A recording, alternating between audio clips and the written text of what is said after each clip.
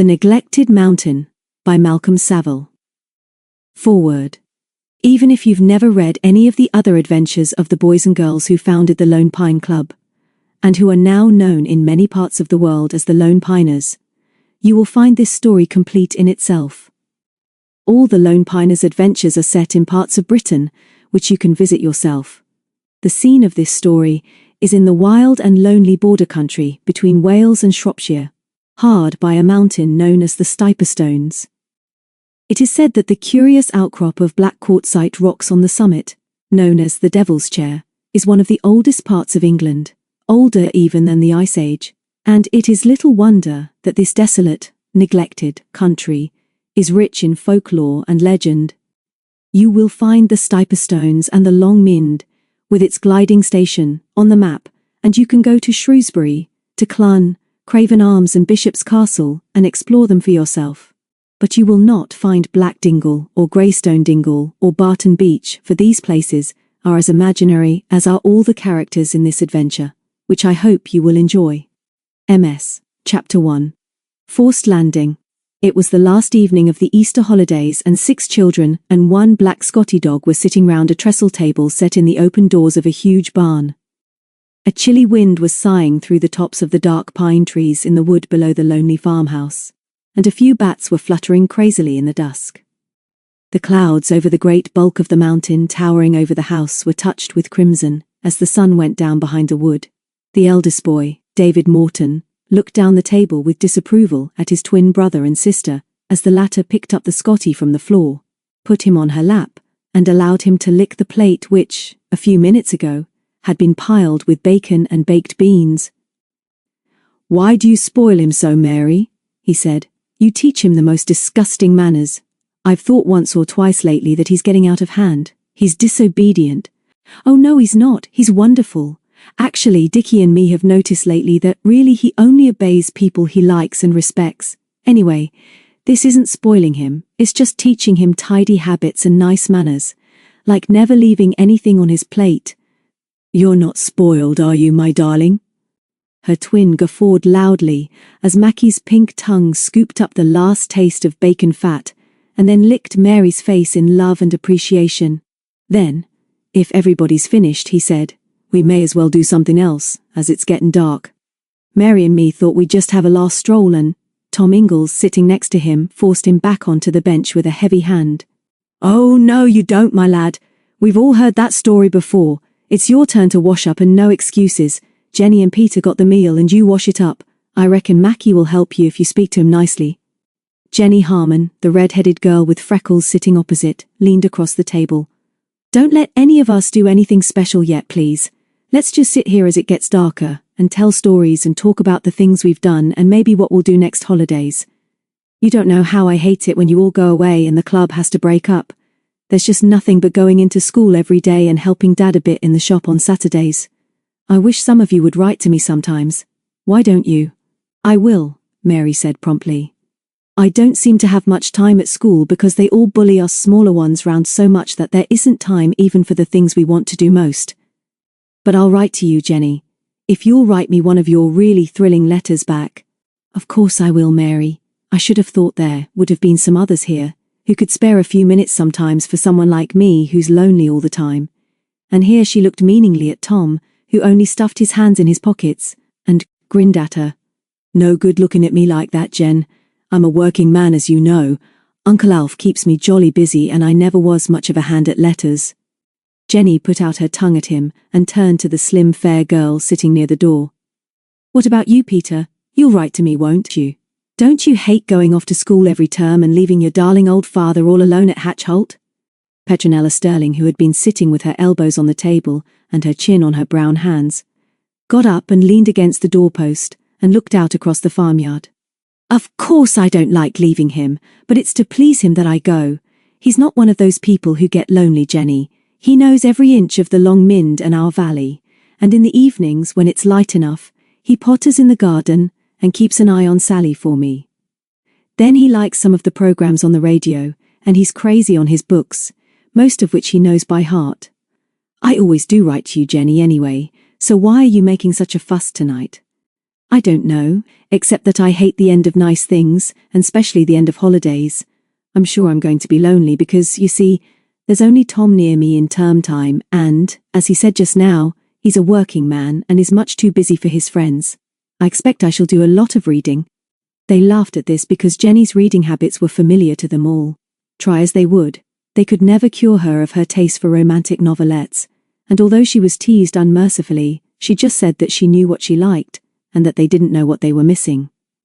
You can laugh, she went on good-humouredly, but I believe there's the most wonderful romance going on in this very house, right under our very noses this very minute. Did you notice anything, Peter? I mean, when Charles drove up before supper with that girl from Bishop's Castle. I forget her name. Yes, Jenny, I know what you mean. They look thrilled and excited. I did notice. Her name is Trudy Wattington, and her father is the vet in Bishop's Castle. Wouldn't it be thrilling if they're going to get married? I suppose it would for them, David said as he got up and went over to the open doorway with her. But I can't see what it's got to do with anybody else and why it's so thrilling and exciting for us. Don't try and be grown up, David, Peter said. Anyway, Charles is my cousin and the most wonderfully handsome man I've ever met. How can we find out without being too nosy? Send these cheeky twins over to the house to wash up. They'll nose out anything, Tom suggested. It's getting dark. Shall I light up and put some more wood on the stove? The barn in which the Lone Piners were camping belonged to the farm known as 7 Gates, which was owned by Peter's uncle, Micah Sterling. Mr. Sterling's son, Charles, who just before the war had quarrelled with his father and gone to America, came home not long ago, shared an adventure with the Lone Piners, made up the old foolish squabble and was now running the farm for his father. They all liked and admired Charles. Uncle Micah, who had never forgotten how the Lone Piners had helped him to find his son again, gave them the great barn for their own use, and they knew they were always welcome at 7 Gates. They called the barn HQ2 because it was their second headquarters. It was pillared and vaulted like a church, and above it, under the roof, was another little room, which the girls used as their dormitory. Below, along one side, were 6 divisions which once had been used for storing grain and now made bedrooms for the boys. At the far end was an old iron stove with a chimney, on which they did their cooking. But 7 Gates was not otherwise a cheerful place. It was over a mile uphill from the village of Barton Beach, where Jenny lived, and was built in the shadow of a lonely mountain, called the Stiperstones. Once the Romans had mined these solitary hills for lead, and it was not so very many years ago that mining on a large scale was finally abandoned, although it is still possible to see traces of the old workings, and some parts of the hills are still honeycombed with galleries and caves. For some reason which is difficult to explain, the Stiperstones country has a bad reputation. It has always been lonely, and most of the cottages used by the miners in the Dingles are now deserted ruins. Many people living in Barton Beach, including Jenny, will not venture out on the mountain at night, or, indeed, at any time, when the piled black rocks known as the Devil's Chair on the summit are hidden by the mists which so often come sweeping over the hills from Wales. At such times, when the chair is hidden, the natives say, "He's on his throne," and go into their houses and bolt the doors.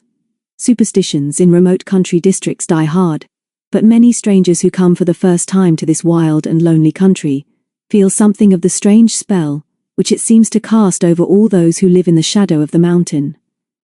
Peter turned from the door, and with a quick change of mood, laughed when she saw the expression on the faces of the twins.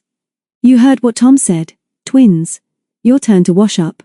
Aunt Carol won't mind you using the scullery, and perhaps you'll be able to pick up a little gossip about Charles and Trudy." "Wash up?" Dickie said in shocked surprise. "You really want us to wash up? On our last night here? You just can't ask us to do that, Peter. Why, we're guests here, you know we are. Old Uncle Micah is your uncle, and you practically live here, and we're quite sure guests are never asked to wash up. It just isn't done, Peter." "Yes, it is," David said firmly as he yanked the twins to their feet by the collars of their wind cheaters. "No arguing. Remember the club rules." "Club rules?" Mary squeaked. "There's nothing in the rules about washing up. If there was, we wouldn't have joined, would we, twin? Let us go, David, you beastly bully." David laughed. "We'll help you carry the crocks over." While the twins were away, Tom threw some more wood on the stove and pulled up a bench, while David fetched 2 of their straw mattresses. "It will be too cold to sit outside, but the moon will soon be up. Let's do as Jenny says for our last night, and sit round here until we fall asleep. You can curdle our blood with Stiperstone stories, Jen. Tell us the ghostliest ones you know.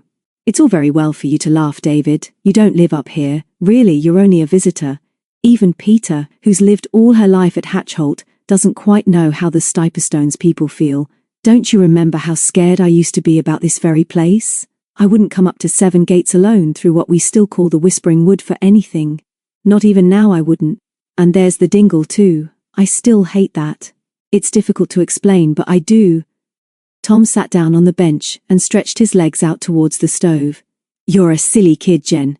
I don't rightly see how you can be scared of places, but I'll believe you if you say you are.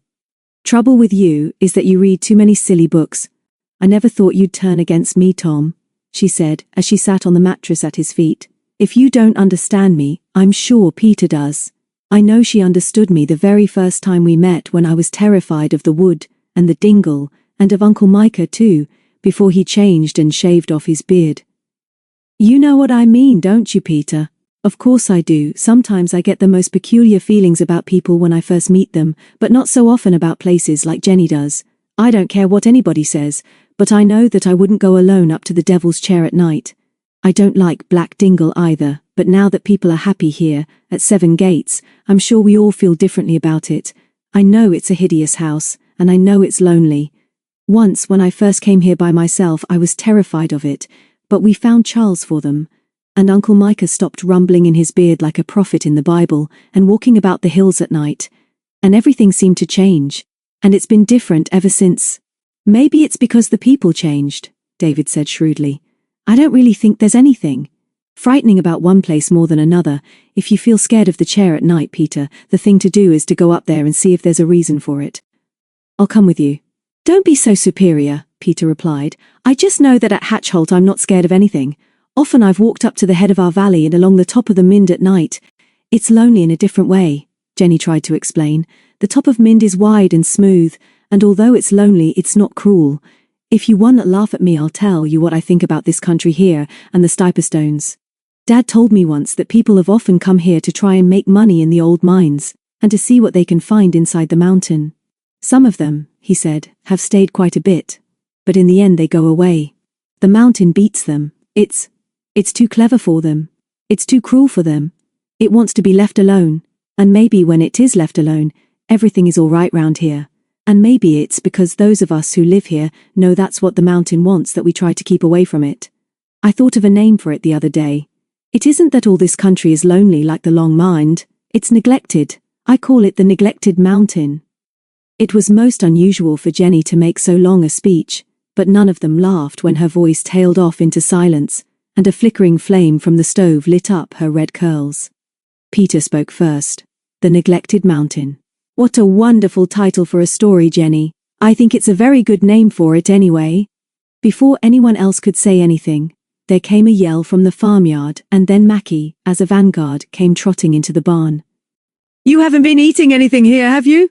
Dickie said suspiciously as he saw them all round the stove. Has anyone found any sweets that we don't know anything about? Or baked chestnuts? What's happening indoors, Mary? Peter said as the little girl clutched Mackie and flopped down on the straw mattress. What are they all doing? We don't know exactly, but nobody came out to greet us. They're all in the dining room. I suppose that's 'cause they've got this visitor, Trudy. And Uncle Micah is actually laughing like anything and booming in his biggest voice. And we thought we heard corks poppin', and everybody sounds very happy. We thought maybe we'd go in and ask if they'd forgotten us, but Dickie and me always know just when we're wanted and when we're not, and Dickie rolled over onto his stomach and looked up at Tom. Do you know what, Tom? I wish we lived up at Witchend always. I don't want to go back tomorrow. It all seems such a waste. A time when there's so much we could do together. Besides, he added unexpectedly, I miss Mackie. Tom had never really got used to the twins. Sometimes they made him so angry with their cheeky self-assurance that physical action was the only way in which he could express his feelings. But as it was never possible to attack one without the other, he did not always get the best of such encounters. All the same, although he would have found it difficult to put into words, he admired their courage and loyalty. Loyalty, not only to each other, but to all the Lone Piners. But before he could find a suitable reply to him this time, they heard a cheerful shout from the farmyard. "Hi kids, where are you? We've got some news for you."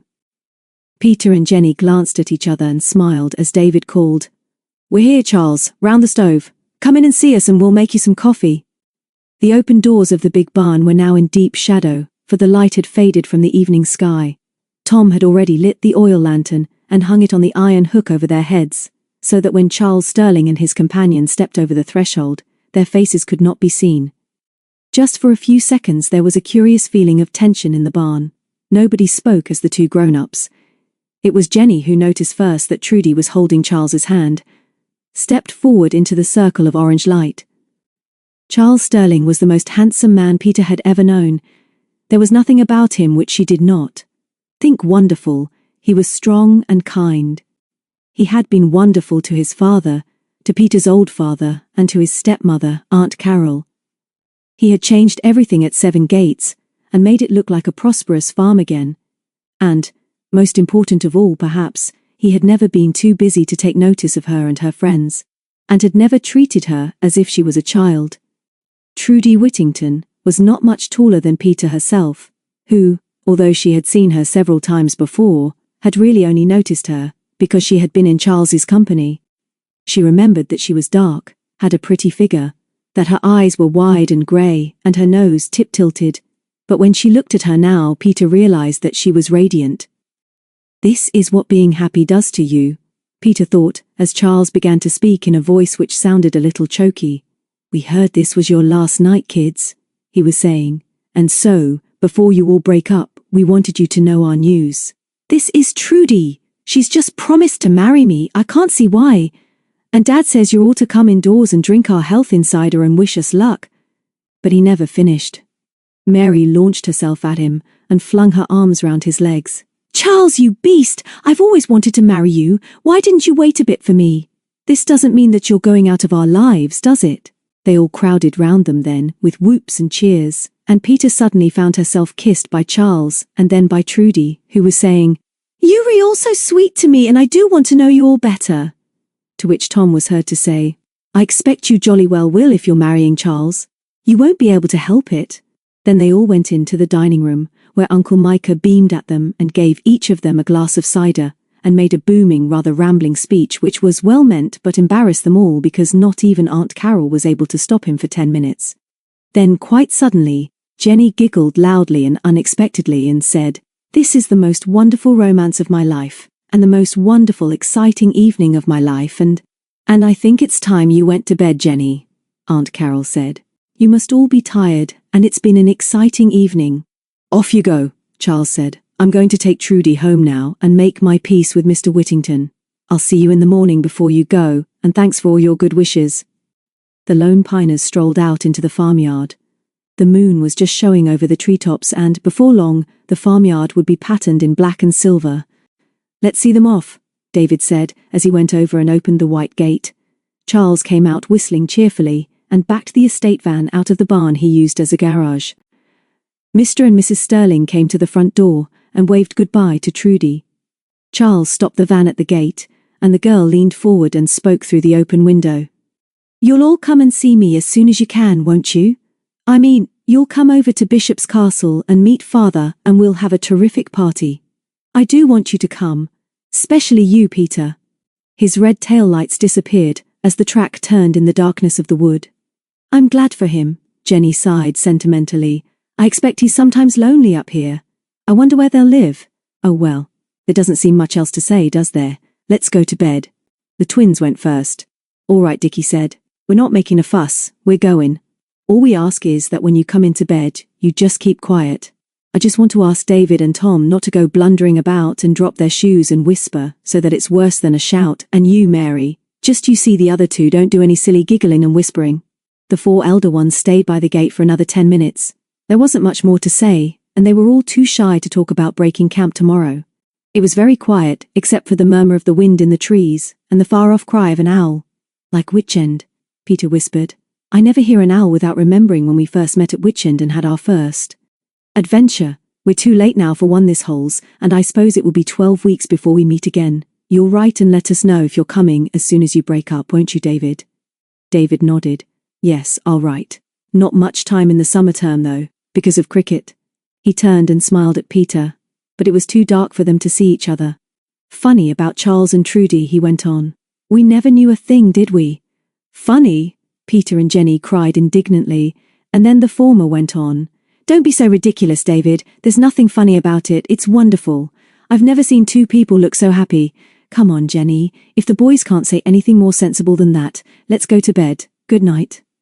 Mary was already asleep when they crept up the ladder into their loft, and Jenny was too tired to talk as they undressed. But Peter could not sleep. She wriggled round in her bag and looked through the little window only 2 feet from her head. There was no sound now but the girls' breathing. The boys had stopped talking. The owl was silent. Uncle Micah and Aunt Carol had probably gone to bed. Charles was at Bishop's Castle with Trudy, and it might be hours before he came back. Something had happened tonight, which was going to alter everything. Seven Gates would never be quite the same again. Nothing was ever the same again. Next holes would be different, and they were 12 weeks away. At last she slept, and did not even hear the van come back, and Charles's steps across the farmyard. She woke suddenly with the feeling that something was wrong. The moon was high now and shining right through the little window. She turned over and raised herself on one elbow. Mary and Jenny were still sleeping soundly. Why was she awake? Then she knew, quite clearly and getting louder every second. She heard the sound of an aeroplane engine, but surely not an ordinary engine. There was something very odd about it, for every now and then it stopped for a few seconds, spluttered and then started again with a roar. It was coming nearer. The engines cut out again, and Peter sat up with the horrible feeling that it was hurtling, out of control, down through the night, right onto the roofs of Seven Gates. Just before the engines restarted so loudly that even Mary and Jenny stirred, she thought she heard somebody whispering her name. She sat up, and in the moonlight from the window saw David's tousled head just above the level of the trapdoor. You awake, Peter? Good. Hoped you would be. There's something wrong with that plane. Get some clothes on and we'll go out and have a look. His head disappeared before she could answer. And why does he think I'll come just because he asks me? She thought to herself as she pulled on jodhpurs and sweater over her pajamas, grabbed her shoes, and stepped over the other two girls and climbed down the ladder. David was already fumbling with the big white door of the barn, and hardly looked over his shoulder as she tiptoed up behind him and whispered, "Wait while I put my shoes on." He swung back the doors and they went out into the yard together. The aeroplane was circling. Coming back. There's something wrong with that plane, Peter. It's trying to find a place to land. Look, there it is. She followed his pointing finger and saw briefly in the moonlight a small aeroplane against a shifting background of cloud. It was swooping low in silence, but soon rose sharply as the engines roared again and disappeared over the treetops in the direction of the mountain. But it can't land on the Stiperstones, Peter said. It's too rough up there. It would turn over at once. I don't suppose the pilot knows that, David replied, but he could land on the Mynd. They stood in silence while the sound of the plane's engines died away, and then he said, "What shall we do now?" "Do?" she said, a little shakily. "What do you mean? Go back and get some sleep, I suppose. Why did you call me anyway? I'm not keen on aeroplanes, and I dare say Tom is." "I don't really know," David said, "except that I'm feeling particularly crazy tonight." "Are you game? For an adventure, Peter?" "What do you mean?" "I told you, I feel crazy. Let's climb up Black Dingle to the Devil's Chair. I can't sleep now, and it's our last night, and we'll scare away your bogey about the chair forever by going there at night. We can't take the twins, and I doubt if Jenny would come. Even if Tom did," she began before he interrupted her. "Don't be so dumb, Peter. I'm not suggesting the others. I mean you and me. Let's do something on our own for once. I'll leave a note on Tom's sleeping bag just in case they wake up and wonder what's happened to us, but we can be back in an hour. Where's Mackie? Up with Mary?" Peter nodded feebly. She didn't see any sense in dragging up through gloomy Black Dingle to the Devil's Chair in the middle of the night. She hated the place even more than she had tried to explain earlier in the evening. But David seemed suddenly very determined, and as she couldn't remember ever refusing anything he asked her, although no doubt he had never even noticed a thing, she just nodded and said, "All right, I'm not properly dressed, but I suppose it'll do. This sweater will keep me warm. You go and scribble that note to Tom and I'll wait here. Don't wake them." A few minutes later they crossed the farmyard and opened, very quietly, a white wicket gate, and then went down a narrow track between the pine trees. This track was rarely used, for it was only a short cut to Black Dingle, which would lead them right up to the Devil's Chair on the summit. They were walking in single file with David a few paces ahead, when Peter said, "Why are we doing this, David? What's the real idea?" "Just an idea," he said. "I was worried about that plane, and if it has come down on the top here, we ought to see if there's anything we can do. Anyway, I couldn't sleep, and I thought it might be an experience to go up there in the moonlight." "I see," Peter said quietly. "I don't know anything about aeroplanes. Why didn't you ask Tom?" David waited for her to catch up. "Don't ask so many silly questions. It's all right now we're here, isn't it?" "Yes, but why didn't you ask Tom?" "I don't see why I shouldn't know." "I thought of it," David admitted. "But he'd have started arguing and wakened everybody up. I knew you wouldn't argue, and I thought you'd like to come." He stuffed his hands in the pockets of his corduroys and looked straight ahead. "I see, David," she said quietly. "I'm glad you asked me." And that was all until they came to a little rocky plateau where three paths met. "We've been here before anyway," David said. "Let's get up to the top as quickly as we can. I can't hear that plane now. You know, Peter, there really is something about this place. Jenny gets worked up about it, doesn't she? All the same, the neglected mountain was rather bright of her." "Don't you be patronizing about Jenny," Peter said as she hurried ahead up the track. "I think she's grand. She's sensitive. And when we're not all here, she's lonely. It doesn't matter what you say, David, I hate it. And I'm afraid of it. But nothing you could say or do would make me go back now, so let's hurry." He had the sense not to attempt an answer to this outburst, but looked very puzzled as he followed her up the dingle. He didn't suppose he ever would understand girls. Anyway, Peter was the most sensible he'd ever known. But Peter herself, stalking on ahead with a straight back and her chin up, was feeling very unhappy. On a few occasions in her short life, she had experienced the horrible sense of foreboding which possessed her now. It might, of course, be a natural feeling of fear and sympathy for the passengers in the struggling aeroplane. There didn't really seem anything to be afraid of, and it was silly to pretend that there was any truth in all the stories and legends about the Stiperstones which Jenny so often related. Stories of the black riders who were seen to ride along the skylines before a great disaster, or of the phantom hounds of Wild Edric. She caught her breath as she looked up at the Devil's Chair, very much nearer now, for she was walking fast. The dingle narrowed as they climbed and became very wild. A few stunted. Hawthorn trees struggled for existence among the rocks. The path was narrow, and a little stream, running more strongly now and never far from the track, whispered over its rocky bed. The moonlight gleamed on the black rocks of the chair, but here in the dingle they were both in shadow.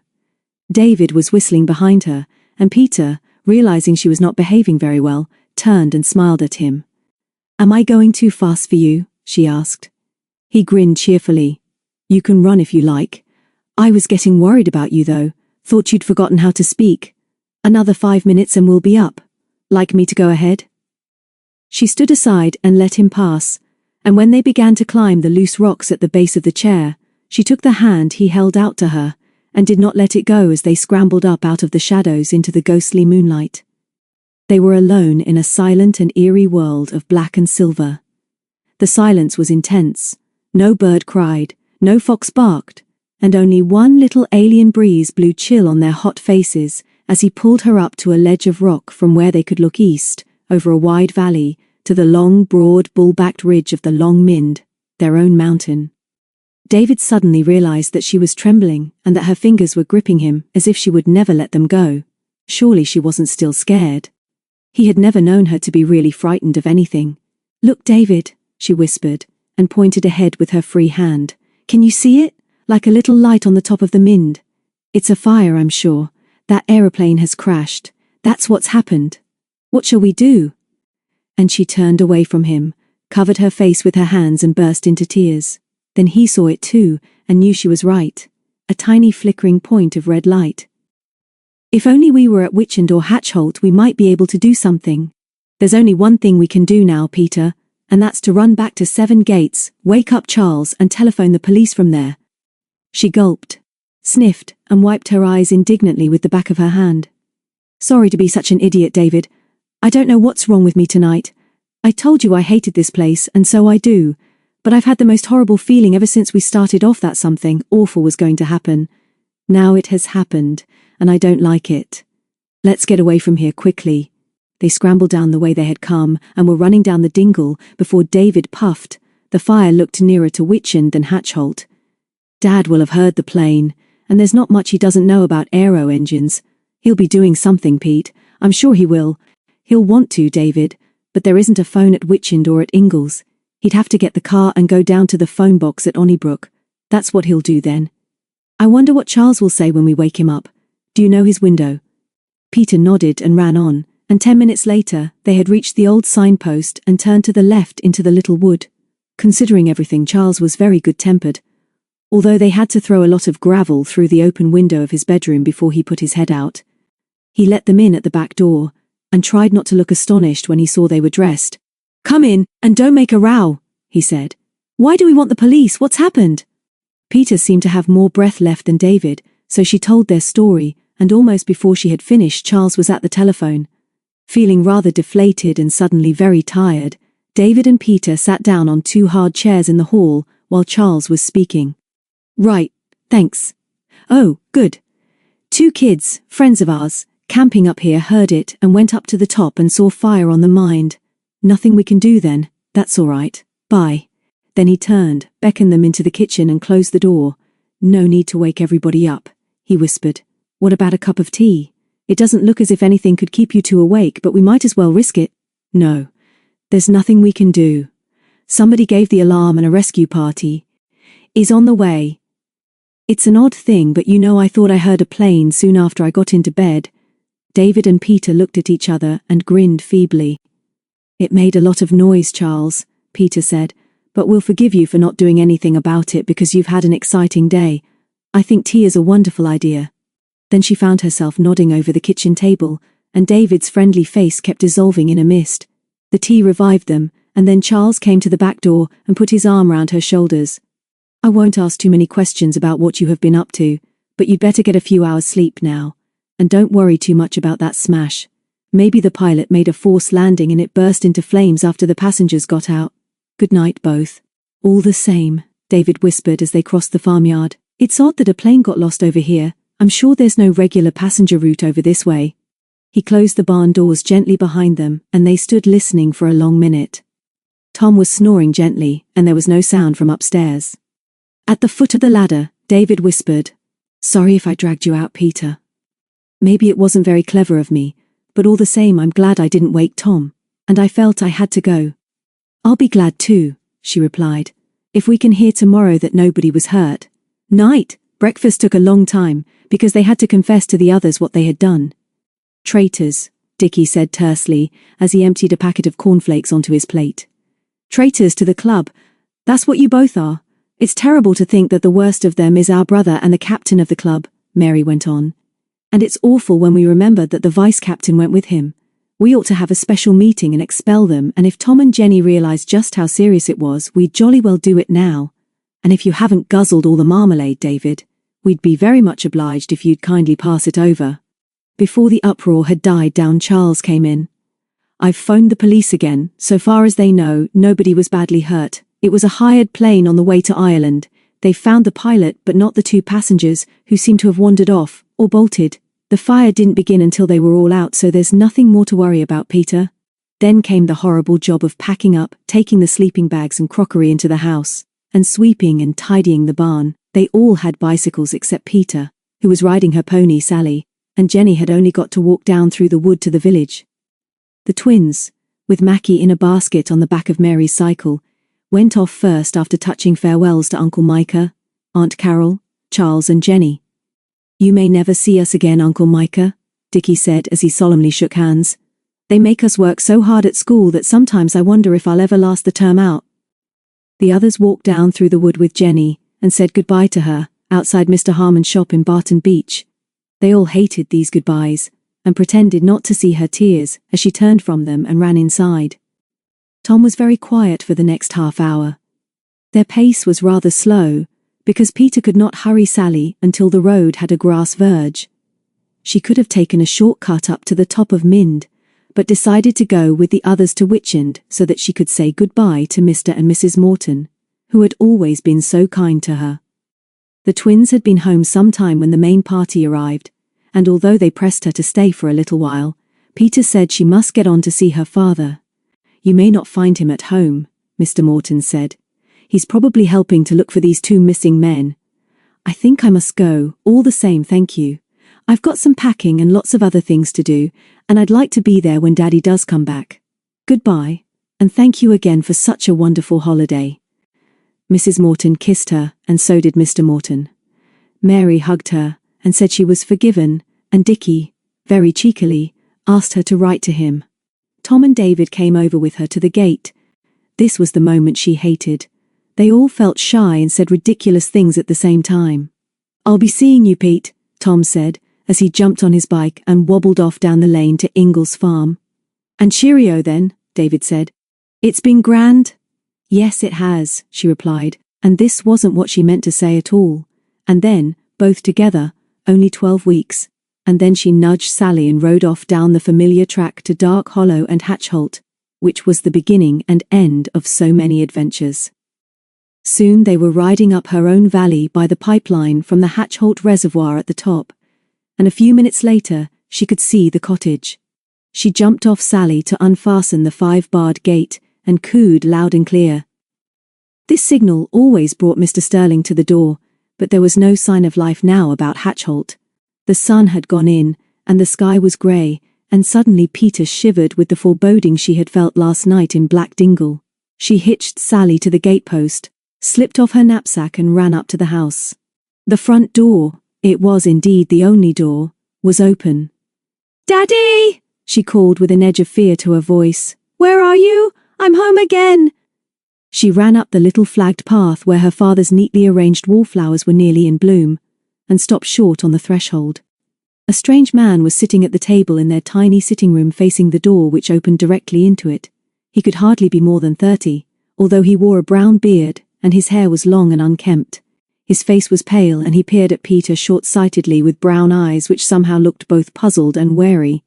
He was wearing an untidy light fawn overcoat over a shabby blue suit. A bulging briefcase was on the table beside him. His face was scratched, and his right hand tucked into his jacket as if it was hurt. There was no sign of Mr. Sterling. The stranger stared, but did not speak. "Who are you?" Peter gasped with a horrid catch in her throat. "What are you doing here? Where's my father?" The man's bewildered expression hardly changed as he looked up and met the challenge in her blue eyes. "My dear girl," he said pettishly in an educated voice, "don't ask such ridiculous questions. For all I know, I may be your father.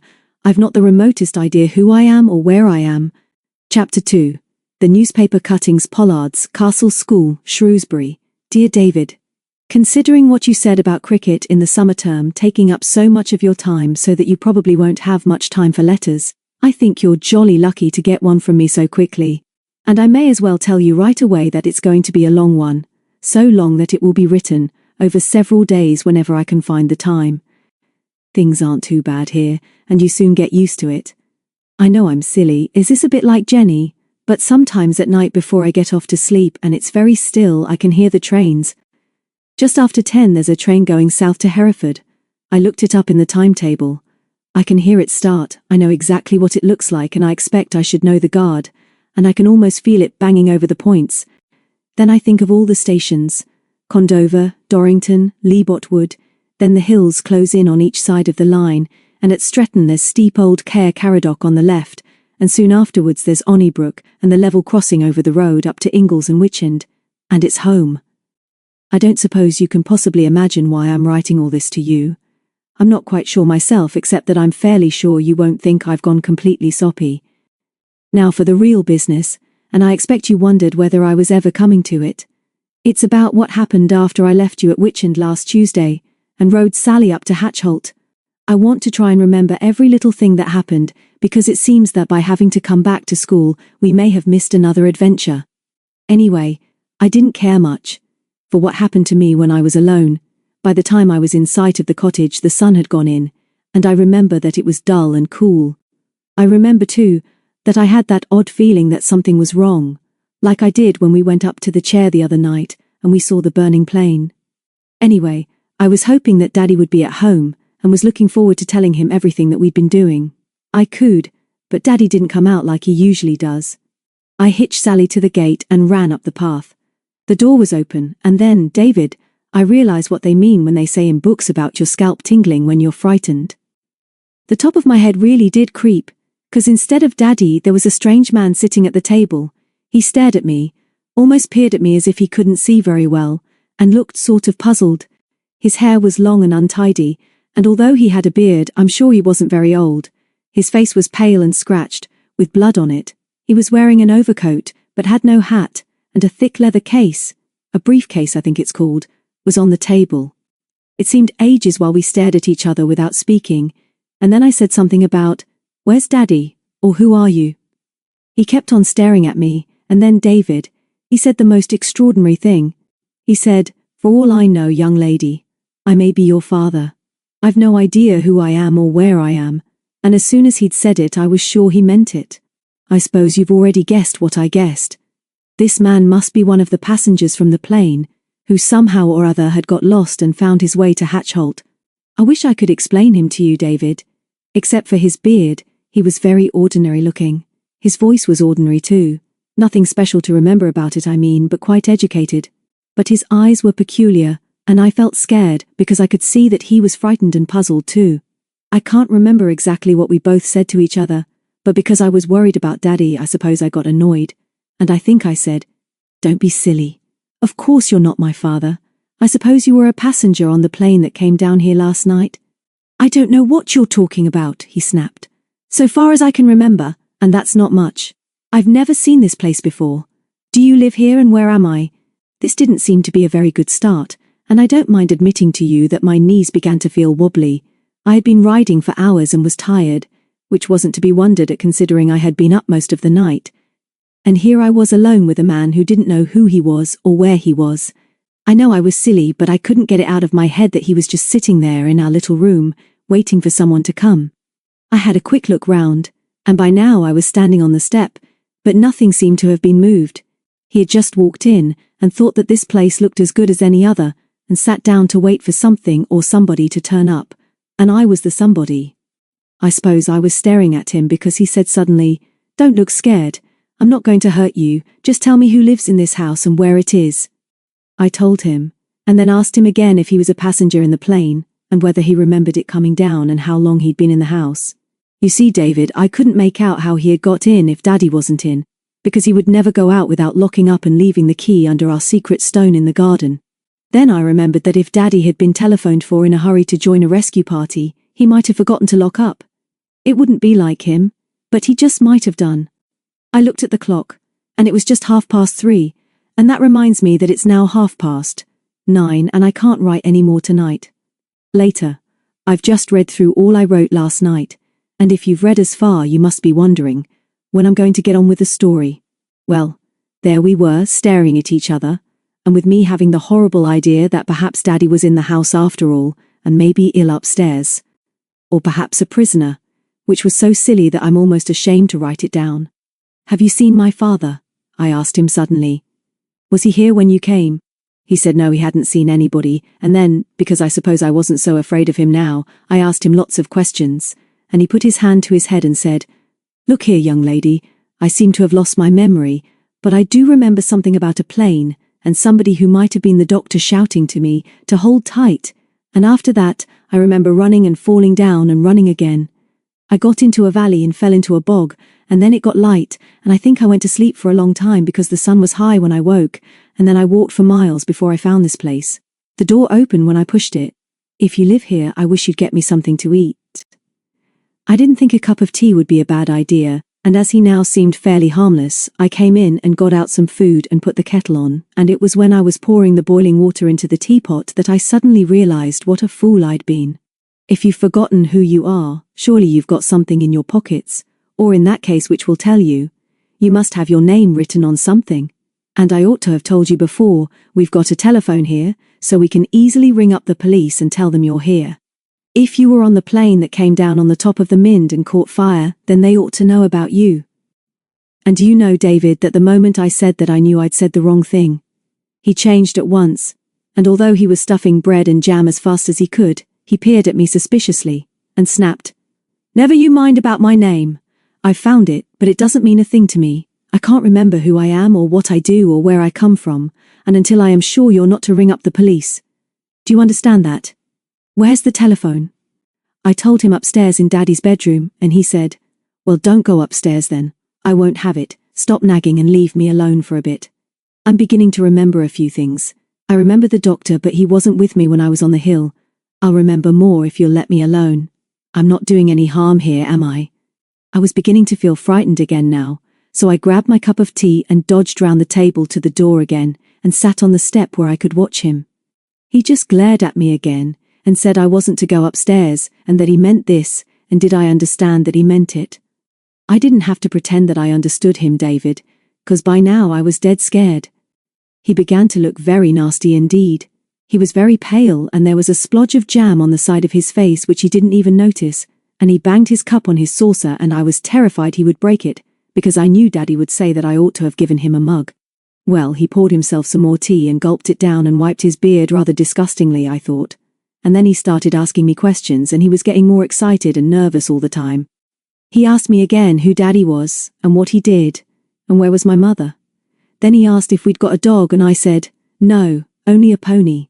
And that reminded me that poor Sally was still hitched to the gate, but I didn't say anything because I got a wild idea that if the worst came to the worst I could dash out and ride back to you, all of you, I mean, at Witchend, and that I jolly well would do this if Daddy didn't come soon. Then he asked me about Hatchholt and the Mynd and exactly where it was and whether there were any houses or towns near. There didn't seem much harm in answering questions like these, so I told him all he wanted to know, and I got the idea, David, that all the time now his memory was coming back. There was an excited tone in his voice and a look in his piercing eyes that I didn't like at all. There wasn't a chance of getting to the telephone. And I'm awfully sorry, David, if you've managed to read as far as this, but I've got to stop now. I ought to have been doing an essay, but I'll write some more as soon as I have time. Later again. It's 3 days since I wrote anything, but the summer term is so busy. I'd a good mind to post you all that I had written, but it is rather like a serial story, and it didn't seem quite fair to keep you waiting for the last installment. I got to where my bearded stranger was bombarding me with questions about the district and wolfing our bread and jam. When you arrived, I asked him when he stopped for breath, was there a note for me on the table or on the dresser? I'm worried about my father, and just at that very moment, while I waited for him to speak, I thought I heard voices. I shouted something to him, and before he could move I ran down the path to the gate. When I turned he was standing in the doorway, but he didn't follow me and I've never really understood why. Coming round the edge of the reservoir was Daddy with another strange man. I think I shouted, and I know I ran as hard as I could to meet him, and was quite out of breath when he gave me a hug. The man with him was as different from my stranger as you could imagine. He was much older, short and thick-set, with lots of black hair streaked with grey. He looked important and rather fussy and silly too, 'cause he was wearing a black overcoat and a black suit with striped trousers. One thing I noticed about him was his thick, bushy eyebrows which jutted out and made his eyes look small. He hadn't shaved and his face was pale and dirty. He didn't look at all nice. I'm sure he was very tired and hot and angry. You know how sweet Daddy is. He looked just the same, of course, and gave me his twinkly smile, and then turned to the man and said, Petronella, my dear, this gentleman has had a nasty accident and a shock. He was a passenger in a small aeroplane which was forced to land on the Mynd early this morning. Fortunately, nobody was injured, but our friend here is most concerned about his companion, who apparently ran off as soon as the plane landed and cannot be found. You know how slowly Daddy explains himself. He won't be hurried, and of course I'd guessed right away that my bearded stranger was the one the man was looking for, and I kept on trying to say so. I'm sure this man knew I had some news, 'cause he suddenly interrupted Daddy rather rudely and said, yes, Mr. Sterling, I'm sure your daughter understands, but I think she has something to tell us. Then Daddy said, Dear me, I am so sorry, my dear. Will you allow me, sir, to present my daughter Petronella? Although I am delighted to have been of service to you, I do not think I have the pleasure of knowing your name. The stranger went very red in the face, and then, through his clenched teeth, said, Never mind my name. Have you seen a young man with a beard wandering about these confounded hills, miss?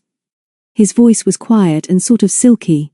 I didn't like it much, but he seemed quite harmless, and I could understand that he must be very tired and hot, walking about the Mynd for hours in his black city shoes. I could understand him getting a bit exasperated with Daddy too, because even I sometimes wonder when he's going to get to the point. Anyway, I had my chance then, and, As far as I remember, I said, yes, I'm sure I found the man you're looking for. He's in our sitting room now. Or he was when I came out to meet you. I'm jolly glad you've come because I think there's something not quite right about him. At this, poor Daddy looked as if the world was coming to an end. But before he could say anything, the man said, very quietly and urgently, "What do you mean? What's wrong with him? Is he hurt?" "I don't think so. He says he's lost his memory and can't remember who he is or what's happened, and he won't let me telephone the police. Once or twice he said something about a doctor." "He did he?" said the man in his beastly quiet voice. "I am a doctor, and I think he is my young friend." Then he turned to Daddy and poked at him with a stubby finger. "You have been very good to me, Mr. Sterling, and I am grateful. May I ask you a further kindness? My friend is, I fear, suffering from shock, and I hope you will excuse me if I have a few minutes with him alone. If he has indeed lost his memory, I think I shall be able to restore it. He is very highly strung, but if I might have 10 minutes, I am confident that I can help him." And before either Daddy or I could say anything, he trotted down the path and left us looking at each other in astonishment. We sat down in the heather at the side of the path, and then he told me that he had not heard the plane come down, but had been called at breakfast time by the police and asked to keep an eye open for any strangers.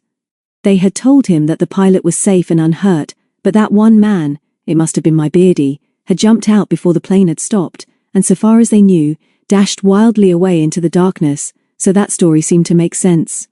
They also told him that a search party had gone up. I expect your father was in that, David, and that the doctor had told the pilot not to worry about him, but he was going to find his friend.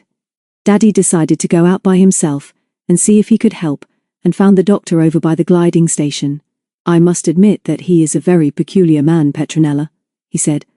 "I do not think I can claim to have met anyone like him, and I can only wish that I found him more congenial. He was very angry when I hailed him, and certainly very footsore. No doubt he would pass for an educated man, but his ridiculous comments about our mountain, and his constant questions as to how lonely we must be, and the distances from the nearest towns, I found rather exhausting and boring. I am not inquisitive by nature. He certainly is not, David, but I must admit that I could not understand his interest in this particular part of the country. He appeared to be astonished that Shropshire existed, and amazed that here, in our own hills, we are so remote from what some people call civilization. I enlightened him as best I could, but he volunteered no information about himself, and although he was obviously suffering great discomfort, he was very determined to find his friend, who, from what you say, is even more eccentric. I don't think I should care to have him as my doctor, but no doubt I am prejudiced. Now we will go and see our guests, my dear." Before we reached the gate, the two men came down the path together, and a very odd couple they looked, without their hats, and one smartly and the other shabbily dressed. The doctor, we never found out his real name, looked grim but fairly satisfied, and my Beardy seemed almost jaunty. I introduced him to Daddy, and he was quite polite, Beardy, I mean. And then he turned to me and said, "Thanks for the tea. I needed it. The doctor tells me I must have got a bang on the head when I jumped out of the plane, but I've now got to the stage where I remember the plane coming down, and I do recall wandering about in the loneliest country I've ever seen in my life." All the time he was speaking, though, David, I got the idea that the doctor was watching him suspiciously, as if he might say too much. He had one hand on his arm, and at last he interrupted and turned to Daddy and said, "There is one final favour you can do for me, Mr. Sterling. Tell me the quickest way back to civilization and a car. We must go at once. I told them to follow the pipeline down to Onnybrook and said I'd telephone for a car to meet them at the bottom of the track if they liked, and he agreed to this almost without a thank you, and almost before we realized that we were alone again, they were hurrying down the track." Neither of them looked back, but we could hear the doctor's voice after they had disappeared round the first bend. Then I ran in to telephone the garage, and when I came back, Daddy was still standing at the gate, looking thoughtfully down the valley. "A very unusual couple, my dear," he said. "I do not wish to appear discourteous, but I am glad it is no longer necessary to offer them hospitality. My companion was very difficult to place, although he seemed relieved to find me, for he was quite desperate about discovering his companion. It was almost, Petronella, as if he was afraid that anyone else should question him. At the same time, he was not reticent about asking me questions. Most curious he was, and I think I will now telephone to the police station and inform them that the two missing men have been discovered. I like everything to be right and proper, and I am sure that the police should be informed. It was while Daddy was upstairs doing his telephoning, and you know how he loathes that, so he must have thought that this really was his duty. That I found the newspaper cuttings that I'm sending with this letter. They were on the floor under the table, and I'm sure that Beardy dropped them out of his briefcase. I did just show them to Daddy, but he didn't seem very interested, but the more I examined them, the more peculiar I think they are, and I can't think why that man was carrying them round. Can you see any sense in them, David? You'll notice that most of them, with the exception of the one on the top, which is a picture from the Daily Picture, tell how an attempted burglary was prevented by a dog giving the alarm, or has something to do with a dog preventing crime. One or two describe how police dogs are trained and how they help to track criminals, and another one explains how some dogs are trained to guard aerodromes and army camps. The picture from the picture is extraordinary because it shows an Alsatian which has been trained by its master to know the difference between friendly and dangerous scents on handkerchiefs, which may be doped by burglars. It says that the dog actually chose his master's handkerchief from several placed on the ground. The man in the picture used to be a policeman, and he says he's forming an emergency dog force to help to beat crime. I've been wondering whether the two men in the plane were detectives. They could hardly have been criminals, although they both behaved in a very peculiar way, because they wouldn't want to carry round cuttings describing what dogs were doing to prevent crime, would they? I mean, they'd know. I can't help thinking, David, that perhaps we've missed another adventure just by going back to school, but I wish we were together just to find out whether we have. Now I've tired myself out writing all this. It's taken me days and days, and I don't think you really deserve it.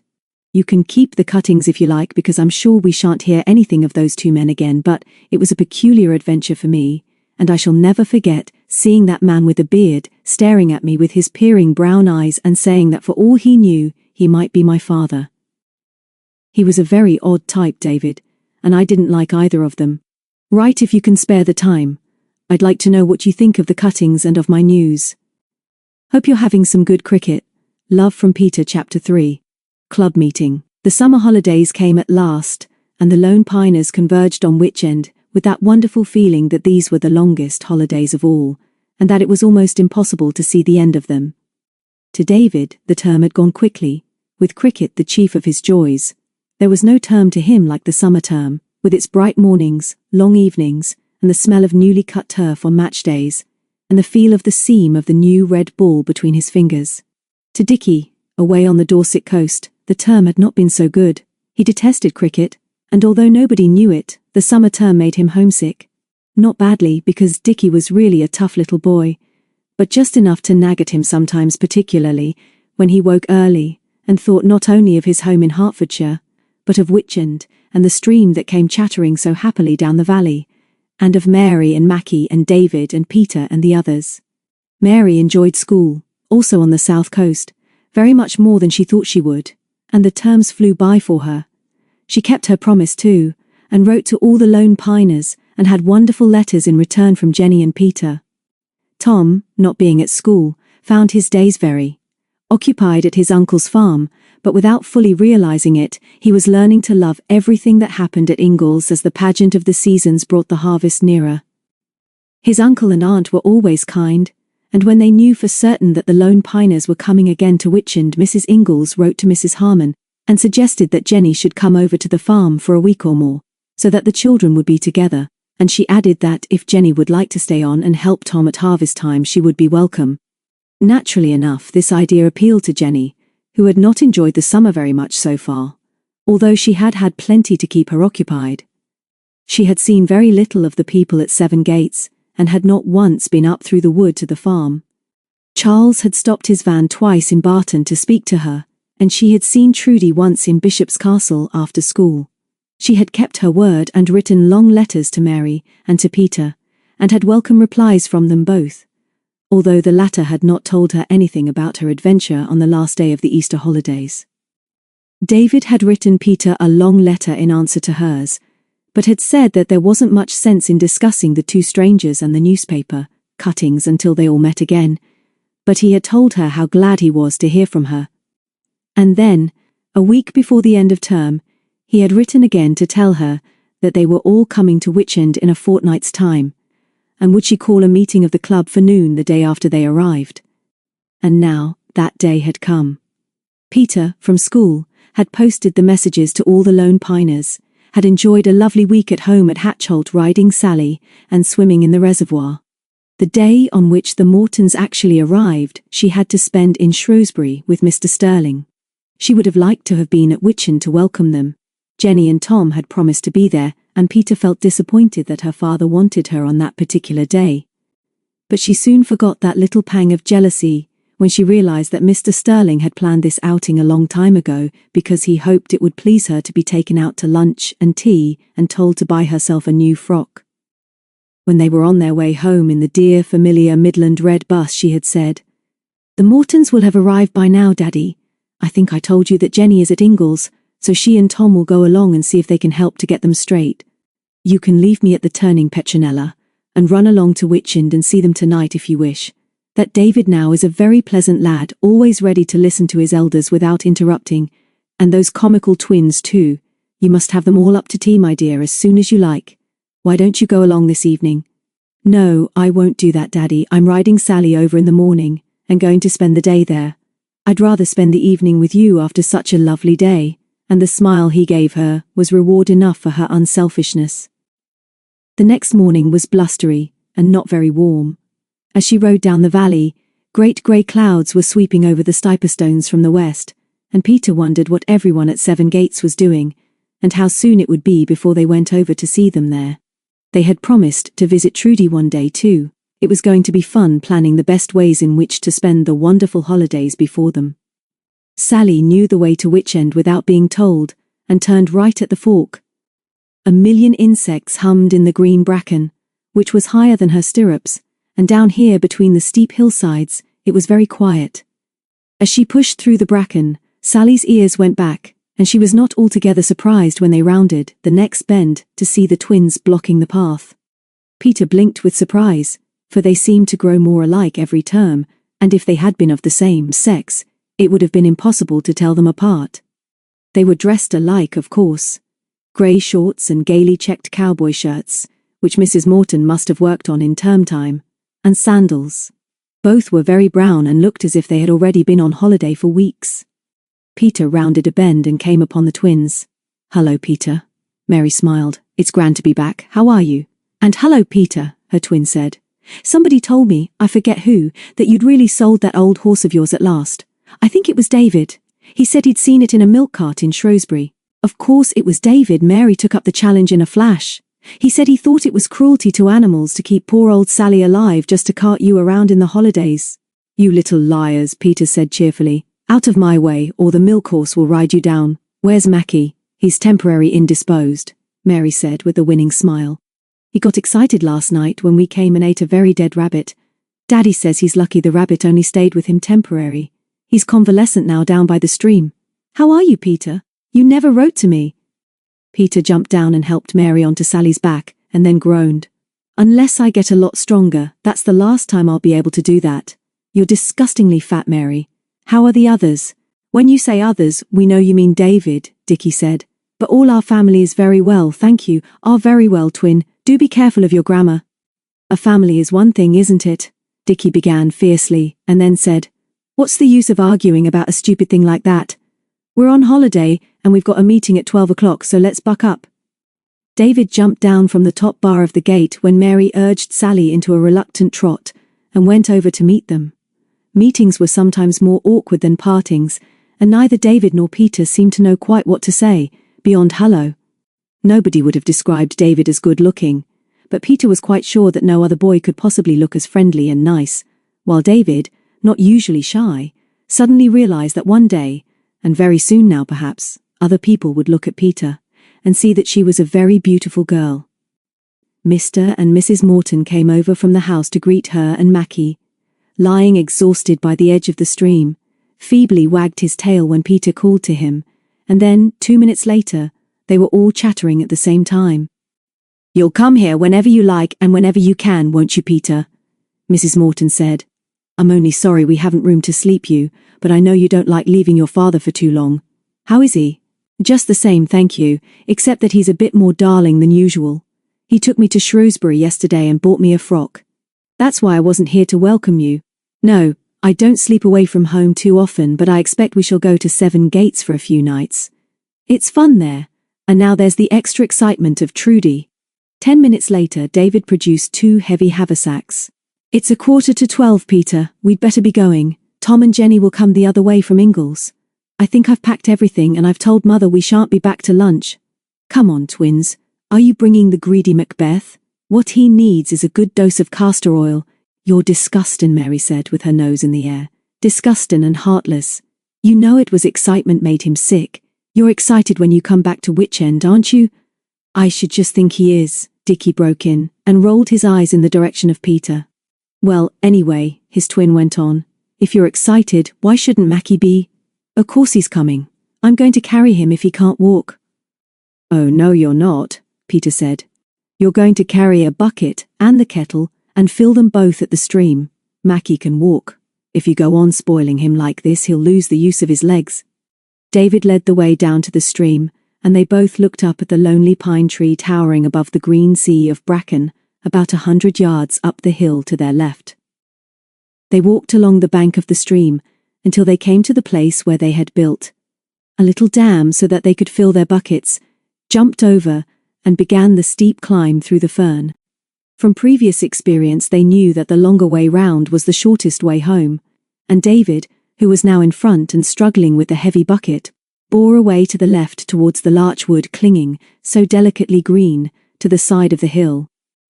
When they reached the wood, which was dark and cool inside, they toiled up at its edge until they were level with the lonely pine.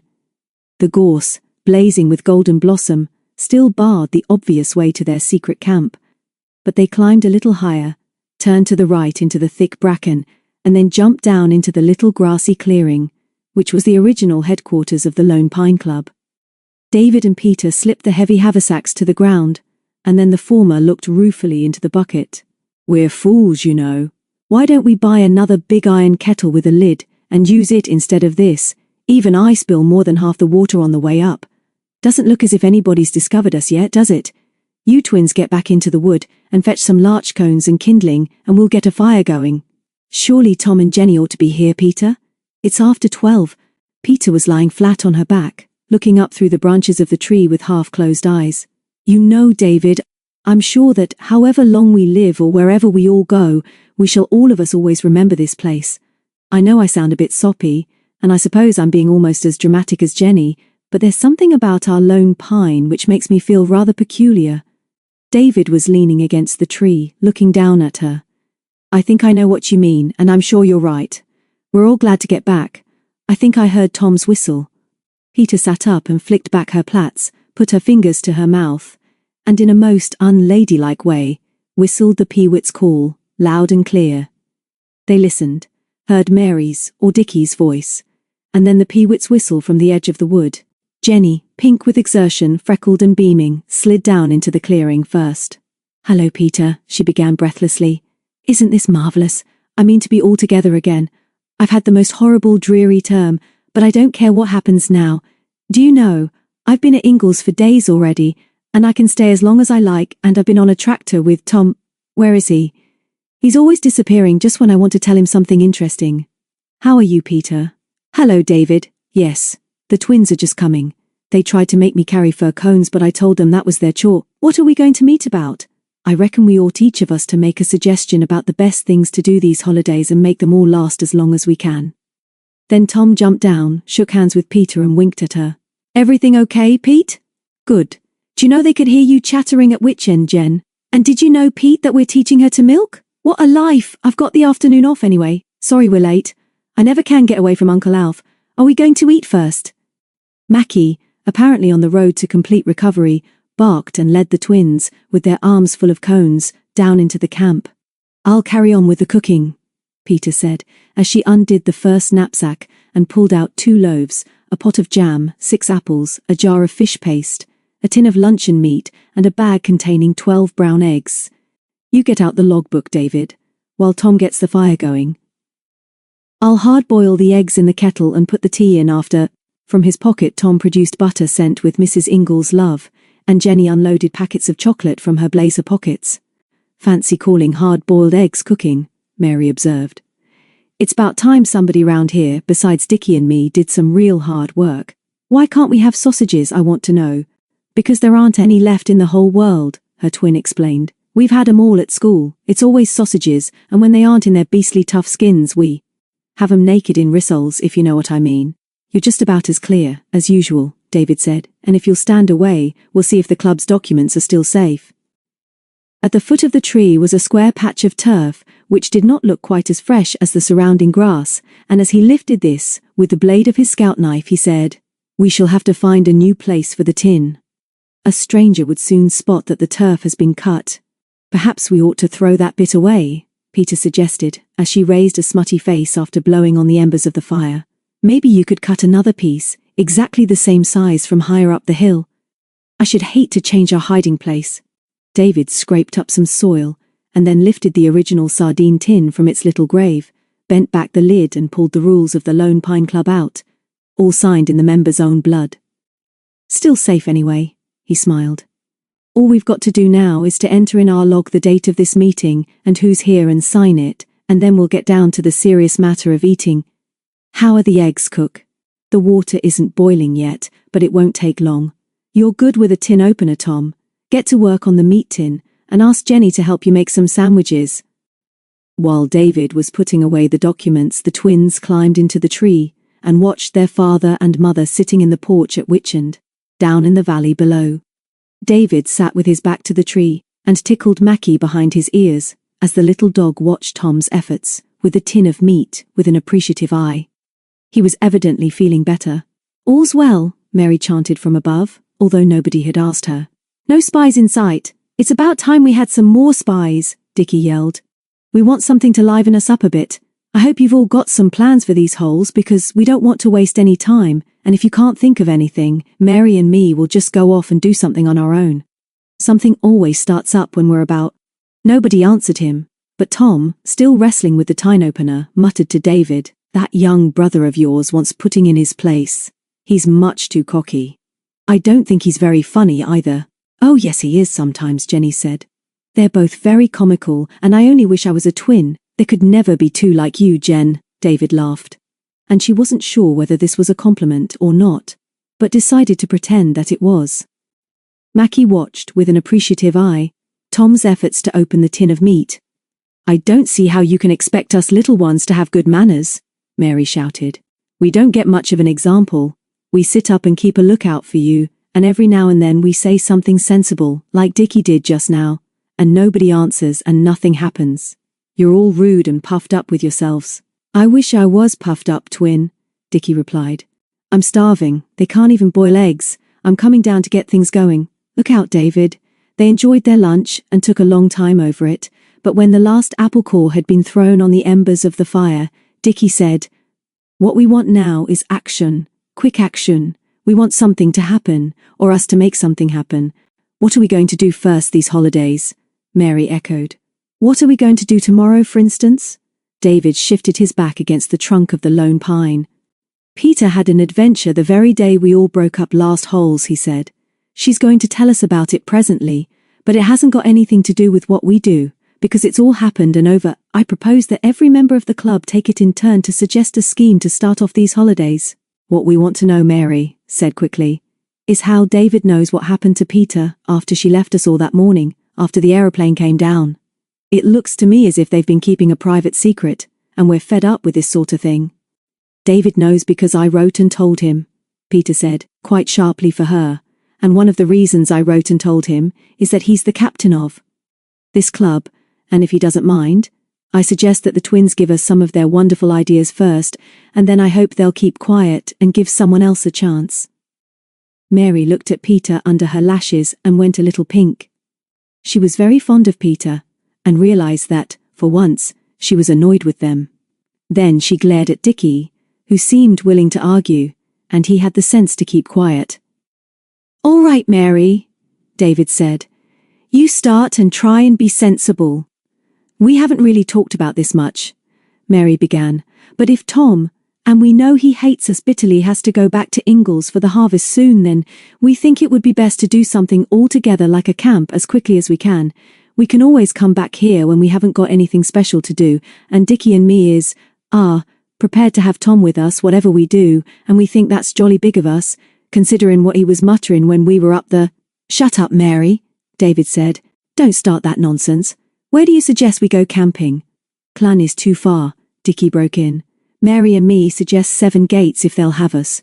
We can get there easily enough, and if it's wet, it's just right, 'cause we can stay inside HQ2 and shut the door and light the stove and the lamp and suffocate to death, I should think, Jenny said unexpectedly. It's all very well to say 7 Gates, but that's not much of a holiday for me. I've only just got here. I don't want to go back. All the most exciting and mysterious things happen round there, Dickie persisted. We all know they do. I'd like to do some real climbing with a rope tied round me. I'd like to explore right to the very end of the Stiperstones, not just the silly old devil's chair. I'd like to get inside the mine again and explore that with proper lanterns and nails in my boots, only I haven't got any boots except football boots, which aren't here. We'd like to go over to Greystone Dingle again and see where the river burst out of the lake underground and explore inside there again. That's what we suggest then, Mary said. 7 Gates is our headquarters, which means we can see Charles again and Mr. and Mrs. Sterling, and then we try and do real exploring inside what Jenny called the neglected mountain. That's the best thing we could do. What do you think, Tom? David said. Any ideas? I reckon it's a good scheme of Mary's to do something together as quickly as we can, because in a week, maybe we'll be hard at it on the farm. And it's decent of Uncle Alf to give me so much time off now. I'm not very keen on 7 Gates. We've been there plenty of times, and although it's best if the weather is bad, I suggest we keep this as our HQ and go out for the day to different places. We could go on bikes or even by bus, but I'd like to go to Shrewsbury and Ludlow and Clun, and maybe Hereford. Each place a different day. I reckon we could have a jolly good time that way. Maybe if the weather is awful we might go to the pictures, he added wistfully. And it's a jolly long time since I did that. I wouldn't mind seeing a real town again. What do you think, Jenny? You wouldn't mind that, would you? No, I don't think I would, Tom, Jenny said a little doubtfully as she shook back her red curls. It's just that I'm not sure that it would be frightfully thrilling and dramatic just to go to places like that. Of course you never know what might happen to us, but I think I've got a better scheme. Jenny did not often express ideas of her own, so they all looked at her expectantly. Mary said that the only times things happen to us is over my way, up Black Dingle and the like. I think we've had enough of all that. And what I'd like to do is go out exploring every day on our bikes until we find our gypsies. Reuben, Miranda and Fenella. You know how nice they are. And Miranda can look at your hands and tell you wonderful things. And they let us ride on the caravan and have the most marvelous meals with them. I think they're wonderful people. And whenever we've met them, we've nearly always had an adventure. I think they bring us luck. It's a good idea, Peter said. I like them too, Jenny, but we don't know where they are. We might have to cycle all over England looking for them. No, we shan't, Peter. They're not far away, I'm sure. I don't think I told you, and this makes my idea a better one, that there's a fair coming to Bishop's Castle soon. It comes every year and stays 2 nights, and gypsies come with it and sell clothes pegs and baskets like Miranda makes. Whatever happens, we must go to the fair, and that might mean that we'd have to stay at 7 Gates just for a few nights. But let's find the gypsies. They're always romantic and thrilling and exciting. Then Peter had her say, I like Jenny's idea, especially the fair. We must go there. And that reminds me that last holes, when she and Charles got engaged, Trudy asked us all to go over and see her. Wouldn't it be a good scheme if we said we'd like to come the night of the fair, and then, if Charles comes over, he could take us back to 7 Gates in the farm van and we'd spend the night there, and perhaps walk back over the Stiperstones the following morning. Let's fix that as soon as we can. I'll go down to the telephone box at Onnybrook when we've finished here and ring her up. She'll tell us the date of the fair and let us know right away whether we can go to her that day. They all agreed that this was probably the best idea, and that Bishop's Castle was a place which none of them, except Jenny, knew very well. It all depends on the day of the fair, really, Tom said. But if it's not soon and the weather keeps good, we'll be harvesting, and then I'll be spending about 12 hours a day on a tractor, and that's not much of a holiday. Let's all walk down to Onnybrook with Peter now, and then we'll know when we're going. Let's do that, David agreed. We can have a chat with old Bob in the signal box. I didn't see him yesterday when I came in by train. I suppose we'd better wash up. Come on, Jenny, you help me while the others tidy up. The relief of not being told to wash up was such a stimulation to Dickie that he had one of his bright ideas. I got an idea, he said as he hauled Mary to her feet. I like this fair idea very much, and so does Mary, but when we fix the day, don't let's all trail over in one huge gang. Let's split up in pairs and go different ways to Bishop's Castle, and see who has the best adventures. I bet we do, Mary said. Dickie and me, and Mackie I mean. That's a good idea. I suppose you two girls will go together, and then the great big strong boys will be the last pair. Peter and Jenny glanced uneasily at each other. Nothing of the sort, David said abruptly. Peter will come with me. We've got club things to discuss, haven't we, Peter? We never have time to write in the term. Not this term, David, Peter interrupted sweetly. Cricket takes up so much of our time, doesn't it? All the same, I'd like to come with you. The only trouble is Jenny. There's nobody left for our Jenny except Tom, and if he's busy with the harvest, she'll be on her own. I won't, Jenny said, very pink and defiant. I'll be helping with the harvest too. They pushed the clean cups and plates in the tunnel under the gorse bushes, threw away the dirty water, scooped the tea leaves out of the kettle and put them with the eggshells and other rubbish in a paper bag for disposal on the witch end compost heap. The twins took the empty bucket and kettle, and the boys the 2 haversacks, and when the camp was really clean and tidy they crept out in single file and made their way down the hill by the side of the wood. I've got a better idea for our day out, David said suddenly. I'll ask Father to work out 3 secret routes from Witchen to Bishop's Castle. We'll tell him which party is which, and he'll decide when each one is to start and hand them sealed orders which they must swear to follow. It's up to him to make handicaps if he wants to, and we'll tell him it would be a grand gesture if he gave a prize to the party which gets in first. We'll give him some ideas for prizes, Mary said. We shall win. We shall just press on with the uttermost determination, her twin finished triumphantly. They paused at Witch and only long. Enough to dump the bucket, kettle and haversacks and wave to Mr. and Mrs. Morton, and went on down the lane to Ingles. Then they paused again at the farm. The pause here was a quarter of an hour, while Mr. Ingles roared at them from across the farmyard, and Mrs. Ingles brought them out some hot scones. It was after that, when they were walking down the long hill to the main road, that Tom said, "What were you going to tell us about, Peter?" "Something that happened to you when you got home at the end of last holes." "Of course I'll tell you. I've been wanting to ever since it happened, but it's such a long time ago now, and curiously enough, the events of that strange afternoon seemed to have faded in her memory, and she found it difficult to recapture the fear and surprise of seeing the young man with the beard sitting at her own table and saying that, for all he knew, he might be her father. She remembered the other man, the man they called Doctor, more clearly, but somehow she felt that the others did not think it such a very remarkable adventure, and were wondering what all the fuss was about. "I expect he just banged his head getting out of the plane," Jenny said brightly, "and then he forgot who he was. I've never fallen out of a plane, but I've banged my head sometimes and I go quite silly with the pain. I might even think I was somebody's mother. You never know." "No, you don't," Peter snapped. "It's obvious you don't even know what I'm talking about. I'm sorry I'm boring you all. I wrote to David about it and sent him the newspaper cuttings my man left behind. Have you got them in your pocket, David? I'm sure they'd like to see them." "Newspaper cuttings?" Tom said. "What on earth do you mean?" "Cuttings from newspapers," Peter explained very slowly and carefully. "Cuttings all about dogs who had prevented crimes, or were being trained to prevent crimes. A little bundle of them, all about dogs." "Oh, show them the cuttings, David." David looked embarrassed. "Sorry, Peter, I don't think I've got them now. I kept them in my wallet with your letter for a bit. They might be at school somewhere." "Oh, please don't bother to explain. It's not of the slightest interest now, although it did all seem very peculiar and quite interesting at the time. Anyway, we were not likely to see those 2 men again, and I don't suppose those newspaper reports about the dogs meant anything either, but she was wrong." Chapter 4. The Man with the Car. A few mornings later, all the Lone Piners met again at Witchend at 10:30. Tom whistled the Peewits' call, and Peter waved in reply as the twins, with Mackie at their heels, came running from the house to meet them all. "You two look jolly pleased with yourselves," Tom said as Peter and David came up. "What have you been doing? David looks as if he's had a bath." "I have," David said. "I had an invitation to breakfast at 9 o'clock, and I went at 8, and to give myself an appetite I went swimming first. I managed to beat Peter by about a yard. But if she goes on like this, I shan't be able to catch her at the end of the holes."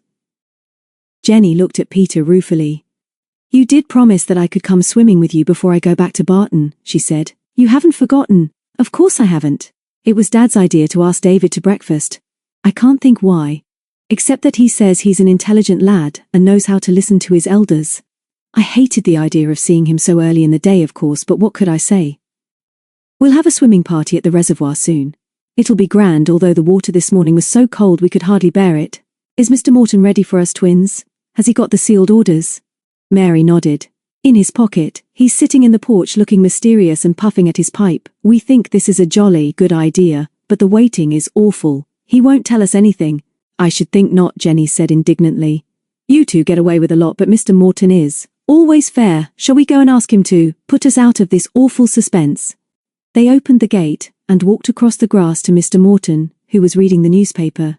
They stood before him in a semicircle with the twins in the centre and waited for him to speak. Inside the house, Mrs. Morton was singing, but her husband looked almost stern as he glanced at them over the top of his paper. Please don't keep us waiting too long, Mr. Morton. We're all worked up with excitement. You're all on time, he said as he looked at his watch. And I'm pleased to see that you're all taking this seriously. I've taken your suggestion seriously too in the preparation of your orders. Do you all promise solemnly to obey the orders which I am about to give you? Mary checked a giggle, which was due to excitement rather than to anything funny. Of course we all swear, Daddy. Dickie and me have made a vow that we go out on this journey without scrip or purse and follow it to the bitter end. I don't think it will be as bad as that, Mary, and I don't see why the end should be bitter. Surely you're going to tea with Trudy Whittington, aren't you, and then on to the fair? And what's a scrip? Don't rag her, Dad, Dickie said. Never mind about the scrip, as we're the smallest, may we go now? Mr. Morton shook his head as he took 3 envelopes from his pocket. No, Richard, you are not the first to leave. David and Peter first. But Daddy, Mary wailed, we're the smallest, and we shall have to take Mackie wherever we go, and it's not fair to keep us back. Let me look at the envelope, David, Peter said. It says open at once. Come on, let's take it where the others can't see. What do we do now then? Dickie protested as his father retired again behind his newspaper, and David and Peter went over to the gate. You've put those other envelopes away again. Tom and Jenny come back for their orders at 10 to 11, and the twins at 10 past 11. Sorry to keep you waiting, but you've promised to obey orders. I'm going in to see if I can help Mrs. Morton, Jenny said. Call me when it's time, Tom. Of course you can come and help too if you like. Just a sec, Tom said. I want to see which way David and Peter are going. There's nothing in the rules to say we shouldn't. David was now pushing the crumpled orders into the back pocket of his corduroys, and Peter was laughing at him. Then they looked up, waved towards the porch, and set off along the side of the stream up the valley. They're going over the top of the Mynd, Tom said. And that means they've got a long walk. That's why Mr. Morton sent them off first. Come on, Jenny, let's see if we can do anything to help indoors.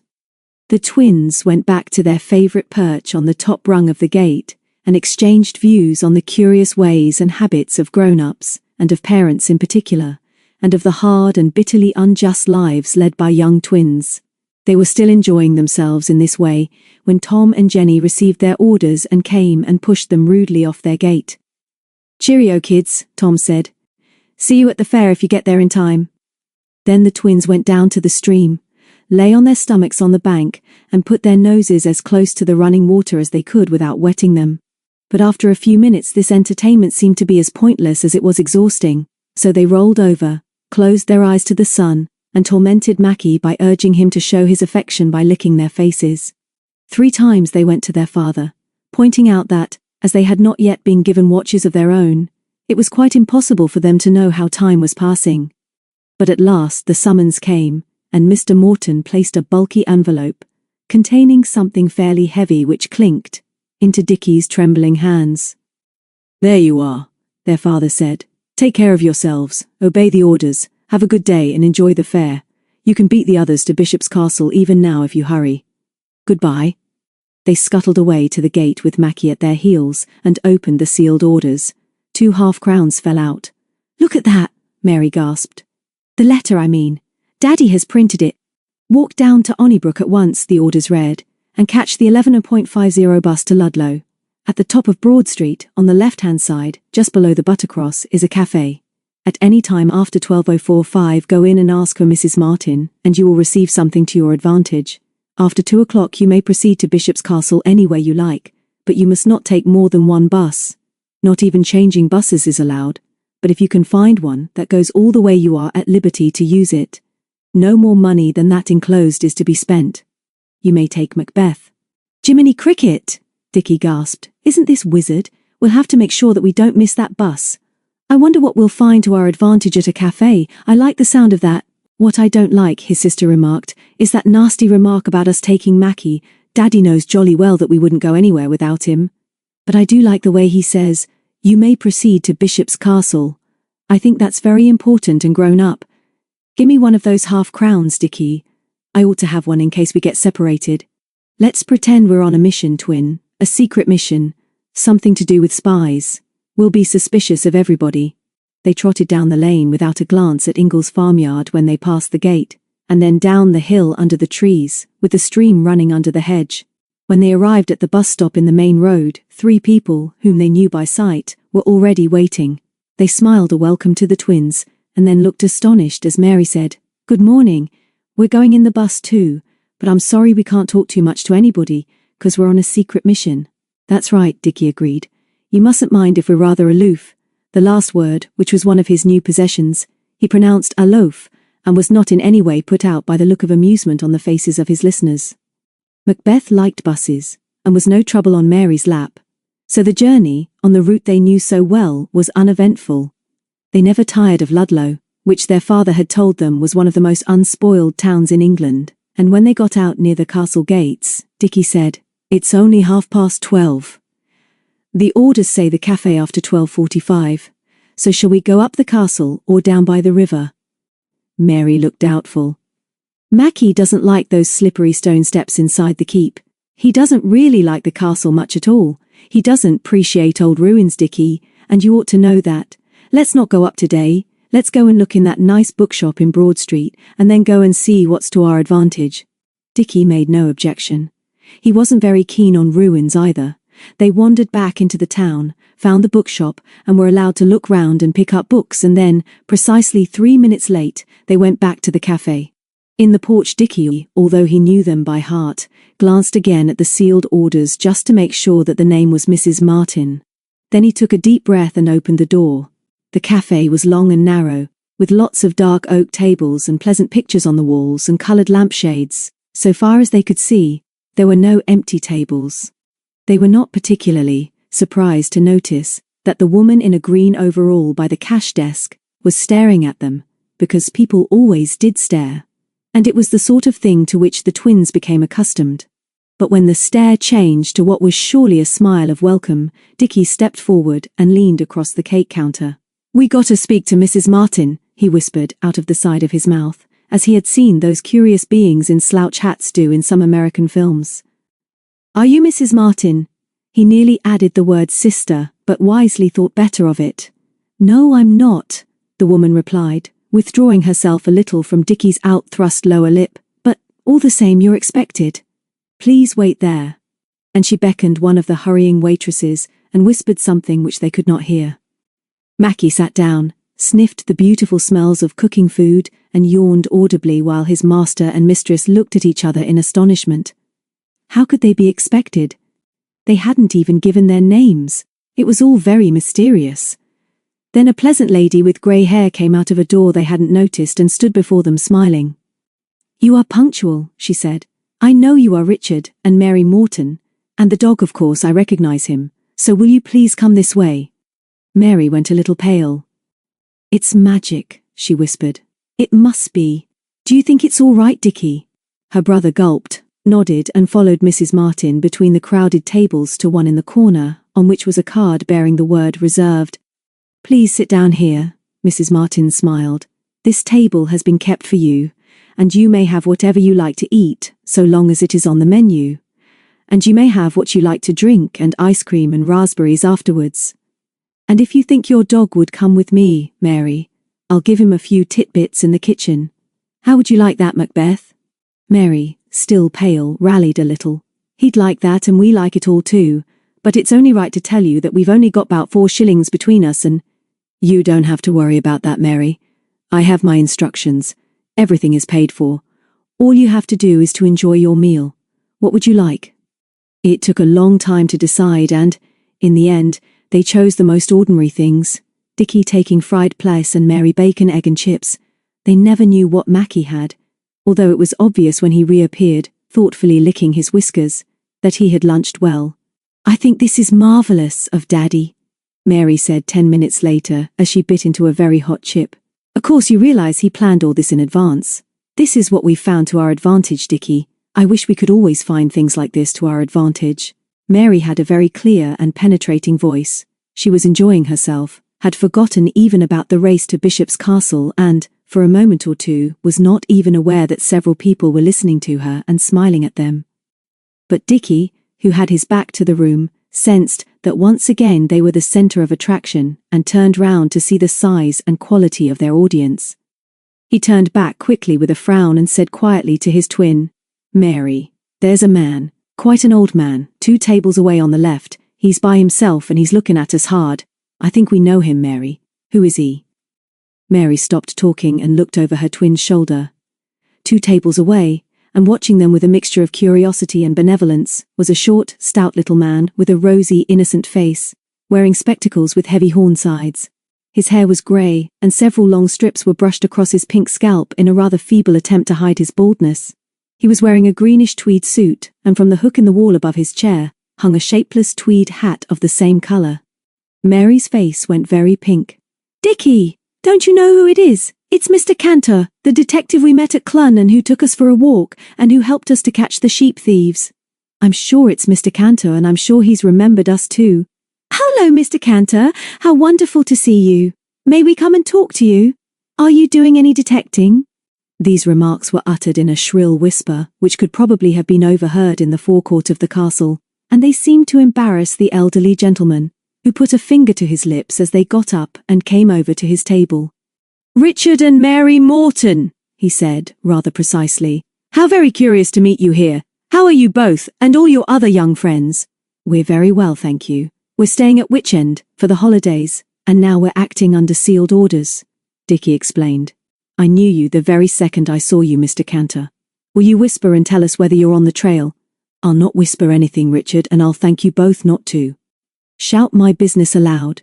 I should have thought that after our last adventure, you would have learned a little more caution." Although he said this so sternly that poor Dickie coloured with annoyance, there was a twinkle in his eye as he turned and smiled at Mary. "You must come outside and tell me all about yourselves. I shall be most interested to know how you are spending your time in these parts. I seem to remember that something was always happening when you and your young friends were about.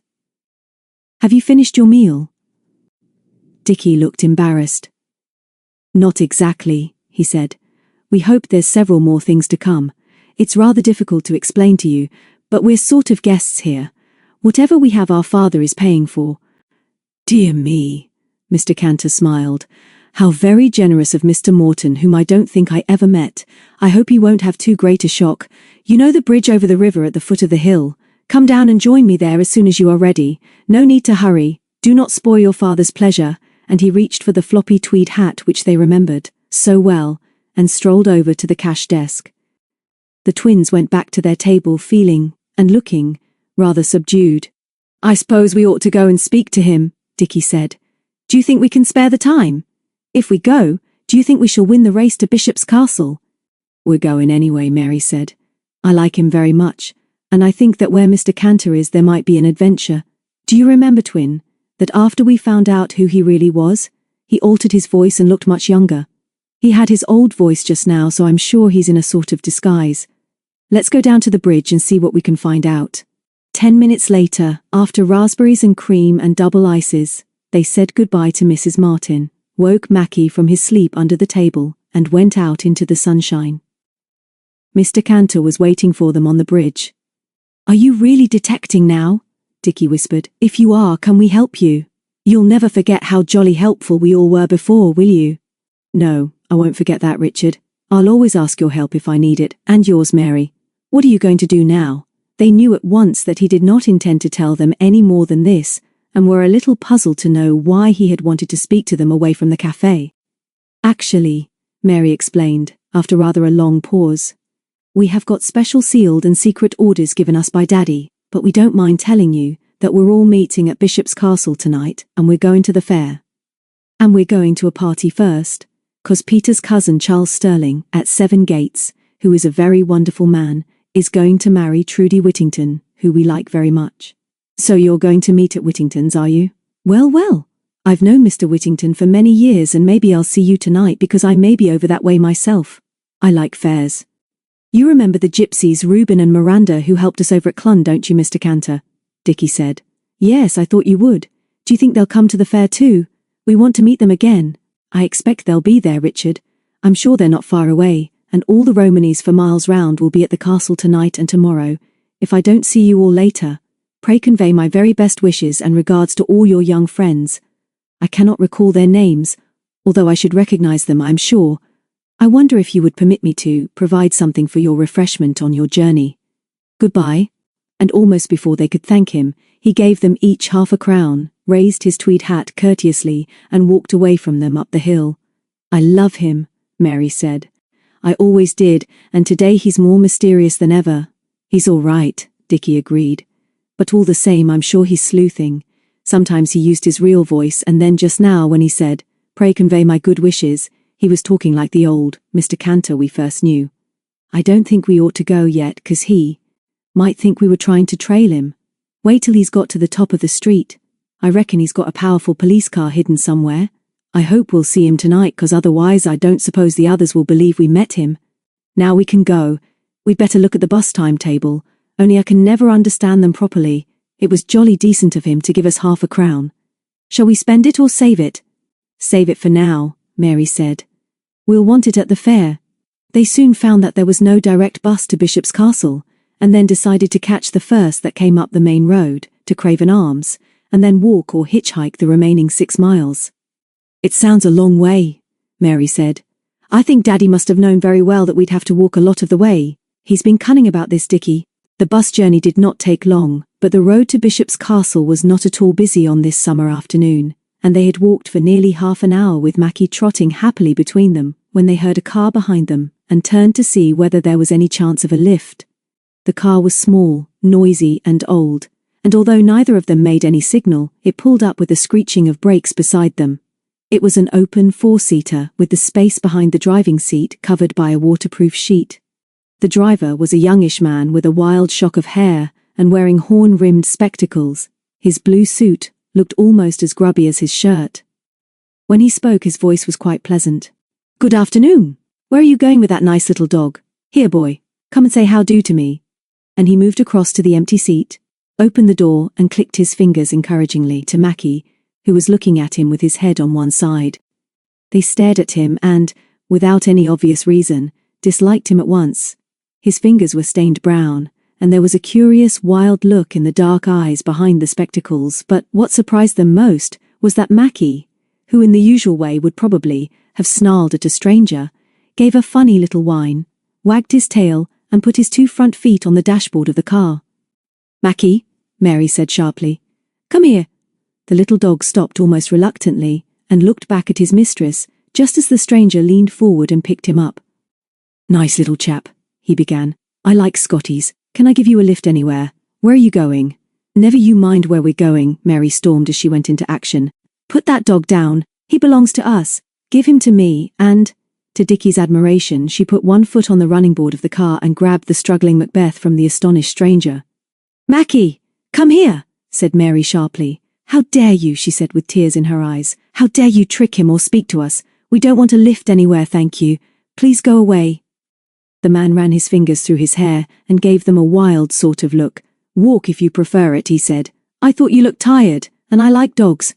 Where do you come from anyway? I've not seen you round here before, have I? I shouldn't think so, Dickie said, and added rather rudely, I hope not. They stood still, with Mackie still wriggling in Mary's arms, until the car had disappeared round the bend in the road. Then Mary put the dog down, looked at Dickie without a word, and followed it.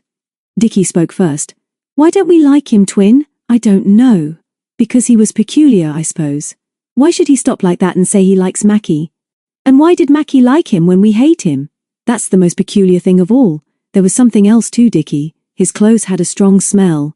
Not a nasty smell, a different smell. It's difficult to explain, but I noticed it most particular. I wish Mackie could speak, was all that Dickie said.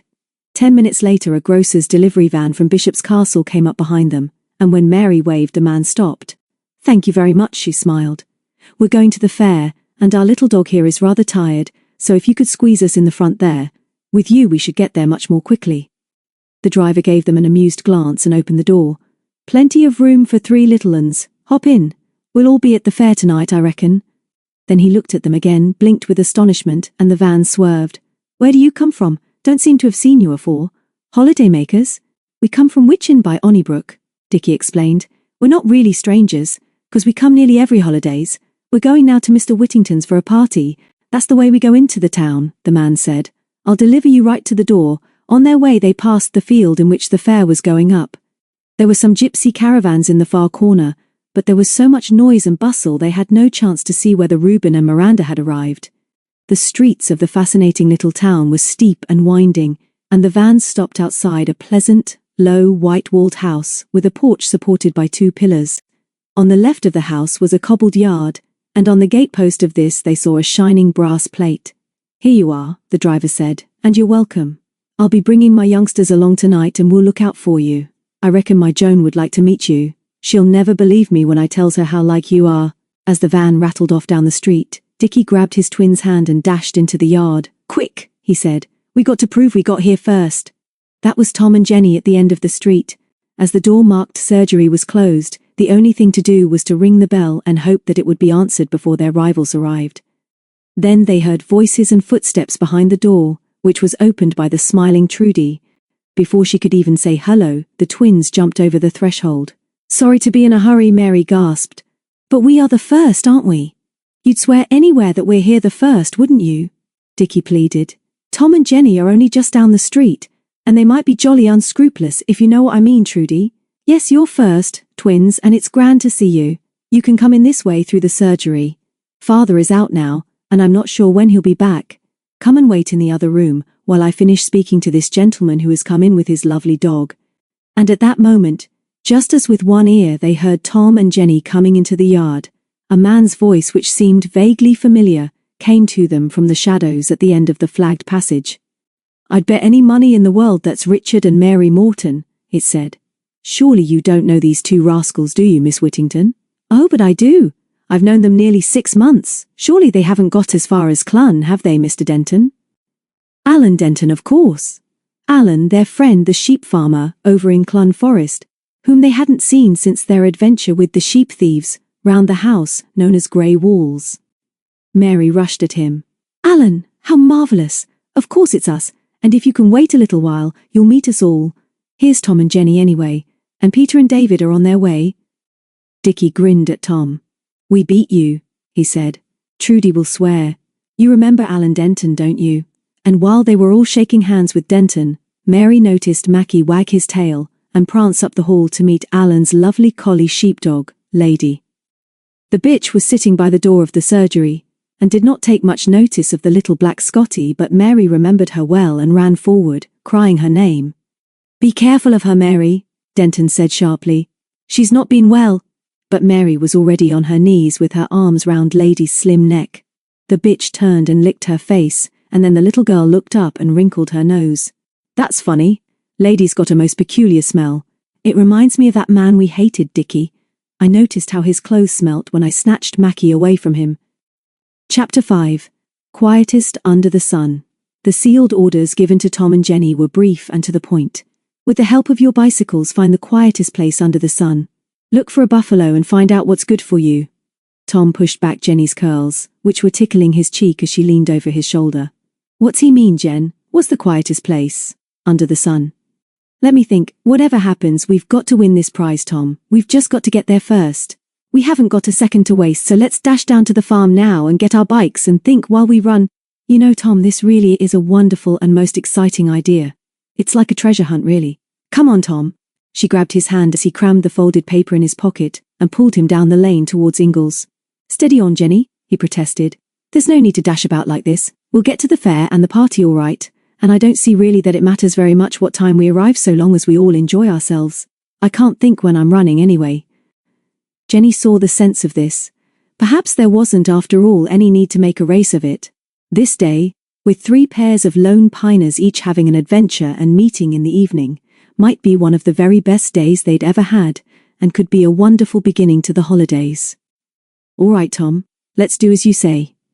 What do you think the writing means? I'm sure I've heard something about quietest place under the sun before. I suppose we ought not to ask Mr. and Mrs. Ingalls, ought we? I don't see why not. Nobody said we weren't to ask grown-ups, but I'd rather we thought of it ourselves. Buffalo, Jen? That reminds me of something, too. Suddenly, he turned round and faced her. Got it, Jen. Don't you remember the Buffalo? It's a pub in Clun, up at the top of the street near the castle. This is easy now, so I'll get the bikes, but I wish I knew what we're going to do when we find the Buffalo. I wish I knew what's going to be good for us. Jenny laughed. But I think I've remembered about quietest under the sun. There's a rhyme about it, but let's ask Mrs. Ingalls, she'll know.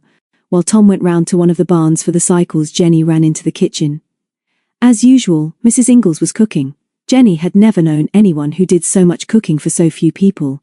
But although she had not been at the farm many days, her stay had been long enough for her to realize that Mr. Ingalls ate more than anyone she had ever known, and that for someone who was small and wiry, Tom also did very well.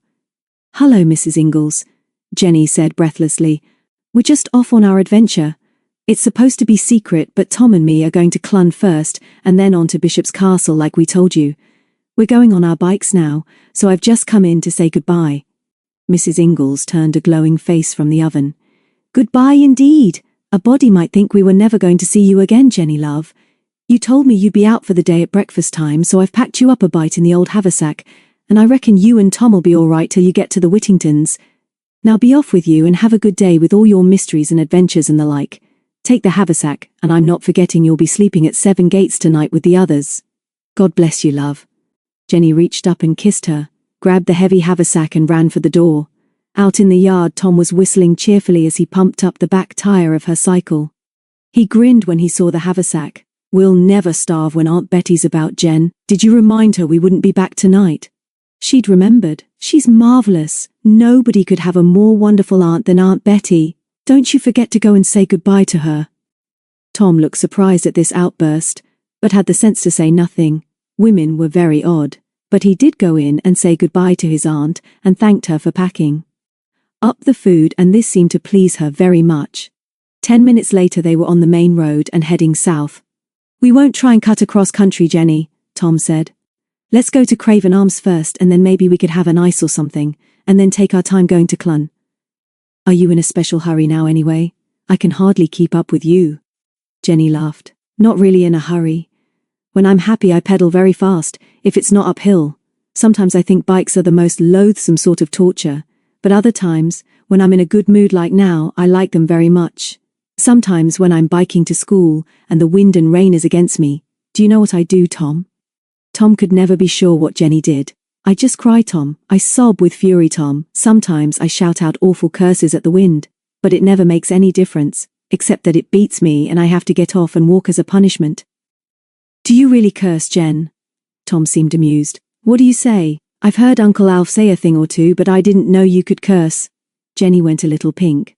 I couldn't tell you, Tom. I've got a secret curse I made up about the devil's chair. You mustn't ask me, Tom. Honest, you mustn't. Okay. Tom laughed. And he didn't ask her, which was rather annoying. Let's wait here for a bit, Tom suggested, when they reached the oddly named Craven Arms. I could do with an ice. We'll find a place and I'll treat you. They found a cafe where 2 lorry drivers were having a friendly argument with the girl behind the counter, but who soon turned their attention to Tom and Jenny. But Tom didn't care.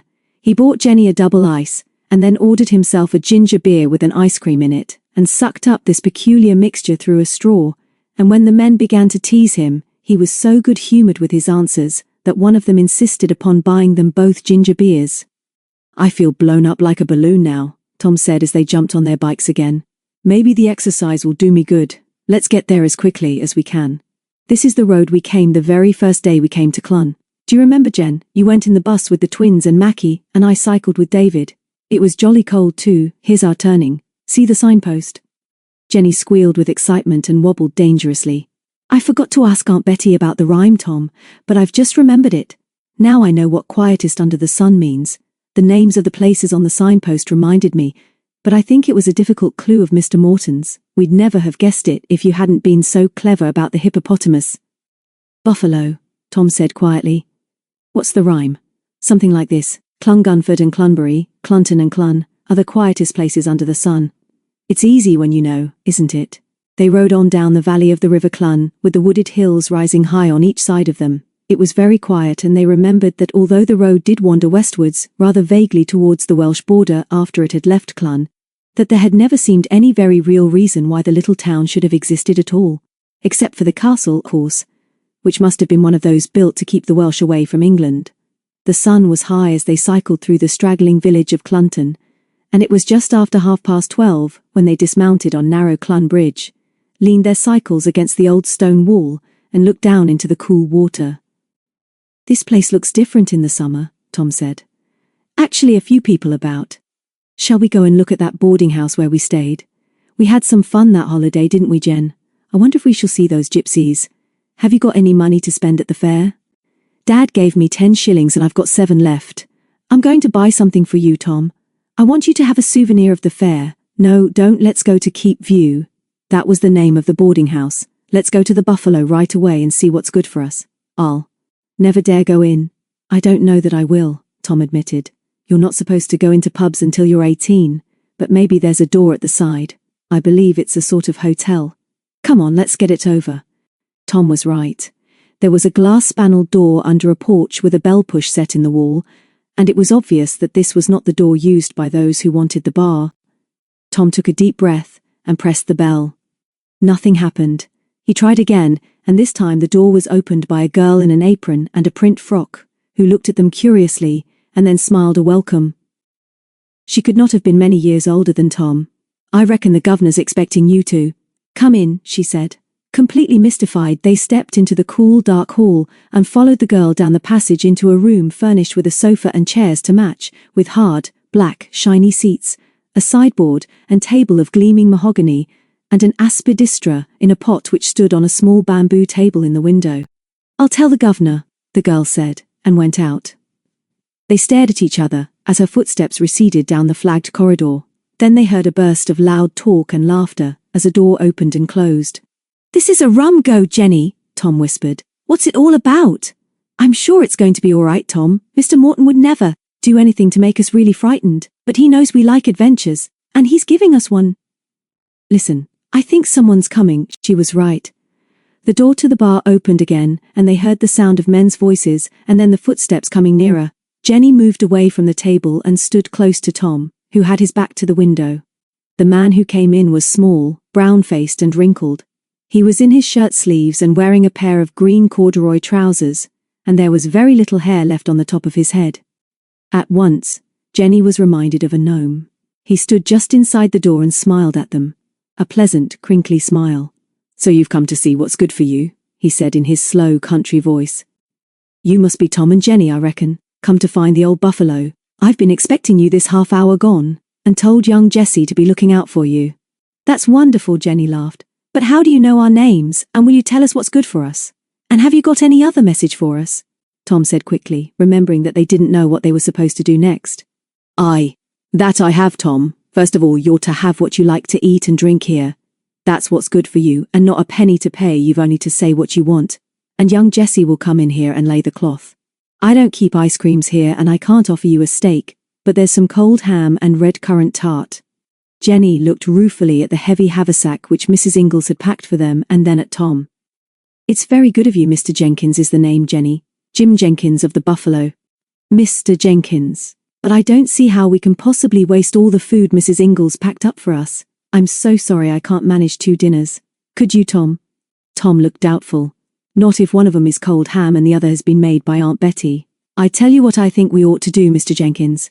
We'll take our picnic up on the hill by the castle and eat it there. But if you could let us take up some bottles of ginger beer, that would be grand." "What was the other message?" Mr. Jenkins twinkled at them. "I was to tell you that you're not to leave Clun for Bishop's Castle until 5 o'clock, and you can come back here for tea if you like. For everything is paid for. You can take any bottles you like, and I'll lend you an opener if you'll let me have it back with the empties." "This adventure is like a fairy story," Jenny said. "I know it's all been arranged by Mr. Morton, but it's wonderful for us to be expected like this. You're very kind, Mr. Jenkins. You're rather like a good fairy yourself," she added unexpectedly. The little man roared with laughter, and after telling them to make themselves at home said that he would put the bottles and the opener in the hall and would see them at tea time. The ruined castle of Clun stands bravely on a high green mound, round which the river, like a moat, slides on the 3 sides farthest from the town. The Lone Piners called Clun Castle HQ3 because it was the 3rd place which they had used as their headquarters. Tom and Jenny climbed up the steep slopes of the hill. The sun shone and the sky was blue, and a gentle breeze played with the heads of the mauve scabious and the golden buttercups in the grass, while below them the river lay like a silver ribbon. Away to the south, the Welsh mountains piled up against the sky, while to the east, on their left, were the more open hillsides, where it was possible to pick up prehistoric arrowheads of flint, and where the great artificial ditch known as Offa's Dyke ran straight as a ruler through the borderlands of England and Wales. They sat with their faces to the sun and with their backs to the warmth of the stone wall of the castle and munched in silence. There was a lot to munch, for Aunt Betty had no half-hearted ideas about meals. The drinks were good too. Jenny put down an empty bottle, moved a little so that she would be fully in the sun, stretched herself out on her back, put her hands behind her head, and closed her eyes. Far, far away she heard Tom tidying up, picking up bits of greaseproof paper, rustling paper bags and whistling quietly to himself. Tom had a lovely whistle. Tom was a very nice boy. Tom was always wonderful to Jenny. So many things were either wonderful or terrible to Jenny. There wasn't much in between. Tom was the best friend she would ever have. Peter was wonderful too, but she was a girl and that was different.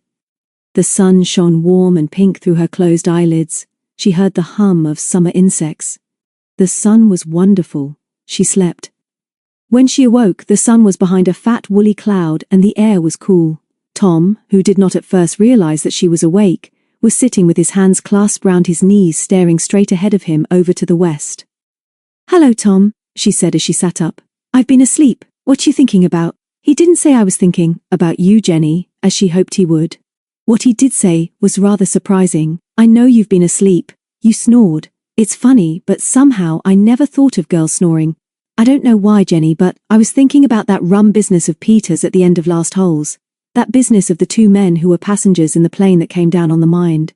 She said something about newspaper cuttings that one of the men left behind at Hatchholt. Something about dogs." Jenny got up and brushed down her frock. She wished her legs would get nicely brown instead of pink. It was the same with her arms. All that seemed to happen when she lay in the sun was that she got more freckles. It was very disheartening for a girl who wanted, so very badly, to look smart and beautiful. And Tom didn't even look at her when she sat down beside him. Peter said the cuttings were all about dogs who had helped to prevent crimes or been responsible for catching criminals. "But why are you thinking about that now, Tom? Let's do something exciting until tea time." "All right, Jen. I was thinking we'd take the bottles and the haversack back to Mr. Jenkins and then get our bikes and see whether we can find Alan Denton's farm." "What was it called?" "Berry Fields, I think." "Yes, Tom, let's do that." On the way down the hill she asked him again why he had remembered Peter's story. "I dunno, really. It struck me as being rather rum. Peter was mad with David because he'd thrown those cuttings away and mad with us because we didn't seem to reckon it was much of a story. But it was rather odd, you know, Jen. How would you like to go back to your house and find a stranger sitting there who said that for all he knew he might be your father?" "I should hate it. It's the sort of unlucky thing that might happen round our village, or Seven Gates, or the Dingles, but not at Hatchholt." "Tom, why is it I'm still scared of the country round the chair?" "I am you." "No. I wouldn't tell anybody in the world but you, but I am." Tom shook his head. He would have liked to have understood Jenny, but what she was saying didn't make sense. "Don't worry about the Stiperstones now, Jen," was all he said, as they reached the Buffalo again. "We're having this day on our own and going to the fair tonight. It's only just after 2, so we'll take our bikes even if we have to push 'em up the hill over the bridge, see if we can find Berry Fields and get back here just after 4. It won't take us long to ride to Bishop's Castle from here, although it's very hilly." Mr. Jenkins came out to see them off, and Tom asked him the way to Berry Fields. "We met Mr. Denton once, and now we're over here we'd like to see him again. We'll be back by 4 for tea." "I don't reckon you will be if Alan's mother is at home, and she generally is. She'll make you stay for tea. Remember my message. You're not to leave here for the castle till 5. berry fields be fairly easy to find, though 'tis wild country. His direction were clear, and as they rode over the bridge and then pushed their cycles up the long hill, they remembered some of the more familiar landmarks. At the top, they turned and glanced back at Clun and its castle. "It looks like one of those toy villages you can make yourself," Jenny said. "I like looking down on things." "He told us to take the second gate on the left," Tom said, "but that the track was good enough for our bikes. I think we'll remember it when we come to it." They did remember it, but had not realized that the track was so bad. "This is the only way to the farm, I suppose," Tom said. "And as Alan would have to bring his car this way to the main road, it's no wonder it's so rough. I wonder if he'll remember us." "Of course he will. Sorry, Tom, I can't ride on this, it's too bumpy. I'm going to walk for a bit." It was soon after this that Tom saw the dog standing in the track about 200 yards ahead by another gate. "Didn't he have a collie sheepdog like that, Jen?" "I'm sure he did. What was her name?" "Lady, I think. It looks like her. Whistle her, Tom." Tom whistled and the dog moved a little, but did not come to meet them. It just stood there with its head up in their direction and its tail down. "Lady! Lady!" Jenny called as they got nearer. "Please don't forget us, Lady." "Tom, surely there's something wrong with her." As they came up, the bitch moved her head from side to side almost pathetically, but when they spoke to her again she bared her teeth in a snarl. "Don't touch her, Jen! There is something wrong, I'm sure. I wonder if she'd follow us. I'll open the gate and see if she'll come down to the farms." Jenny moved forward and the front wheel of her cycle touched the dog gently. She backed away with a growl and banged into the back wheel of Tom's bike as he swung open the gate. "Tom," she gasped, "I think Lady is blind. She didn't see my bike and she banged into yours. How awful, Tom. Whatever has happened to her?" "Hold my bike a sec." She went on her knees in the dirt in front of the dog and held out her hand. "Lady, Lady darling, we won't hurt you. Come here." The dog moved forward cautiously, but brushed by Jenny's outstretched hand without seeing it. "There you are, Tom. She can't see. I'll stay here with her if you'll ride down to the farm and fetch Alan or Mrs. Denton. You must find Alan, 'cause I'm sure Lady won't come with us. Though I suppose if you've got a hanky or a belt, we could fix it to her collar and lead her down." "We won't try that," Tom said. "She might turn on us. If she runs off though, Jen, you mustn't follow her far, else you'll get lost, and we shall have the bother of searching for you. Don't fuss or touch her, but keep talking to her so that she doesn't wander away. Promise you won't go off by yourself." Jenny nodded her red head. It was nice to have somebody a little worried about you, and she was glad it was Tom. "Tom," gasped Jenny, "I think Lady is blind." When he had disappeared down the hill, she sat back on her heels and spoke to the dog, who was now looking very dejected. There was no doubt that she was blind. She moved her lovely head to and fro and held up her muzzle as if trying to sniff what she could not see. After a little she crept forward, and when Jenny's hand caressed her silky head, she did not start away and made no protest when the girl put her arm round her and drew her close as she sat in the heather at the edge of the track. She stroked her gently until her trembling ceased, and it was soon after that they heard voices. Lady struggled, barked, and ran into the closed gate as she heard her master's voice, and so it was that Jenny's face was wet with tears as Alan Denton shook hands with her, and then stooped to the dog, who whimpered and licked his face. "Of course I remember you, Jenny. I knew young Tom as soon as I saw him trying to break his neck down this track. 'Tis grand to see you, and he's been telling me you'll all be over at the castle tonight for the fair. You can leave your bike here if you like and save yourself pushing it up the hill when you go. Nobody will take it. Mother's in Bishop's Castle all day and I've promised to pick her up in the car tonight. You must come over again and see her." While talking, he was running his hands over Lady's coat, feeling her legs and examining her eyes. His face was very grim when he said, "I'll have to take her to the vet, right away. Man called Whittington in Bishop's Castle, so I can give you a lift now if you like. Your bikes can be strapped on the back of the car." "But what's happened to Lady?" Jenny said. "It's awful to see her like that. Was she lost? Is she hurt in any other way?" "She doesn't seem to be, Jenny. She was all right last night, never better. She sleeps in the summer in the open barn across the farmyard. I don't tie her up at night, but she couldn't get out unless I left the yard gate open by mistake. I must have done that last night because I noticed this morning it was open. Unless what?" Tom prompted. Denton laughed grimly and picked up Lady as he started down the hill. "Unless someone else opened it," he finished. "But wouldn't Lady have barked at a stranger?" "I reckon so, but she's not really a watchdog. She's a sheepdog, as you know. It's odd, but now I come to think of it, I believe I heard a car in the night. But why? Jenny began. I mean, have you been looking for Lady all day? How could she suddenly go blind? I missed her at breakfast time and kept hoping she'd turn up. Here we are. Give her a drink, Jenny, and see if she wants any food. I left her dish by the back door and I'll get the car out. She'll stay with you. All the fun seemed to have gone out of the afternoon now. Jenny stood with her hand on Lady's collar as she lapped her water, and Tom stood moodily by with his hands in his pockets. It's no more than 3 o'clock, Jenny, he said at last. We've promised not to leave Clun until 5, and I told Alan that, so I reckon we stay on our own.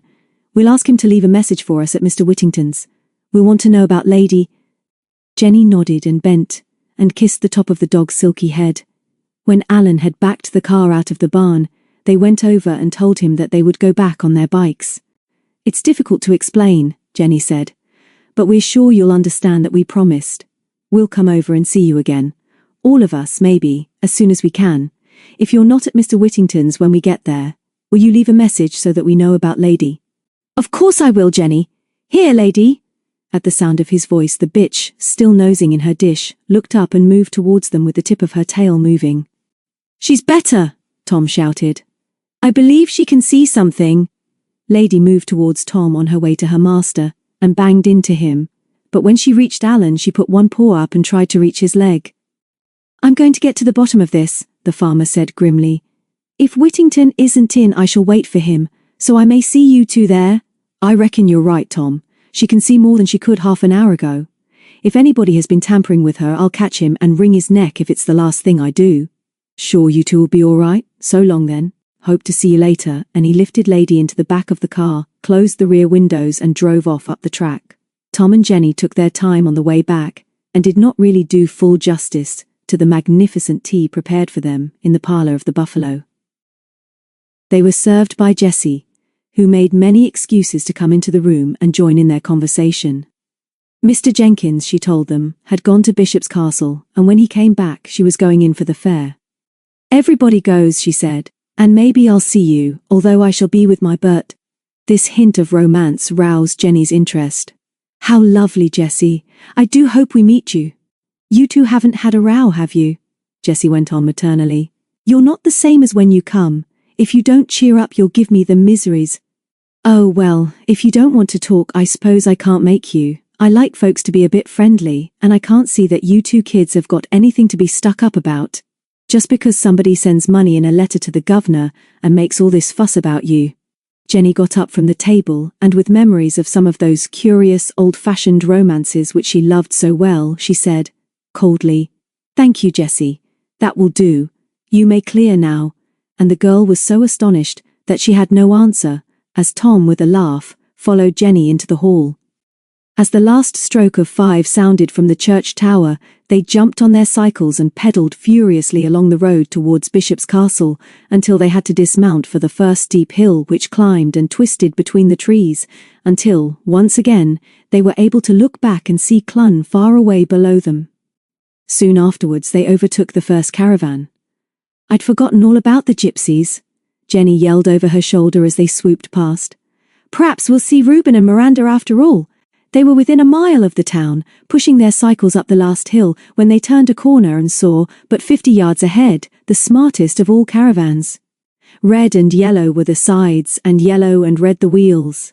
The roof was bright green, and although they could not see them, they knew that the shafts were green too, and that on the driving seat a handsome, brown-faced gypsy in an old hat, and with a short black pipe between his gleaming white teeth would be singing as the well-kept horse plodded up the hill.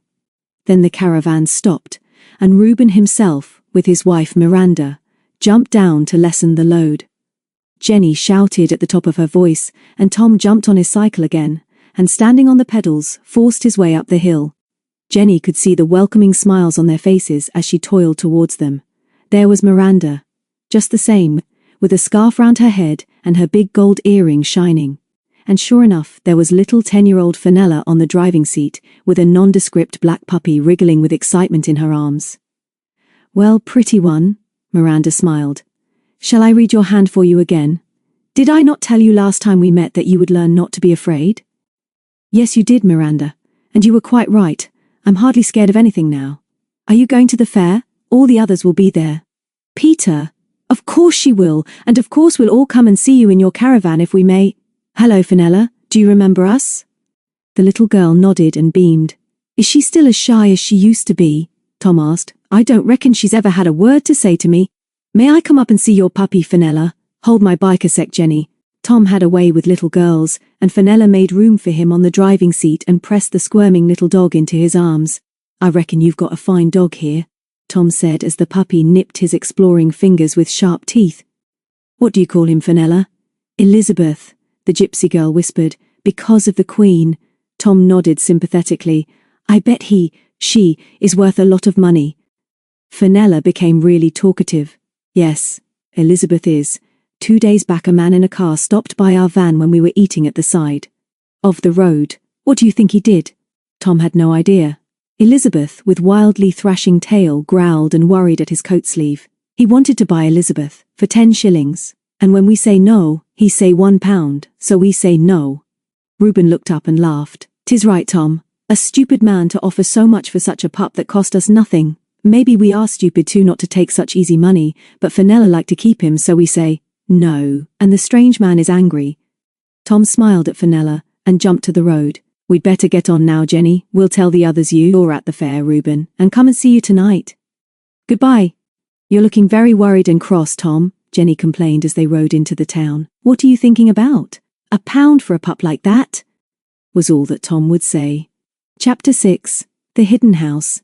David and Peter opened their sealed orders down by the gate, where none of the others could watch their reactions. Peter felt ridiculously excited as David slit the envelope. She knew it was silly. Really, they were getting too old for this sort of thing, but all the same this was going to be a grand day, whatever they were told to do. First of all, a day with David, and then the party at Trudy's, which would mean meeting Charles as well, and then the fair with them all, and finally, a night at Seven Gates, and the fun of cooking their own breakfast over the old stove at HQ2, and seeing Aunt Carol and Uncle Micah, and then, "What's the matter with you?" David was saying. "You're looking quite soft. What are you dreaming about? Look at this, they don't seem to be very difficult orders." Peter flushed and snatched the paper. "Make a day of it and enjoy yourselves," she read. "Up and over the Long Mynd, whichever way you like, cross-country to the Hope Anchor, where you will find a meal ready for you, and then up to the Devil's Chair. From there, you can make your way to Bishop's Castle as you will." "I don't suppose your father knows how I loathe the chair, David," she said. "You've never told him, have you?" "I'll never forgive you if you have." "Of course I haven't, and you don't really loathe it now anyway. Let's kill that bogey once and for all today, Peter. Come on, we've no time to waste for it's a long walk." "All right, it can't be worse than our crazy trip up the Stiperstones in the middle of the night." They turned to see the others watching them curiously, waved and set off in single file along the track by the side of the stream. The little valley narrowed as the hills closed in. Overhead, against the blue of the sky, a hawk hovered and then dropped like a stone. Rabbits frisked their little cotton wool tails as they bolted for the cover of the bracken, and the brook sang at their feet. "Bet we don't meet anybody until we get to the Hope Anchor," David remarked after 10 minutes silent walking. "It's too early for holidaymakers up on the top." Their feet were squelching through boggy ground now, for they were nearly at the head of the valley, and the source of the Witchen stream. Then they were up, with the great tableland of the Mynd rolling gently as far as they could see to their right and left. For 12 miles thrust up from the Earth's cooling crust millions of years ago, this strange mountain straddled the coloured Shropshire fields, which lay between its bulk and that of the gaunt ridge of the Stiperstones over to the west. "It's always the same, and yet it's always different," Peter said quietly. "I never get tired of it, David, and the way I feel now I could never leave it. I've seen it covered in snow when I didn't dare go farther than the top of Hatchholt, and I've been up here on Midsummer Night on Sally, and ridden the whole length. I told you in that long letter I wrote you at the beginning of the term how I hear the trains coming this way, didn't I? You never answered that letter properly, so I don't suppose you understood, and I suppose you think I'm crazy. Now, but I'm not, or only crazy to tell you, I suppose. You say things like that more easily than I can, Peter. I was glad you wrote me that letter, and I'm glad you can talk about it now. Straight across towards those trees now, I suppose. Is that where the RAF place is?" "Just below the trees to the right," Peter explained. We've got to keep more to the left and go down by the gliding station." They went on for another 10 minutes of friendly silence, striding through the bilberries, and then were startled to hear a distant shout, followed by a shrill whistle. "There he is," David said, pointing ahead. "A chap running. And I've lost my bet almost as soon as we've started. What does he want, I wonder?" Before Peter could answer, an enormous Alsatian dog came bounding towards them from a hollow about 20 yards to their right. A thick leather lead was trailing from his collar, his mouth was open and his teeth bared. At the sound of the whistle he stopped, turned his head for a second, and then jumped towards them again. There wasn't much time for David to show how scared he was. He liked dogs just as much as most people, but he had never liked Alsatians, and in the split second when he instinctively pushed himself in front of Peter, he remembered another occasion over at Clun, when a large dog had been set on them, and how then Peter had stepped forward and calmed it, while they had all been ready to run for their lives. She did exactly the same now, as she stepped forward and said, "All right, David, I'm not afraid of him." The dog stopped short, growled, and then, as Peter spoke to him and put a hand on his head before picking up the lead, he looked up at her and slowly wagged his tail. "I think he was excited, that's all," she said. "Let's take him to his master. It's one of the RAF men." David wiped his forehead. "Excited, was he? Poor little chap. Perhaps you'd like to tell that I was excited too. They're dangerous, Peter, and it's only because you've got this knack with animals that he's not attacking us now. They're fierce if you train them that way." Peter laughed. "And they're wonderful watchdogs, but I think they know if you're afraid of them. I'm not, though I'm scared of the Stiperstones." Funny, isn't it? A very red-faced but nice-looking young man in uniform came up and looked at Peter admiringly. "That was cool work," he said. "It looked to me as if you just stepped up to Rolf and picked up his lead, and that might have been dangerous. This chap has got a very nasty temper. You couldn't know that she's an animal trainer." David laughed. "Take him away now, will you? I've had enough of him." Peter patted the dog again and passed over the lead. "You training them up here for something?" she asked. "You don't have to worry about telling us any secrets. We both live near here in the holidays."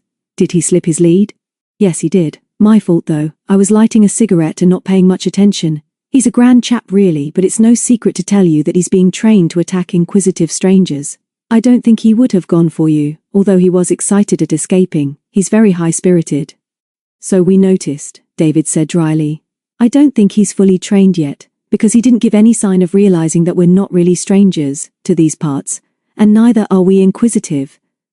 Then Peter told him who they were and where they lived, and that they were on a day's tramp over the Stiperstones to Bishop's Castle. "I suppose we're not really allowed to ask," she finished.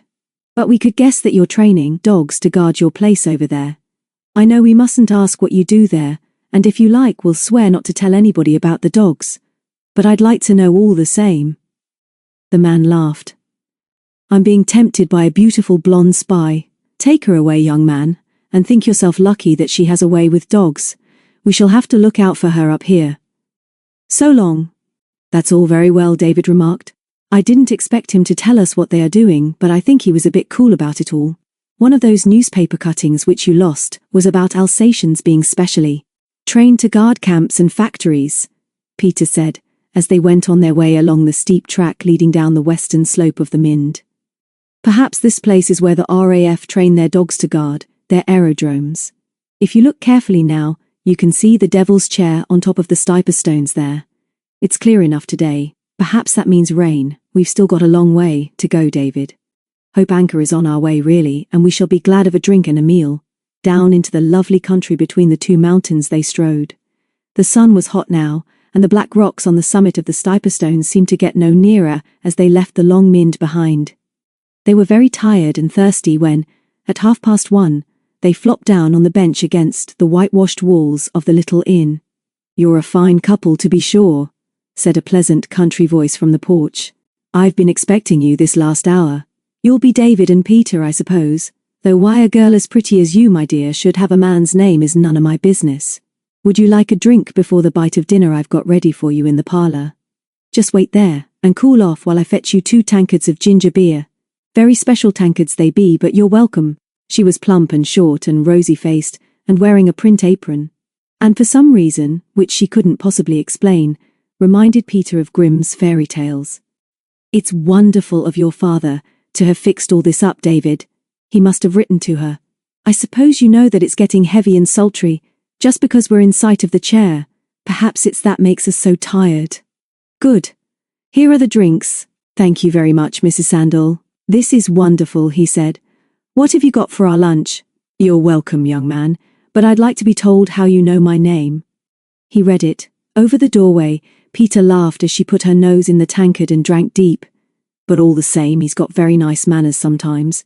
Do tell us what you've got for us to eat." "Sorry I am that I haven't had more time to get you something nice," Mrs. Sandal beamed, "but there's plenty of ham and eggs and some new bread that I baked but yesterday. And I've done some new potatoes for you, and very sweet they are this year from my own bit of garden here. Come inside when you're ready." The meal was as good as its description, and they did not hurry.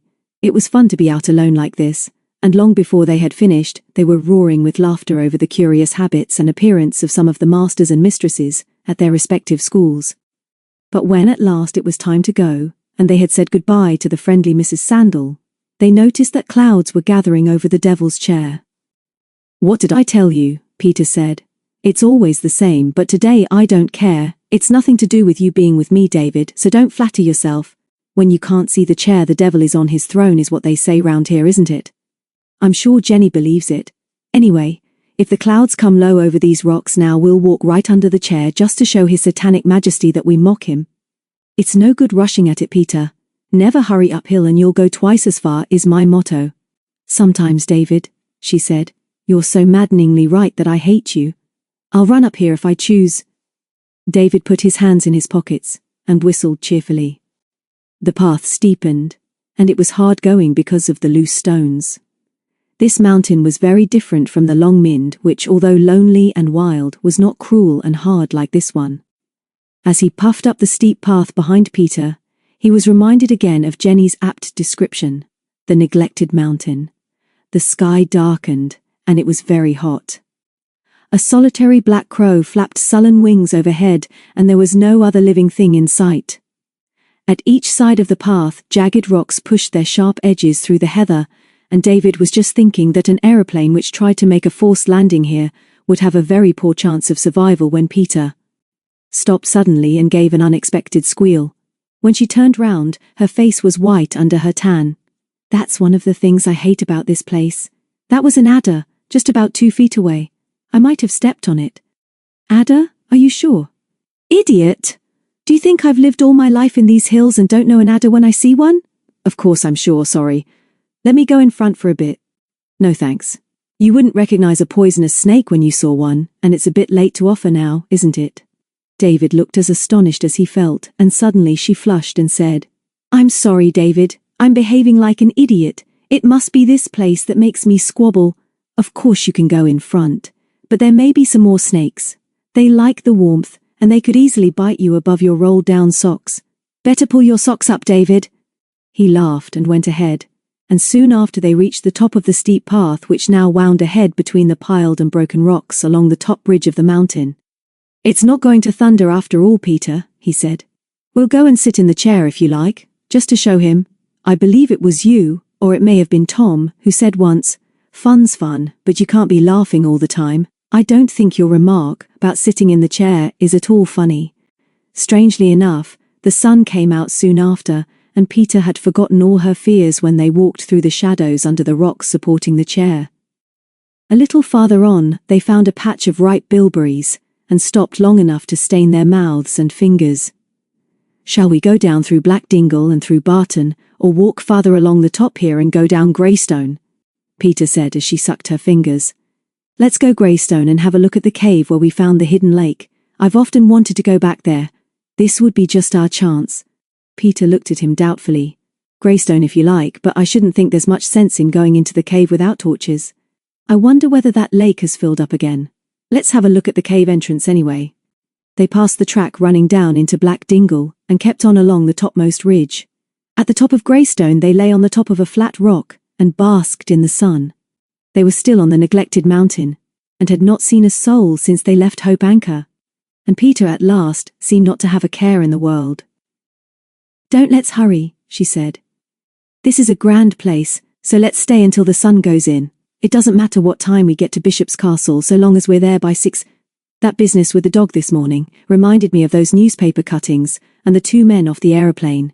It was all very peculiar, David. It really was. Who do you think they were? They might have been who they said they were. A doctor and a friend who was very highly strung and lost his memory after the accident. Yes, they might have been, but somehow I'm not quite sure. Why those cuttings about the dogs, and why was the doctor so keen to speak to Beardy before Daddy or I could get back to the house? Don't let's worry, Peter. It was all over months ago. Let's go and look at the cave. Peter sat up and stared at her slim brown legs. All right, all the same, it was very peculiar. You didn't see them both, else you wouldn't be so offhand. The upper part of Greystone Dingle was very like Black Dingle, except that on their left, the mountainside came down abruptly, and in places was almost precipitous.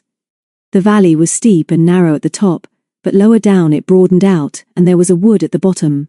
The cave, which they were anxious to explore again, was the scene of another of their adventures. Inside it, they had found an underground lake, which after many weeks of rainfall had overflowed, burst out into the dingle, and swept down the wood, exposing on its way some Roman treasure and part of a Roman pavement. The entrance to the cave was from a grassy plateau about 30 feet above the stream running down Greystone. We called this HQ4 once, didn't we? David said as he climbed up to the plateau. We must all come here for the day, Peter, and have a look round. Let's just see that the cave hasn't fallen in. He led the way into the cool darkness.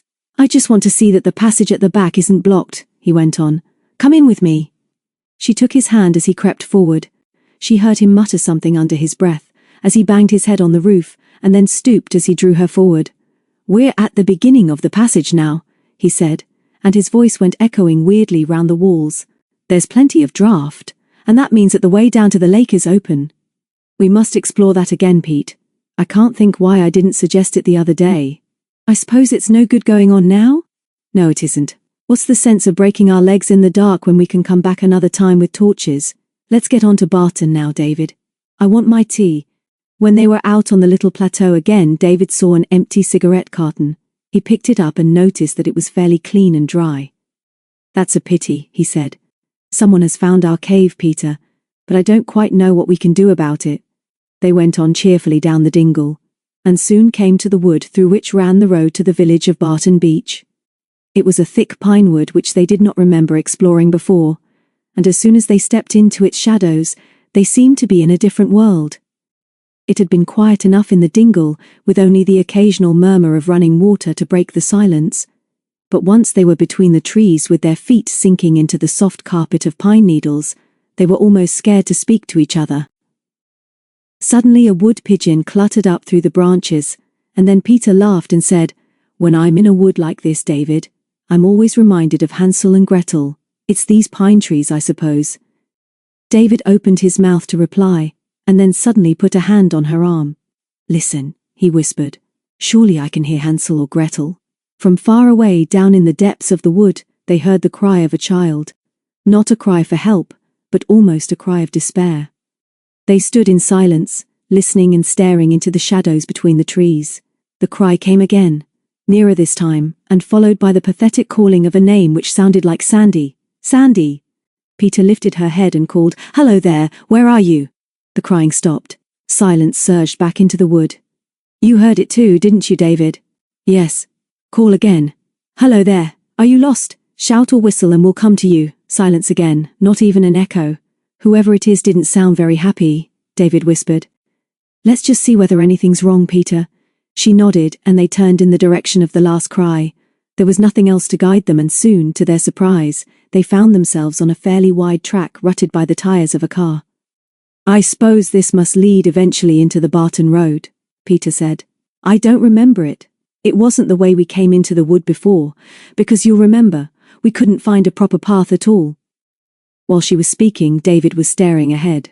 Don't move for a sec, he whispered under his breath. There's somebody hiding behind that tree on the bend. I'm sure of it. Silly if we've got to play a game of hide and seek. There! It's a boy! Hi, George, or whatever your name is, come out of there and help us, we've lost our way. A fair-headed boy of about 8 stepped out into the track and looked at them suspiciously. He was sturdy, grubby, and dressed in patched corduroy shorts and a blue shirt. He stood with his hands rammed into his pockets and waited sullenly for them to come up. When they were close enough, they saw that his eyes were very blue and that his face was streaked with dirt and tears. "Hello, George," Peter smiled at him. "Can you help us get out of this wood, please?" They could see the battle going on behind those blue eyes. Were they to be trusted? They were strangers. Or were they? The girl in the blue frock and the plaits. She didn't live in the village, but surely he'd seen her there some time. "What's your name, George?" She smiled again. He sniffed and gave in. "'Tisn't George, 'tis Johnny." "You're just the chap for us, Johnny," David said. "Can you show us the way out of this wood? We've never been here before and we want to get to Barton. You live at Barton?" The boy nodded and gave a suspicious gulp. "I lost my dog, my Sandy. He's locked up in little stone house yonder. I can hear him crying. He must have took him yesterday. 'Tis all locked up." Peter pretended not to see his tears and took his hand. "You just show us the way to Little Stone House, Johnny. If your dog is shut up there, we'll soon get him out. I don't like people who shut up little dogs and then go out and leave them. Tell us all about Sandy and what happened."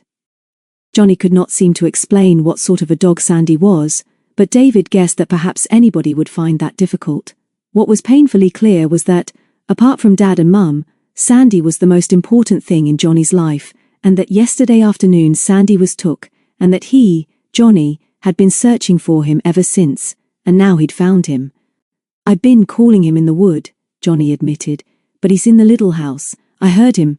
The track turned unexpectedly to the right, and there the little boy stopped and pointed. "There it be," he said tersely. Below them, in a gloomy hollow overshadowed by the pine trees, stood an old stone cottage with a slate roof. It was surrounded by a crumbling wall inside which a tangle of undergrowth rioted over the lower part of the walls. The door was closed, the windows blank, and no smoke issued from the chimney. The walls were patched with damp, and the paint peeling from the door. To one side of the cottage, a small clearing had been made, and it looked as if a car often stood there. "Well, well," David said, rather unintelligently. "If this is a fairy tale wood, we've found the witch's cottage. Who lives here, Johnny, young chap?" "My dad says he's balmy, little old car he got," and he ran down the weed-choked path, pulling Peter with him, and banged on the door. David would not have been altogether surprised if the latter had opened suddenly to disclose a wizard in a pointed hat, or the devil with horns and tail. But nothing did happen, except that they could certainly hear the muffled whining of a dog. "I told you! I told you!" Johnny yelled. "That's my Sandy! We'll smash this little old house down and get him out." They had trouble with Johnny then, for he was inconsolable. They could not shake his conviction that Sandy was inside, and that, as they couldn't get in by the door, they should smash the windows. David had to hold his arms as he struggled to pick up a stone, and although Peter, as usual, was prepared to go to the rescue of anybody or any animal being ill-treated, she realized that they could hardly smash the windows of an occupied house. It was obvious that Johnny had no proof that his dog was inside, for one dog's whimper is very much like that of another. "You stay here with Johnny," she said to David. "I'll have a look round the back." She was back in 3 minutes to find David amusing the little boy with his pocket compass. "I'll tell you what we'll do, Johnny," he was saying. "We'll come back to Barton with you now, and if we meet the man in the little old car you told us about, we'll stop him and tell him you've lost Sandy and that. There's a dog in his cottage because we heard him. Nobody would want to take Sandy and lock him up, Johnny. I expect he lost himself, and maybe he'll be at home when you get back." Johnny managed a watery sort of smile that almost brought the tears to Peter's eyes. "Maybe he'll be back home now waiting for me?" "He might be," she said. "I can't see him through any of the windows, but if he isn't at home, Johnny, I promise we'll do something to find out about the man who lives in this house. I'll ask my cousin Charles Sterling, who lives at 7 Gates, to help. He'll help us, Johnny, if Sandy doesn't turn up." Johnny walked away between them with his chin high and without a backward glance, while David gave Peter a smile of admiration over his head. She certainly had a way with her, and Johnny now had hold of her hand as if he would never let it go. Charles Sterling, in the farm van, drew up beside them on the outskirts of Barton. "What are you two doing here at this time?" he said. "I thought you were all at Trudy's. I've had special instructions to be there on time to meet you all. Who's your young friend?" "We'll tell you all about it, Charles, and we are on our way to Trudy's now, and you can give us a lift. This is Johnny. He lives somewhere in the village and he's lost his dog." Johnny glowered at Charles, and then with a quick grin at Peter, dashed off down the street. "Jump in then," Charles said as he opened the door. "Tell me about your adventures on the way. How are the others? And don't look so worried, Peter." "I am worried, Charles. We found young Johnny wandering about in the wood at the bottom of Greystone Dingle crying for his dog, which he said was lost yesterday. He took us to a nasty little damp cottage, where he said the dog was shut up. There's nobody in the house now, and we could hear a dog whimpering. The boy said something about other dogs round here disappearing, and if that is so and animals are locked in empty houses, we ought to do something about it. Do you know who lives in that place, Charles?" "I know where you mean. That cottage has a bad reputation, but somebody did tell me that some misguided chap had taken it a month or so ago. Somebody who wants peace and quiet, I suppose. Some writing chap or somebody like that." "I don't think it's an author," Peter said quietly. "Not unless he's writing something jolly technical school books, I mean. I went all round the house and looked in the downstairs windows. The place is fearfully untidy and there are some books about, but what I noticed particularly was a bench down one side of the room under the window covered with chemistry things. You know what I mean. Flasks and test tubes and glass jars. And I saw a pair of rubber gloves on the bench, and I think it's all jolly mysterious, and I wish I knew about that dog too. There's another thing too, Charles. I promised young Johnny I'd tell you all about this, and that you'd help him to find his puppy. What do you think?" "I think it's all very curious," Charles said. "I think I'd like to know more about this mysterious gentleman. Maybe some of us will go and pay him a duty call tomorrow. Care to come, Peter?" Chapter 7. The Fair. David and Peter were not really surprised that they were the last to arrive at the Whittingtons when Charles drove them into the yard, but they had certainly not expected to see Alan Denton surrounded by lone piners. Trudy was standing in the doorway to the surgery with her hands over her ears, and Peter noticed again how pretty she was when she looked up and recognized them. "Hello, darling," Charles said as she came over. "So the circus has arrived? I've brought the rest of it. Surely that's Alan Denton from Berry Fields?" "Yes, it is. All the others know him too, so I've asked him to stay until Father comes back and have a meal with us. He's worried about the dog. He says that she's been blind but is now beginning to see." Alan pushed his way through the crowd and shook hands with the newcomers. "Jenny and Tom found Lady when they were on the way to Berry Fields. She disappeared in the night and was certainly blind when they fetched me to her. Curious thing is she seems okay now. Nothing much the matter with her, as you see, but I want Mr. Whittington to look her over, and as I'm not meeting my mother for an hour or so, I'm very glad to stay. Nice to see you all again. I must say you're getting a big girl now, Peter," and he gave her such an approving look that she blushed and went over to where Mackie and Lady were exchanging courtesies. "We're used to nobody taking any notice of us," Mary said loudly. "It's just because we're quiet and retiring, but I'd like to say good evening to you, Mr. Sterling, and to inform our brother," Dickie went on, "that we jolly well got here first, which Trudy will perform." They all looked puzzled until a happy smile of understanding spread over Mary's face. "How silly you all are. We mean confirm, of course. Just a slip of the tongue, and you all look blank. We got here first though. Tom and Jenny ought to have the sort of prize that you get when you try very hard and just don't what, twin? Don't get it. We're jolly surprised that David and Peter have got here by now, considering they left first. We suppose they've been lazing at Seven Gates all day. Have they, Charles?" Charles laughed and followed Trudy into the house as she called over her shoulder, "All come in, get yourselves clean, and then come into the dining room when you're ready." The Whittingtons' house was shabby and rather untidy, but the dining room, the windows of which looked out over the garden, was very gracious. Dickie's eyes widened with appreciation when he saw the table. "Is it anybody's birthday?" he asked reverently. "I wish it was ours, twin. Have you really done all this yourself, Trudy?" Peter asked as she sat down next to her. "If I hadn't been so jolly selfish, I'd have come over early and helped you. Not that I'm much of a cook, but I can cut sandwiches." But it was Jenny who put into words what they all wanted to say. "We'd like to say thank you very much for such a wonderful welcome and for taking all this trouble, Trudy. I expect we've all had a lovely day, and now this is just the right beginning to a thrilling evening." At this, Dickie clapped, and Jenny went on, "And there's another thing.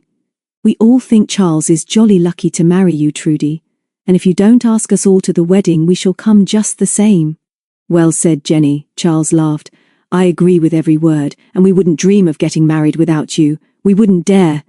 There were plates of sandwiches of all sorts, 2 boiled eggs each, a dish of cold meat, and an enormous bowl of salad, jellies, blancmanges and raspberries and cream, and 6 different sorts of cakes. There was tea for those who wanted it, and cold drinks on the sideboard for those who didn't. When the babel had died down a little, Charles suggested that, in turn, each pair of lone piners should tell their story. The twins, interrupting each other skillfully, spoke first, and their story of meeting Mr. Cantor and then of the mysterious young man in the car was very well told. "You swear you're not making up that bit," David said when Mary said that lady's coat smelled the same as the man who offered them a lift. All right. Sorry I mentioned it. It's just that it was rather a coincidence." Then Jenny told their story, and Alan Denton confirmed their meeting with him, and they were all delighted to hear that they would see the gypsies later. "I'm still puzzled about a man who would offer young Fenella £1 for a puppy somebody would be glad to give away," Tom added. "I'm going to ask Reuben more about that when I see him." But it was while Peter was telling them about Johnny and his lost Sandy and the mysterious house in the wood that everyone listened so quietly. "And I wish now, Charles, that we hadn't been in such a hurry to come on with you. I feel we've let Johnny down. You will promise to help us do something about that missing dog of his tomorrow, won't you?" Charles passed Trudy his cigarette case. "Of course I will. I told you coming along that somebody ought to pay that chap a visit. I suppose you all realize what's common to all 3 stories." "I do," David said quietly. "And I don't like it." "What do you mean, David?" Jenny asked. "Don't be so mysterious. I think Charles means that we've all been different ways and done different things as Dad planned for us, and that in one way or another there was a dog somewhere in each adventure." "That's what you meant, isn't it, Charles?" "That's it. What do you think, Denton?" Alan had been looking more and more puzzled while they told their stories, but before he could answer there was the sound of a cheerful whistle in the hall and Mr. Whittington came in. Trudy went over and kissed him. "I did warn you about this, Father. I told you at breakfast. They're all very nice, really, and we're going to the fair presently. Mr. Denton from Berry Fields is waiting to see you, so I asked him too. Come and sit down here and relax with a cup of tea, and then, when you've got over the shock, I'll introduce you to them all." Mr. Whittington was small, almost bald, with a little clipped moustache. He was wearing a shabby tweed jacket, breeches and polished leggings, and round his neck was a black ribbon and an eyeglass. He smiled round the table, sat down next to his daughter, put his eyeglass in his eye and looked at them each in turn. Then he looked for a second time at the twins. "Ha!"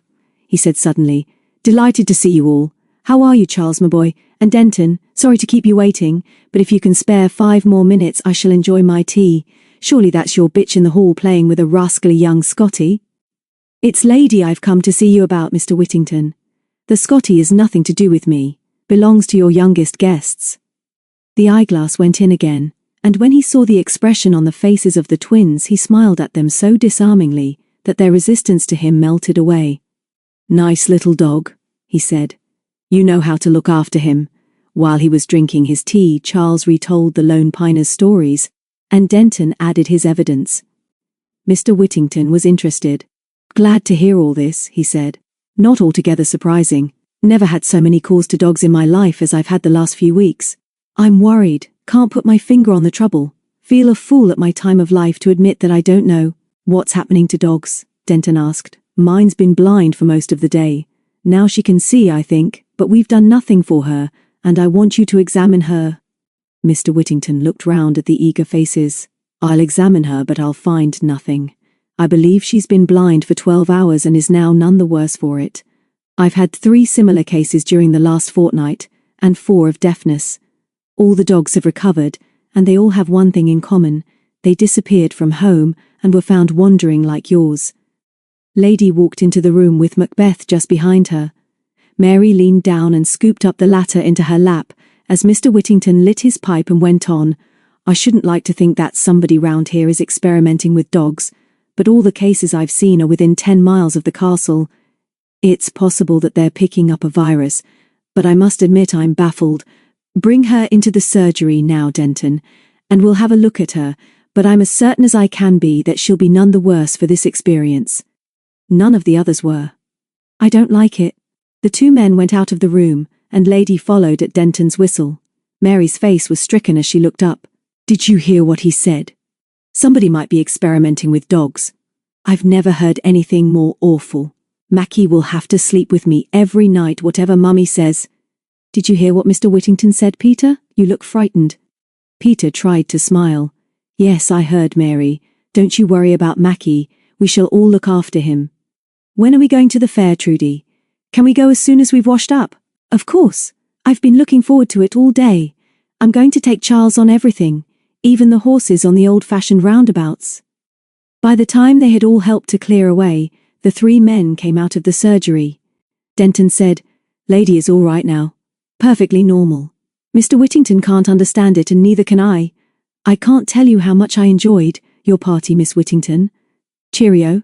Peter and David went out with him to his car, and as Alan turned to shake hands with them he said, What's on your mind, Peter? You look worried. You two haven't squabbled, have you? Peter flushed. Don't be silly, Alan. It sounds rather priggish, but the Lone Piners don't squabble, not much anyway. It's just that I hate anything happening to animals. I'm puzzled about that boy's story this afternoon, and the house we found in Greystone. I'm glad Lady is all right now anyway. And she bent and kissed her head. Don't be old before you've got to be, Peter. It's selfish to say don't worry about other people's worries, I know, but you kids ought to be enjoying yourselves. Why don't you go off to the fair now?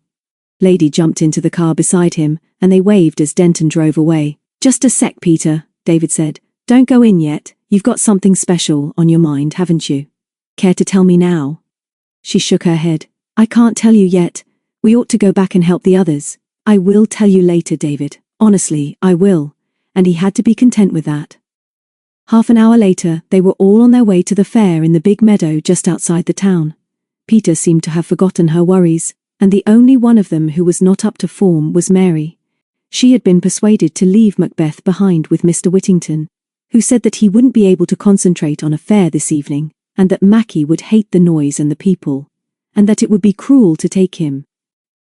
Privately, Mary had the fear that Mr. Whittington might be called out, and would have to leave Macbeth in the house alone, a thing the Scottie would hate worse than the fair, but in the end she gave way.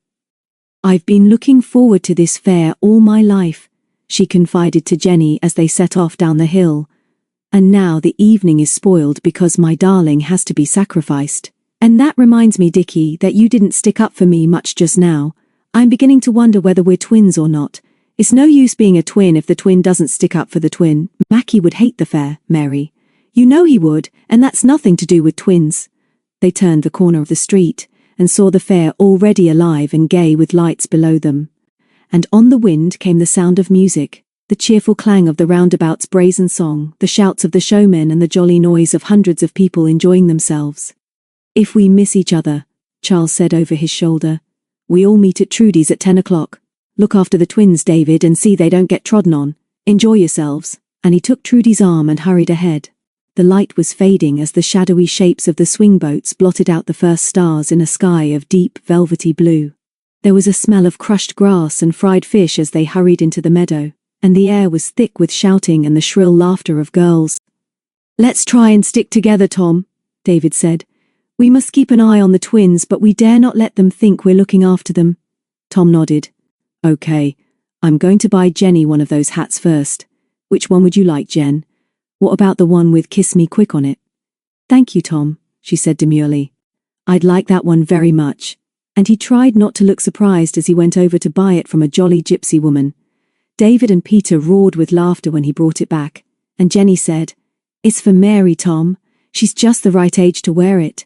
And Mary agreed, and wore it proudly throughout the evening.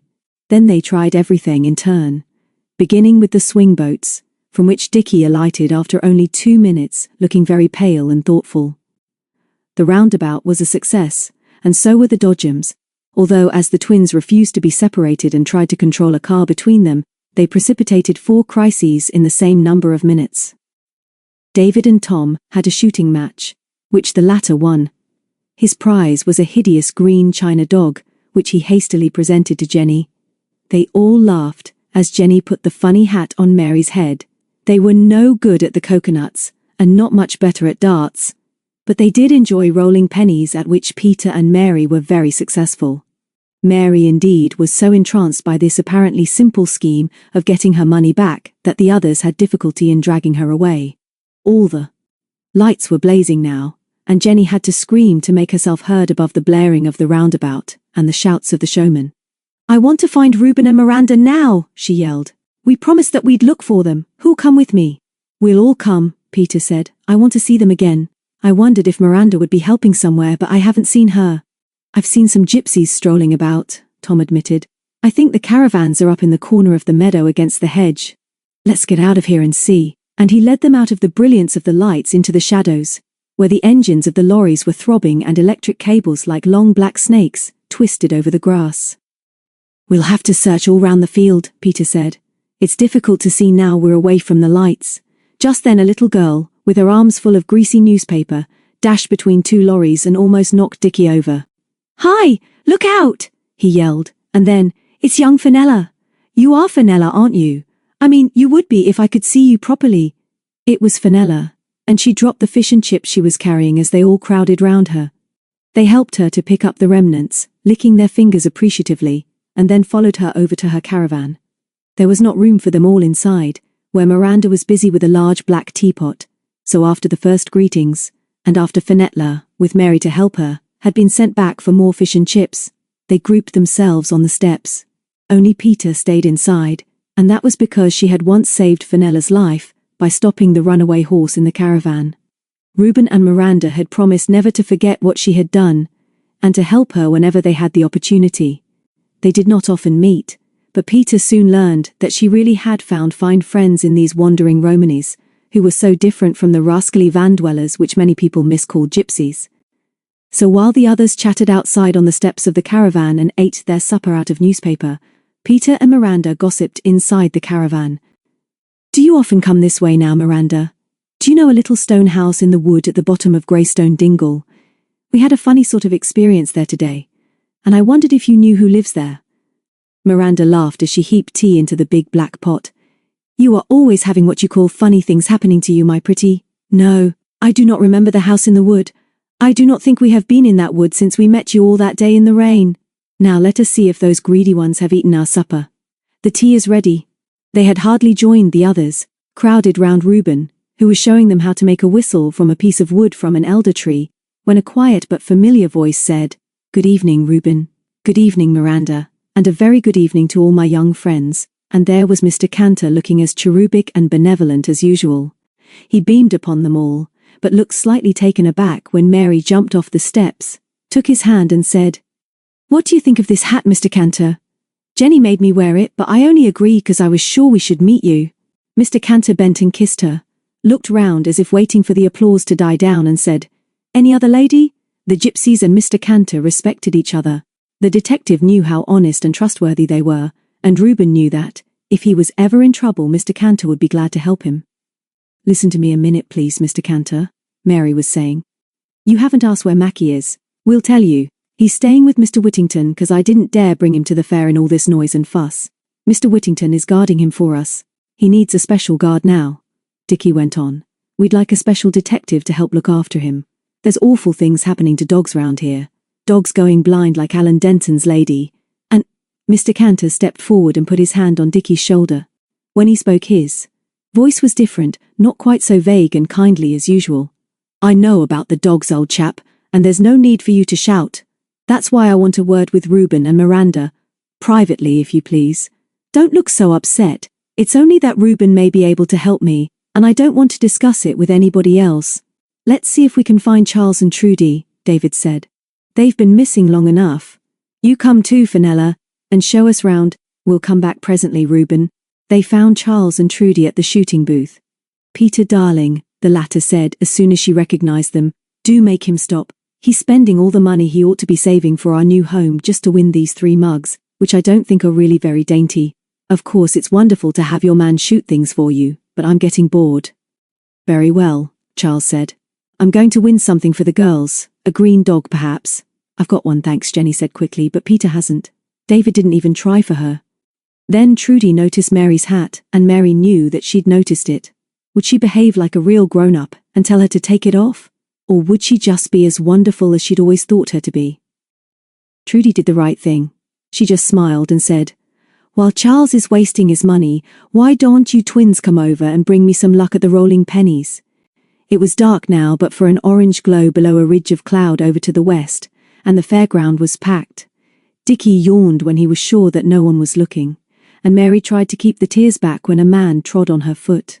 Neither of them would be likely to mention it, but if someone else suggested going home now, they wouldn't mind. It had been a long day. Trudy rolled 3 pennies without success, and then, after a glance at the shooting booth, said, "Do you know what I should like more than anything else, twins? I should like a cup of tea at home and a word with Macbeth. Let's tell the others, shall we? Or would you rather stay a little longer?" "I think Mackie is lonely by now," Mary replied. "Of course he's enjoyed Mr. Whittington, but he misses us very much. Let's go back and see him." The others were still shooting. Tom and David had joined in again, but they agreed that Trudy and the twins should go home first, and that they would join them after they had said goodbye to the gypsies. An hour later, they were all, including Mackie, back at Seven Gates. As soon as they could, the Lone Piners opened up HQ2, and were thrilled to see that Mrs. Sterling had been in, and unrolled their bedding, and lit the oil lamp. There was a note on the top of the stove, too. "Welcome back again, Lone Piners. Help yourself to milk and cocoa from the scullery if you'd like some. The back door is unlocked." "That's the sort of aunt to have," Peter said. "Isn't she wonderful? Anybody want anything to eat?" Nobody did, not even Macbeth. And when Peter suggested that Mary might like to go up to bed first, she yawned, said good night, and went up the ladder to the girls' dormitory without further comment. Dickie gave in too. Peter wandered out into the farmyard, and the others followed her, and stood with their backs to the big white gate, and looked over the roof of the house to the Stiperstones. "What did Reuben say to you, David?" Tom asked.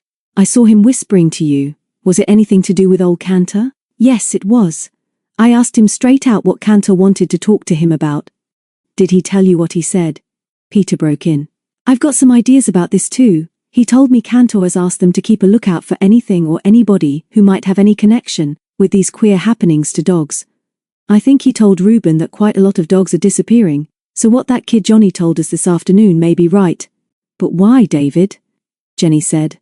"I can't see why all this is happening." "Neither can I, Jenny. Apparently Cantor suggested that all cases of injured dogs might lead to something more serious. Burglars, perhaps? What do you think, Peter?" "I'll tell you." "What?" "Mr. Cantor says only makes me feel more certain that I'm right. I've been thinking about those newspaper cuttings which you lost, David. I told you they were left at Hatchholt by the man with the beard after the plane came down, and were all about dogs who had saved their master's property. I believe there is some connection between those 2 men and what is happening round here now to these dogs. I suppose Mackie went up with Mary, by the way. Did you actually see him, Jenny?" "Good. I think we all ought to go tomorrow. We'll ask Charles to come too, to that stone house in Greystone Wood, and have a good look round. And there's another thing you could do, Jenny, and it's jolly important. Would you go and ask your father directly after breakfast if he knows anything about the man in that house? If he ever gets any post, Mr. Harmon would know about it, wouldn't he? I mean, it would go through the post office, and if you could persuade your father to tell you his name, and whether he gets lots of post, and whether he calls for it, things like that would be useful to know. Will you do that, Jenny?" "Of course I will. Dad will tell me even if I have to lure him a bit." "I'll find out. Let's go over to say good night to the others then," David suggested. "But we'll wait till morning before we remind Charles that he's promised to come to the house in the wood with us. I don't know what we should do in this club without Jenny." Jenny looked at him gratefully, but her smile changed to an enormous yawn.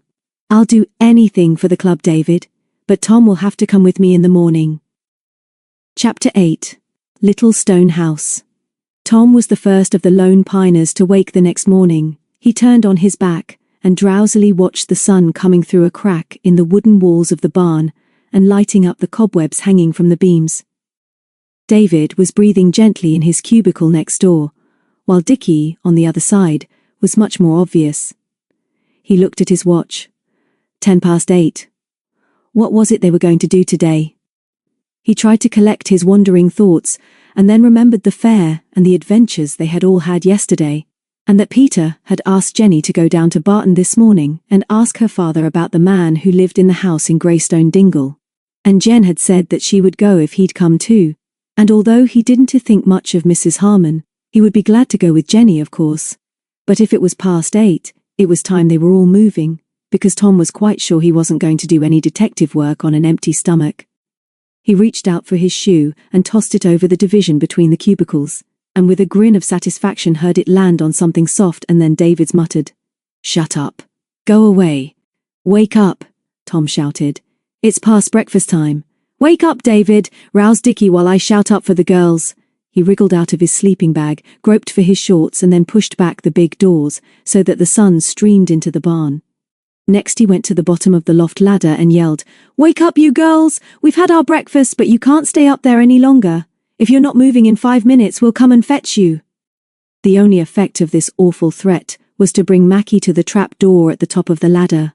He barked a welcome, and as he was plainly asking to be brought down, Tom climbed up until the little dog was able to lick his face, and then tucked him under one arm and jumped to the floor. "Mackie, my darling," wailed Mary's voice from above. "Those brutes have kidnapped you. Get the other two up, Mary," Tom shouted. "Just remind Jenny that she's got to go down and see her father, and that if she's not quick she'll have to go without me." Dickie was stirring now, and David was rather petulant. "Can't you make a little less row, Tom? You're disgustingly hearty this morning just because you woke up first." "Light. Up the stove, David, I want my breakfast, and do get Dickie moving. When you're conscious you'll remember we've got a lot to do today," and he went out whistling into the farmyard. Charles had often told the Lone Piners that they weren't really campers at all because the girls used the bathroom upstairs, and the boys, if they felt they couldn't get really clean in a bucket filled from the horse trough, were allowed to use the scullery sink. Tom preferred the bucket this morning, and while he was still drying his back, the girls, with Max over their pajamas, strolled across the yard to the back door. "Good morning, Thomas," Mary said cheekily. "I think we've made up our minds, us girls I mean, that we're all going to be late for breakfast. Make the tea on Mrs. Sterling's kitchen stove for once, Peter," Tom called over his shoulder. "Don't you remember you asked Jenny to go down and see her father about this chap in the mystery house? We want to get on the trail, don't we?" Jenny squealed with excitement. "I'd forgotten, Tom. I'd forgotten what Peter said. I won't be a sec." It wasn't what Dickie called a super breakfast, just cornflakes, cream, brown bread and butter, and marmalade. But it was a quick one, and did not leave much to wash up. "We'll clear up here while you've gone," Peter said as Jenny drained her second mug of tea. "Come back as soon as you can, 'cause we don't want to do anything more until we know what Mr. Harmon, or anyone else in the village, knows about the man in the little stone house. While you're away, I'll ask Charles if he can come with us. But do be as quick as you can, 'cause we'll be waiting for you." "All right," Jenny said. "If anybody in Barton knows anything about that man, I bet it's Dad. We won't be long. Come on, Tom." They turned and waved at the gate and set off together down the hill, through what Jenny still called the Whispering Wood. "This might be the beginning of another adventure for us, Tom. It might be, mightn't it? I mean, it would be wonderful if we really did find out something from Dad, and then went back and told the others, and then we started on the trail of something exciting, and they said." "Who said?" Tom asked. "You're making me out of breath. Who said what?" "The others, Peter and David and the twins and—" "Oh, don't be so grown up and ridiculous, Tom. I want the others to be able to say, if it wasn't for Tom and Jenny, we would never have found a clue about this, not a single solitary clue. We can always trust Tom and Jenny to get on the trail. Do you see what I mean, Tom?" "I suppose I do, though I can't see that it matters. I suppose your father will be home now, won't he?" "I'm sure he will. You just leave this to me, Tom." Soon they had fastened the last of the farm's 7 white gates behind them, and were in the lane leading down to the village of Barton Beach.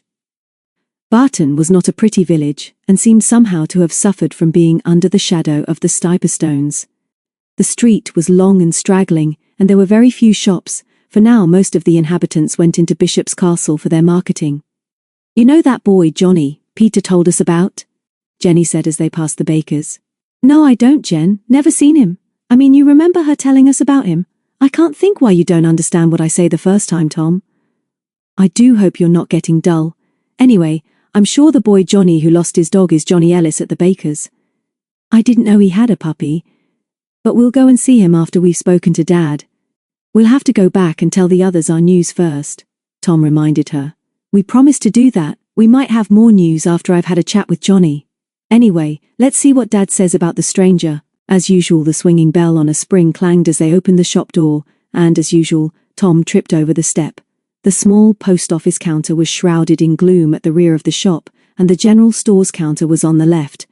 There were articles for sale in this small shop, which fascinated Tom. Such things, for instance, as peculiar patent medicines, green brilliantine, combs on a card, a tray of hideous birthday cards, rabbit snares, anti-flea powder for dogs and shampoo powders. He was sure that nobody ever bought a bottle of the green brilliantine because there had been just 3 bottles in their box on the counter ever since his first visit.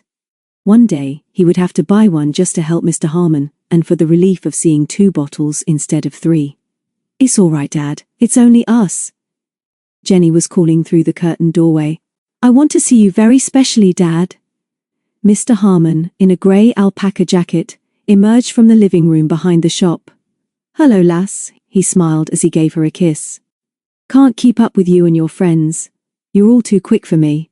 How are you, Tom? Nice to see you. What made me think you were over at Ingles, Jen?" "I can't explain now, Dad, but we are still there really, and I'm having a wonderful time, but we were at 7 Gates last night." "Where's Mum?" "Gone to the castle on the first bus.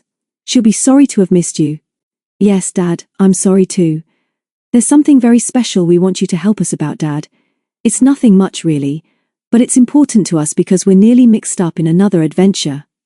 Mr. Harmon twinkled at his daughter, and Tom saw where she got her smile. "Better ask me quick afore a customer arrives," he suggested. "I'll do my best.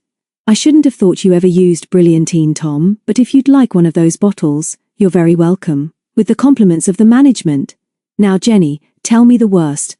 Tom hadn't the heart to refuse the dusty bottle and felt rather ashamed because Mr. Harmon had caught him staring at it.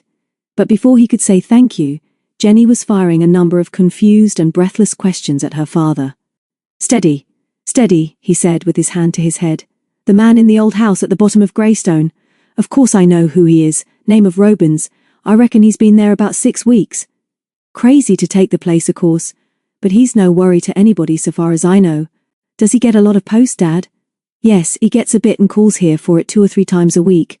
Says he doesn't want it delivered because he's busy and doesn't like being disturbed in the mornings." "Is he a mystery, Dad?" "Folks here say there must be something wrong with him, but I reckon he's harmless. Quite a young chap. Excitable but civil. He moved behind the post office counter. Funny you should ask about him because about 5 minutes before you came in they telephoned through a telegram for him, and I was wondering how to get it out there. Young Jimmy Barlow generally delivers for me when we get a telegram, which isn't often, but he's away. Sounds an important message, so maybe you two would like to take it over to Greystone as you're so interested in him." Tom opened his mouth to reply, but Jenny was before him. "Of course we will, Dad. We'd like to help you, and Tom can borrow your bike, and I'll borrow Mum's because we've left ours at 7 Gates. Is it a very important and urgent message, Dad?" "I'm afraid of telegrams." Mr. Harmon pushed the pad across the counter. "It's against the rules, of course, but it looks as if he ought to have it as soon as possible. I'll be glad if you two will deliver it." Shamelessly they read the penciled message. "Robins, Greystone End, Barton Beach. Dr. Free, noon Wednesday, call without fail." There was no signature, and the wire had been handed in at Shrewsbury half an hour ago. "But today is Wednesday," Tom said. "Of course this ought to be delivered. It sounds as if he's been trying to see a doctor, and this is fixing up the arrangement." "We'll take it, Mr. Harmon. I'll be obliged," the postmaster said. "And I'll be obliged too if one of you would tell me what all the excitement is about, and why you want to see this chap. You're not up to anything, are you?" Jenny barely hesitated. "We are a bit, Dad, but I promise you we shall be all right. Really we will. It's just that Peter and David met young Johnny Ellis in Greystone Wood yesterday, and he told them that the man living in that house had stolen his puppy and kept it locked up while he was away. They went along with Johnny and heard a dog whining, but couldn't make anybody hear. Oh! And Johnny also told them that several people round here have lost dogs lately. Have you heard anything about that, Dad? And do you know what Mr. Robins is doing there by himself?" "No, of course I don't. I don't ask him and he doesn't tell me. I'm not the nosy sort, as you know, Jenny. I reckon he's a writer or is just studying, something like that. Come to think of it, there was some talk about a dog disappearing, but I can't for the life of me remember whose it was. And I wouldn't take too much notice of young Johnny if I were you. He's a bright spark and always got his fingers into something. Here's the telegram, and better ask if there's an answer."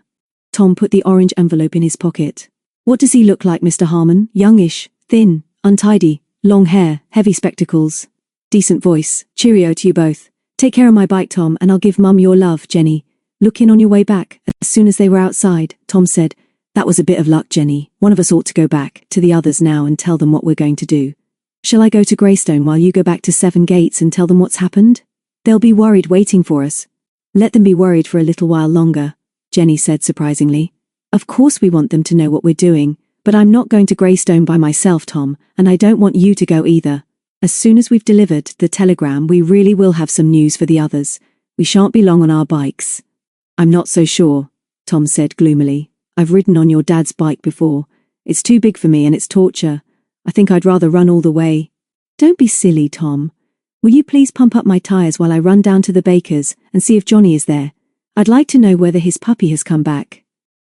Tom wandered round to the shed and was not surprised to find that both tyres of Mrs. Harmon's bicycle were flat.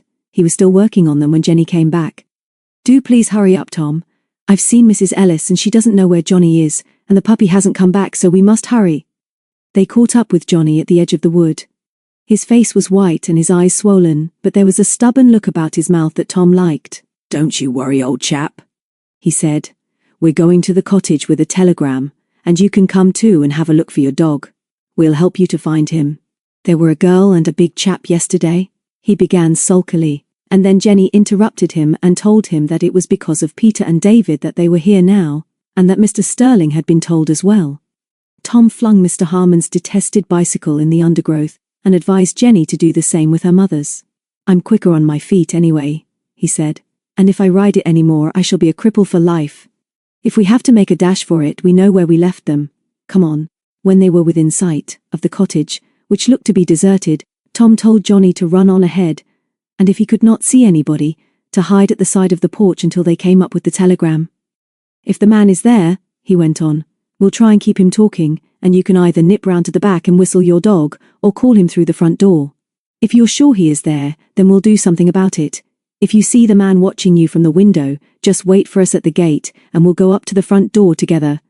Johnny nodded, dashed into the wood like a rabbit, and a minute later they saw him peeping over the garden wall. All right, Jen? Not scared, are you? I'm shaking all over, Tom. I feel a bit sick. I'm terrified, but I wouldn't be anywhere else for anything. Tom laughed. I'm scared too. Come on, let's get it over. The cottage looked as gloomy as usual. Outside the wood the sun was shining, but beside the garden path the weeds grew rank, and pale fungi thrust up their curious shapes under the dank walls. Johnny was standing against the wall, between the door and the window, when Tom, whistling loudly and with Jenny beside him, banged on the door so hard that several flakes of faded paint fell to the dirty stone step. Jenny was almost choked by her heartbeats when they heard the sound of a step, and the door was flung back. Tom played his part well. Name of Robins, sir? He asked. We've brought you a telegram. Mr. Harmon of the post office asked us to bring it quick as it might be urgent. The man's appearance was not very frightening. He looked dirty, wild-eyed and unkempt, and almost bewildered as he stared at them. Are you Mr. Robins, sir? Tom repeated. I've got a telegram for you. The man nodded and held out his hand, which was covered with brown stains. That is my name, but I am not expecting a telegram. He slit the envelope and read the message which they already knew, and it was obvious that he had forgotten that they were still waiting. Nonsense, he muttered. Absolutely ridiculous. I can't get there by noon. Experiment won't be over for an hour or more. Is there an answer, sir? Tom asked. I was to be sure and ask you that. Certainly not. I'll come when I can. But before he could finish this curious sentence, there came a yell of triumph from somewhere behind him. I got him! I got my Sandy! He's tied up! Robin's face flushed with fury, and he swore as he turned and tried to slam the front door. But he was not quick enough for Tom, who put his foot in the crack and dashed into the house after him. Jenny, terrified but wildly excited, followed. Johnny had obviously found the back door open and slipped across from the scullery behind Robins's back, while the latter was talking to Tom and Jenny. They saw him now on his knees, with his arms round a little black and tan mongrel tied to the leg of a table which was loaded with piles of papers, books, and a collection of dirty teacups. Leave that dog alone and get out, Robin snapped. Who are you, anyway? And you two get out too. There's no answer to that telegram. Jenny noticed that although he was angry, he was not very confident, while Tom, standing in front of her, was almost enjoying himself. Look here, Mr. Robins, he said, that dog isn't yours. It belongs to this boy from Barton. He's been searching for it for 2 days. Do you mind telling us where you found it? Here, Johnny, cut the string with this, and he threw over his pocket knife. Johnny was not ashamed of his tears now, and indeed, did not even know that he was crying. The little dog, frantic with excitement, was crying and whining too, but did not seem any the worse for his captivity. Tom looked carefully to see whether it was blind or deaf, but it seemed to be normal and not particularly cowed. Johnny stood up with the puppy in his arms. "You bully! You thief! You stole my dog!" said Johnny. "You dirty bully! You dirty thief! I'll tell my dad! You stole my Sandy! Yes, you did! What you done to him?" "Yes, that's it," Jenny said suddenly. "What have you done to him? Why was he tied up to the table? Was he tied up alone in there when you went out yesterday?" Johnny thought he heard him then. Robins moved over and stood in front of the open door. His face was twitching, but he made an attempt to smile. "Now look here, all of you. We don't want any fuss and bother about this, and I'd like you to forget all about it. I'd no idea the puppy belonged to this youngster. He just turned up here, so I kept him until I had time to take him into the police station." "When did you find him?" Tom asked. "Never mind when I found him. If he belongs to this kid here, I'll be glad to buy him. I rather like the little chap. How about 10 shillings, son?" Tom knew what Johnny's answer would be. He looked round the room carefully. He wanted to remember everything in it. Under the window facing the back garden was a wide bench covered with chemical apparatus, glass jars, test tubes, flasks, rows of brown bottles, little brass scales and methylated spirit burners. On the walls were pinned charts with red and green lines straggling up and down them, and rows of figures underneath.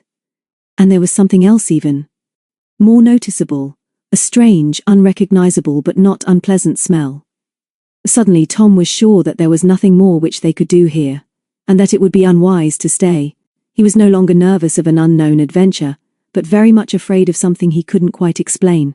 Tom remembered what Robins had muttered when he had read the telegram, something about the experiment not being over for an hour or more.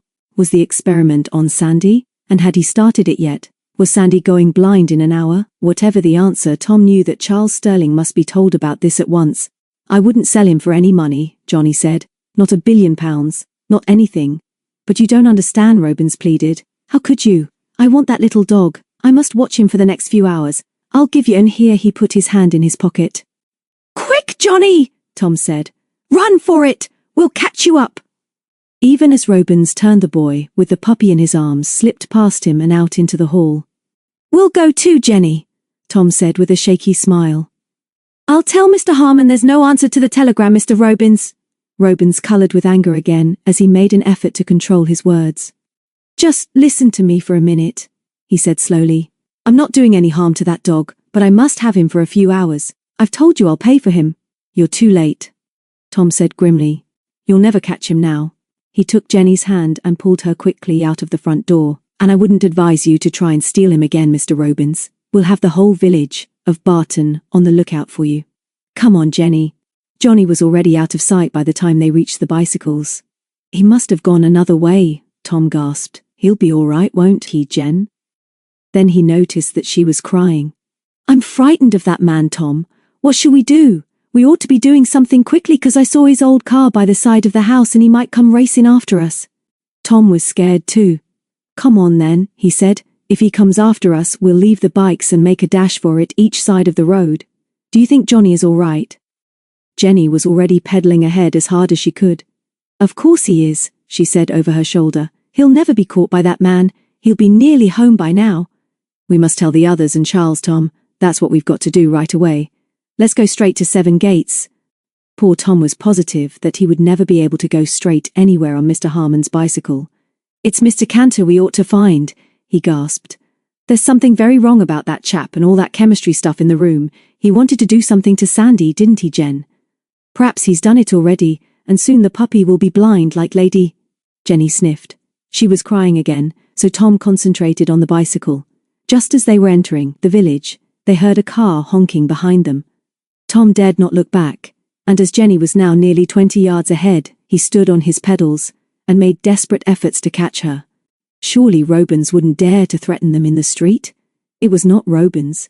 It was the 7 Gates estate van, with Charles driving and the others shouting at them as they passed and then drew up at the curb. "You must be crazy," David laughed. "It's too hot for bike races, and anyway, Jenny was well ahead. We got sick of waiting for you, so as Charles had to go to Shrewsbury, he gave us a lift down to see if we could find you." What have you been playing at, and what have you found out? But Peter had just seen Jenny's face. Shut up, David, she said. Something's happened, and she jumped out of the van. Peter and me will take the bikes home. Jenny gulped. You start telling them all about it, Tom. We'll be back in a minute. Tom thankfully handed over the hated bicycle, got into the van and wiped his face, and by the time Jenny and Peter had returned, he told the others their story. The twins for once were silent. Charles looked puzzled, but obviously had something else on his mind, so it was left to David to make the most practical suggestion. Tom says the telegram to Robins was handed in at Shrewsbury this morning. Charles has got to go in there, so I suggest we go with him. There's just a chance that we might see Robins, but I'm sure we ought to tell Cantor all we know now, and the only way we can get hold of him is through a police station. Perhaps Cantor isn't his real name, just a detective's name, Dickie said. You know, a disguise name. If it is, we wouldn't know who to ask for at the police station. Mary and me don't mind asking, mind you. We like police stations. Whether it's his real name or not, Peter put in, any policeman would know him if we described him. I'm sure he's not disguised as much as that. The only thing about going to Shrewsbury is that I feel we're running away from here. Perhaps we ought to see if your Johnny has come home safely. I did promise yesterday to look after him. You needn't bother about that. Jenny smiled for the first time for an hour. Here he is, and there's nothing the matter with Sandy. Johnny was almost swaggering down the street with his hands in his pockets, but as Sandy was trying to undo his shoelaces, his progress was not really very dignified. They waved as he went by on the other side of the road, but he did not even see them. What do you think, Charles? David asked. Robins seems to be an unpleasant chap, I agree. But nobody can prove that he stole Sandy. I dare say he did, but that's not enough to tell the police about. And it's not a crime to keep chemicals in your house if you like it that way. And it's no use you looking like that, Peter. I know you're furious with me and Robins and lots more besides, but I can't have you kids spying round a house that belongs to somebody else and suspecting all sorts of things that can't and haven't happened. We could certainly tell your detective if we can find him, but I've got business in Shrewsbury and I must go now. Are you all coming? David answered for them all, and although Peter still looked mutinous, she did not think of any real reason for not going until they were 10 minutes on their way. We might have gone over to Bishop's Castle again and had a word with Reuben and Miranda, and perhaps we would have seen Mr. Cantor there. 5 miles from Shrewsbury, Charles pulled into a petrol station, and while his tank was being filled, Mary gave a loud shout of triumph. Look, Dickie! She yelled. That's the car that offered us a lift yesterday. There couldn't be another one like it. They crowded to the side of the van as a dilapidated open 4-seater car with the back seats covered with a waterproof sheet roared past. That's the man, Dickie shouted. That's the man who wanted Mackie. Buck up, Charles. Follow him. Did you recognize him? Tom said to Jenny. That's Robins on his way to Shrewsbury to keep his appointment. That settles it then, Peter said as Charles let in the clutch. We've got to find Mr. Cantor now. You will help us, won't you, Charles? If you want me to catch the crazy fool in that car, I'm afraid I won't. He must have been doing 50. I shouldn't worry, though. We'll be able to pick up the bits of his car soon. It can't hold together much longer. You'll help us with the police, I mean. You'll make them do something? Not now, I won't, her cousin said. I've got my business to do first, but perhaps we may catch Robins up at the traffic lights, and then I don't see why we shouldn't follow him carefully and see where he's going, and then perhaps some of you could amuse yourselves by keeping an eye on him. I promise you I'll think it over, and if you do discover anything else suspicious, we'll telephone the police and try and find your detective. He told Reuben that he wanted any information about anybody who seemed specially interested in dogs, David said. We've got that information now, and we know that Robins is the man who tried to get Mackie. I bet he's the man who poisoned Lady, if we could only prove it. And the man who offered £1 for young Fenella's puppy, Tom added. You see how it all fits in. Charles, you've got to help us, but it doesn't really fit in yet, and there's next to nothing we can prove. There he is now, stopped by the traffic lights. If he doesn't take me miles out of my way, I'll follow him. And although I hate to suggest it, I think you all ought to lie on the floor. It wouldn't help you much if he suddenly turned round and recognized the twins and Tom and Jenny. And don't look so rebellious, Peter. I'm sure it's no good rushing at this. This remark was received in silence and the van moved forward as the lights changed. Robins was forced to drive more carefully now. There was no difficulty in following him because he soon turned into the residential part of the town and within 5 minutes, he stopped halfway down the right-hand side of a pleasant avenue opposite a stuccoed, double-fronted house called the Limes, with a money puzzle tree in the front garden. "Can't stop now," Charles muttered. "I must pass him. Don't let yourselves be seen, but have a look at the house as we go by." Robins hurried up the path, and did not even turn as the van drove slowly past and stopped round the corner of the next road. "What do you think of that?" Tom said. "Lone Piners on the trail again, and all because Jen made me ride her father's bike down to Greystone." "There was a plate on the gatepost," David said. "Did you tell us that chap looked ill, Tom? Maybe the Limes is his doctor's house, although why they call it the Limes when it's got a ridiculous monkey puzzle in front of it, I don't know." "I didn't say he was ill," Tom replied. "I should think he's crackers, and it's not an ordinary doctor he needs." "What shall we do? Let the air out of his tires first," Dickie hissed. "If you like, I'll crawl along the gutter and do it. I'll stab 'em all with knives." Charles Sterling looked round at their excited faces and lit his pipe. "Now listen for just a minute," he began. "I've got to go now, but you must promise me that you won't do anything stupid or dangerous, please, until we meet outside the main post office in 3 hours. "It must be his doctor," Jenny interrupted. "The telegram said that. Dr. Free Noon come without fail, it said, or something like that." "Good enough then," Charles agreed. "Maybe he is ill and maybe that's his doctor's house, but you have got to promise me not to do anything silly or dangerous. From what Tom and Jenny told us, he's not a very pleasant chap." "Promise?" "We can't promise not to do anything, Charles," David said, "but we will promise to look after the twins. You'll have to trust us because we've made up our minds to do all we can to solve this mystery of the dogs. We don't like people who hurt animals. It's one of our rules, Charles," Peter said quietly. "We can't break our solemn vows and you wouldn't expect us to." "We'll be at the post office in 3 hours. Why don't you go down to the river?" Charles said. "Or would you like me to give you all a lift into the town?" Peter glanced quickly at David and winked. "Yes. Do that then, please, Charles. Just drop us at the nearest shop where they sell ices." The others followed her lead, and 5 minutes later they were all sitting round an oilcloth-covered table in a small cafe, with their heads almost touching. 6 ices came and vanished, and then, when the woman who had served them had gone back to her parlour behind the shop, Peter said, "This is it. This is what I've got to tell you all, because when Charles was talking just now about the doctor who must live in that house, I had my terrific idea. I don't know whether I ever told you that the man with the beard, who lost his memory that day at the end of the Easter holes when the plane came down, called the other man who was so anxious to find him, Doctor." "That's right," David interrupted. "You told me that in your long letter, and pretended not to see Dickie and Mary wink at each other." "Go on, Peter." "I remember that man well, and that I hated him, and although I've never seen either of those 2 men again so far as I know, I'd like to find out for myself whether this crazy Robins has now shaved off his beard and is the man I found at Hatchholt that day. I'm going back to where I can keep an eye on the Limes and the people in it. Robins knows Tom and Jenny from this morning, so they've got to keep out of the way. He'll remember the twins, I should think, because he offered them a lift, but he may be a bit puzzled if he sees only one of them.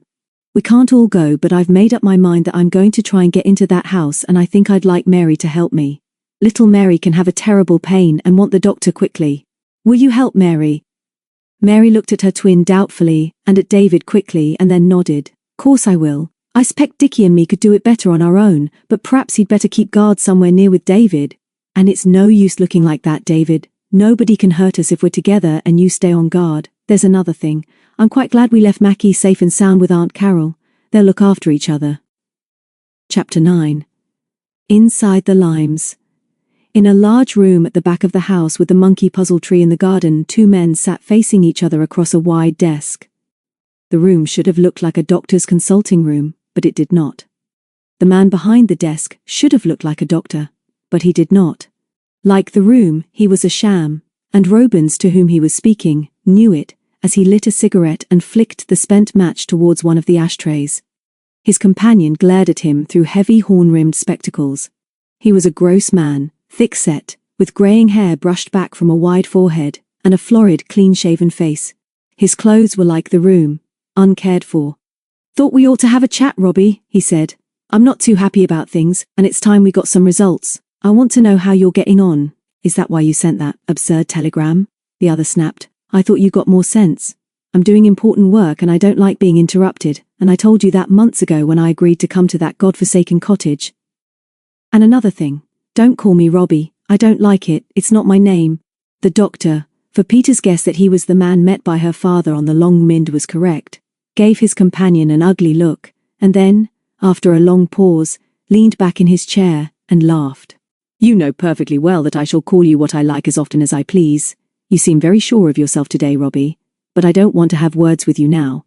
Better pour yourself some beer and calm down. You'll find a glass and some bottles at the bottom of the bookcase. What's wrong with you anyway? Have you got the formula yet? And if not, how long will you be? I don't know.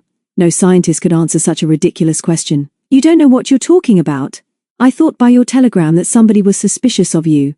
I noticed that your plate outside gives the name of Barnett. I suppose you know that you wouldn't deceive a baby for 5 minutes with the idea that you're a doctor. Now I must go. I had some bad luck about one of the dogs this morning, and I've got to find some more. No, Robbie, you are not going, just yet. You know very well that you can't give this up now. We're in it together, and I must remind you that I have been paying you for 6 months and the time has come for me to know how you are spending the money. I want to know how long you are going to be, Robbie. I tell you I don't know.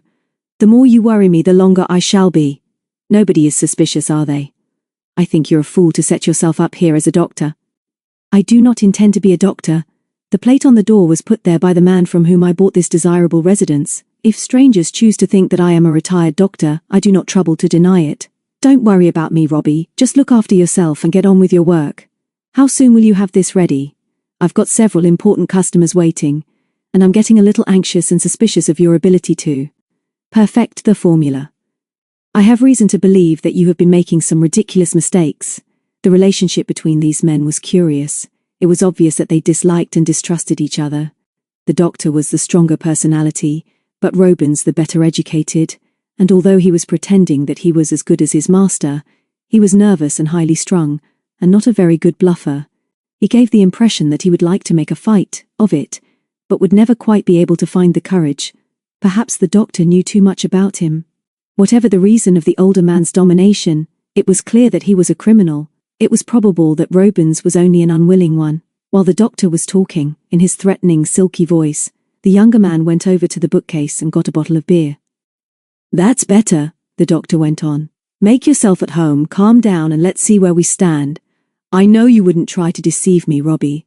Let's go over everything from the beginning, and then you'll see why you've got to bring me results. Quickly. Very well, Robins replied in a tired voice. Try not to bore me, but do hurry. It won't do any harm to remind ourselves of our contract, Robins. I have it constantly in mind, and I want you to remember it too. I do not think we need dwell on the rather painful circumstances of our first meeting, but you must not forget that this idea is mine, and not yours. It was I who realized that a drug which could put a dog out of action for a few hours without any after effects would be worth a great deal of money. Almost every day now we read in the papers of how a dog has saved his master's property. Now, I don't believe in housebreaking, Robbie. Not doing it myself, I mean. But many misguided people try to make a living that way, and they'll make it more quickly if the watchdogs are given a sniff of your formula, which will put them out for 2 hours without any ill effects. It's so simple, isn't it? You say you can make the stuff, I pay you while you're working it out and find you a nice cozy little cottage where you can work undisturbed, and I pay you very much more when you actually produce the goods and I can sell them. How do you give it to the dog, by the way? In a pill? Robins put down his glass and stared over his confederate's shoulder into the back garden. You're a fool, he said at last, but of course I must make excuses for you because you just don't know. I think you're greedy too. But I gave you my word to produce this for you, and I shall stick to it so long as I'm sure that you're playing the game with me. Get on, the doctor snapped. How do you give it to the dog? Why doesn't it give the alarm before it takes the drug? I'll tell you, and then perhaps you won't bore me by asking again. My formula, which is nearly complete and which I call R, is most powerful when sprayed in the air a few feet from the dog. It has a very strong and distinctive scent. This scent delights the dog, and although there is a risk that he might bark before he was fascinated by the smell, and before the operator can use the pocket sprayer such as the one with which I am now experimenting, I consider the risk slight. No doubt you will also be able to go into business with the sprayers eventually. I most certainly shall, the doctor roared delightedly. I'd thought of it as soon as you mentioned it, Robbie. Now tell me seriously what's going wrong. You'd better not make a fool of yourself and of me too. That would be most regrettable. I've heard that dogs are disappearing every day, and that some of them have gone blind for a few hours.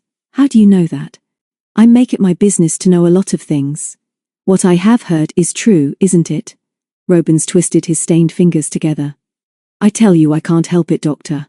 I'm doing my best and every experiment brings me nearer success. My trouble is that I haven't got enough dogs. I try it on them and let them go, and they find their way home so far as I know. Just now it's true that they're going blind, but it's only for a few hours. They're all right afterwards. But I've got to have more dogs.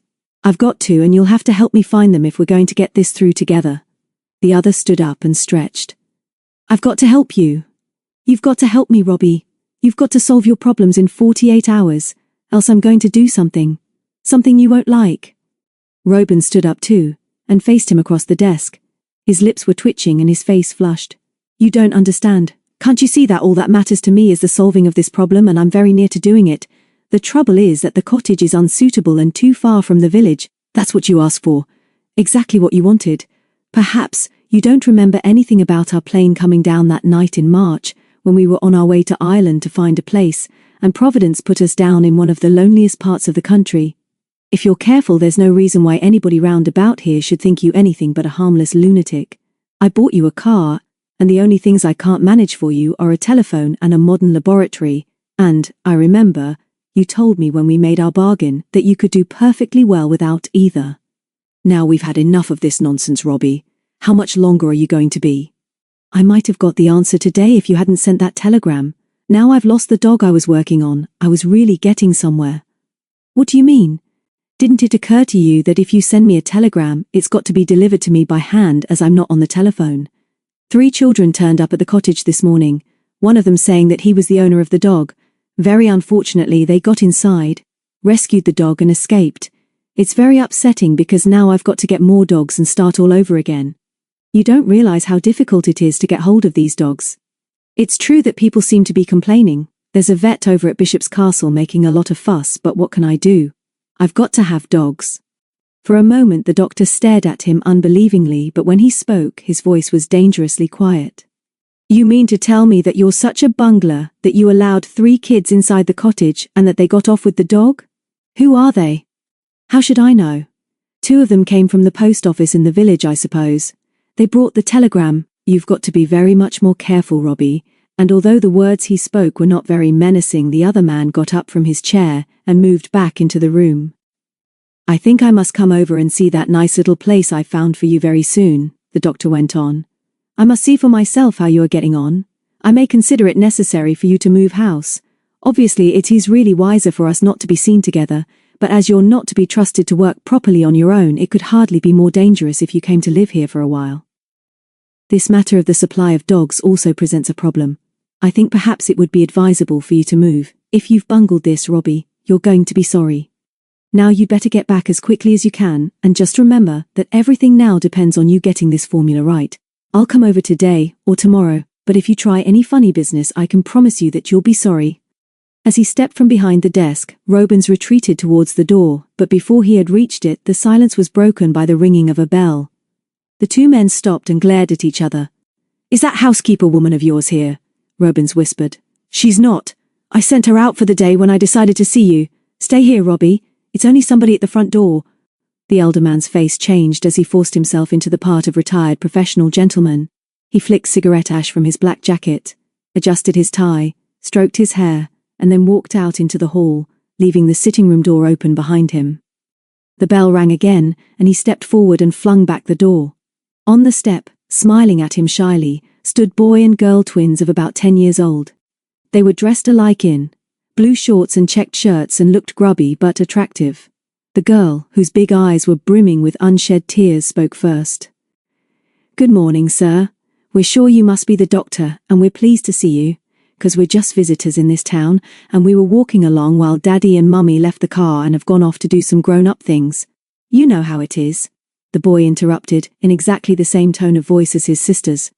You know, sir, how grown-ups go off and do things, and say to little children like us, just go off and amuse yourselves for 2 hours. Here's 2 shillings for ices, and you can do what you like, so long as you don't get run over or fall in the river. Well, that's what's happened to us this morning, and we were just strolling along these nice quiet roads and suddenly Mary took up the tale. Absolutely suddenly, my little brother here, whose name is Richard, did something terrible to his knee and fell down in the gutter. He says he thinks he's twisted his knee off and the pain is absolute agony. Here Dickie let out a wailing cry, staggered across the top step, clapped both hands to his left knee, and slipped into a fairly comfortable sitting position. "I've been attacked by something terrible," he wailed. "It's a disease. I just got to see a doctor and—" "Please, please, my dear children," the doctor said with rather an anxious smile. "Do please be quiet for a moment and let me explain. I am not, you see, an ordinary—" Oh, Mary cried out as she clapped her hand to her side. "You know what it is with twins, doctor. Generally when one of them is ill, the other is too. I got a pain now, in my side. Will you be quiet, please?" the man said. "I am not an—" "We can't be quiet," Dickie yelled, and was pleased to see that the man's face was getting red and that perspiration was glistening on his forehead. "We got pains and we spoke to a man up the road there, and he said that there was a very kind doctor lived at the Limes. This is the Limes," Mary explained with tears in her eyes.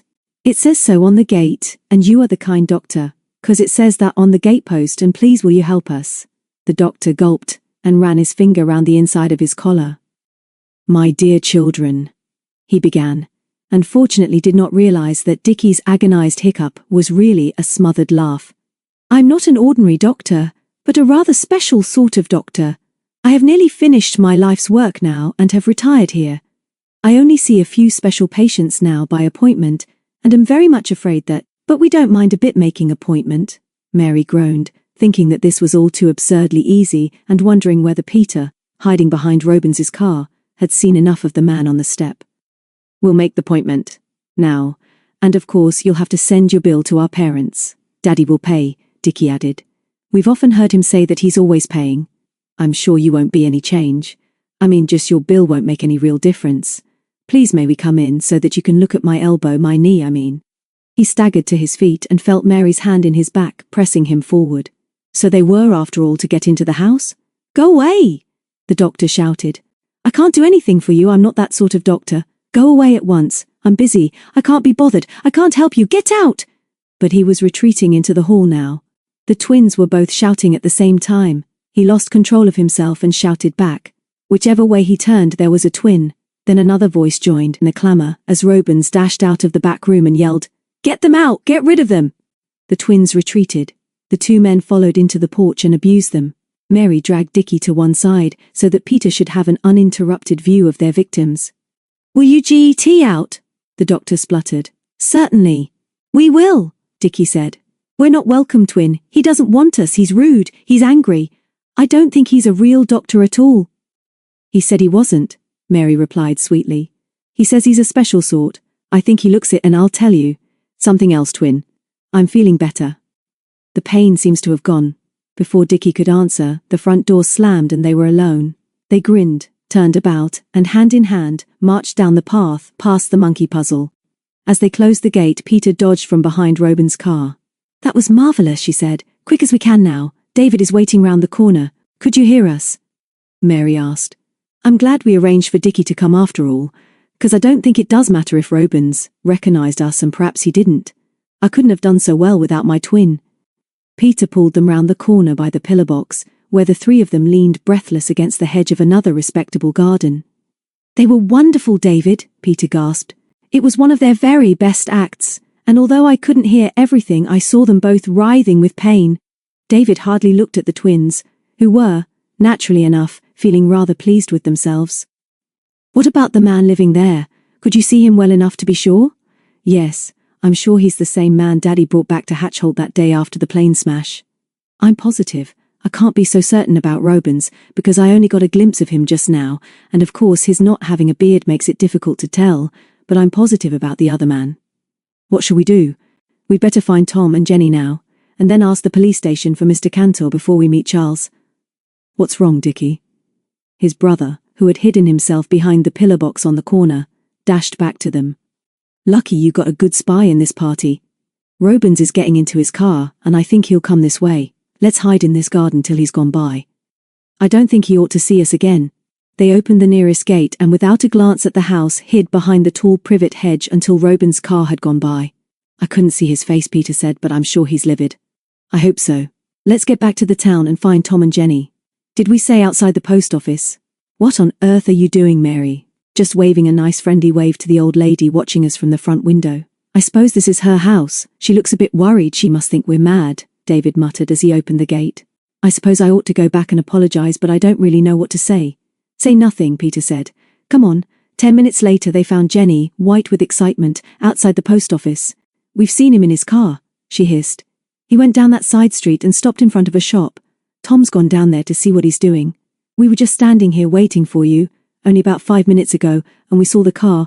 He was looking most peculiar and worried. I want to know how you all got on. Wasn't it clever of Tom and me to see him like that, David? Here comes Tom. Hello, Tom grinned. Has Jen told you we saw Robins in his car? He stopped down there at a horse meat shop, and it looks as if he's buying a lot. If he wants dogs' food, he must have some more dogs somewhere, David said. We'll have to tell Mr. Cantor about all this, but it's going to be the Lone Piner's job to find the dogs. Come on. Chapter 10. Robins leaves home. As soon as the doctor had slammed the door on the twins, he turned on Robins and snapped, Do you know those two? Are those the kids who got into your place this morning? They were not, although I believe I've seen them before. Were they asking for a doctor?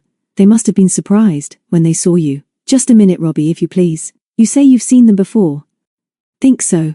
You don't see many about like that. Wish I'd heard all your conversation now, but what I did hear I thought amusing. I hope you persuaded them that you really are a doctor, else they'll get talking and you may find some of the citizens of Shrewsbury becoming rather curious.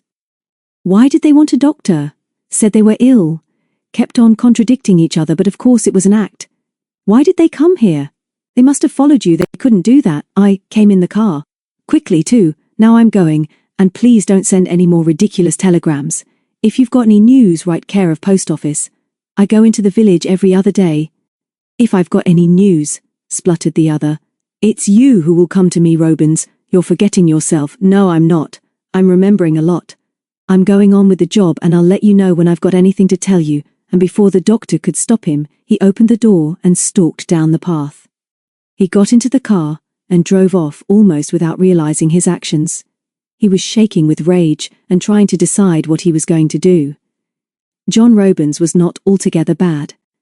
It was true that not very long ago, soon after he had left his university, he had made a bad mistake, and by chance had been helped by the man he knew only as the doctor. He was a very able young scientist, and this particular problem of the dogs had interested him very much. Because he had been in trouble and short of money, the doctor had persuaded him to come into partnership and had paid him well. But the longer he had known him, the more Robins had detested him. He hated his sarcastic, silky voice, his pretense of friendliness, his cunning, and the way in which he fooled everybody and apparently made a very good living by his wits. But Robins had brains and knew it. He realized, too, that he was capable of good work and was on the edge of a big discovery, and as he swung the car round the corner towards the town, he knew that whatever else he did not do, he was going to finish this experiment, and that the answer, when he got it, was more important than the use to which it was put. There was not much time if the doctor was really coming over to Greystone, but there were two things he had to do. Find at least 3 more dogs, and possibly leave the cottage at once, so that he could perfect his work before he was interrupted.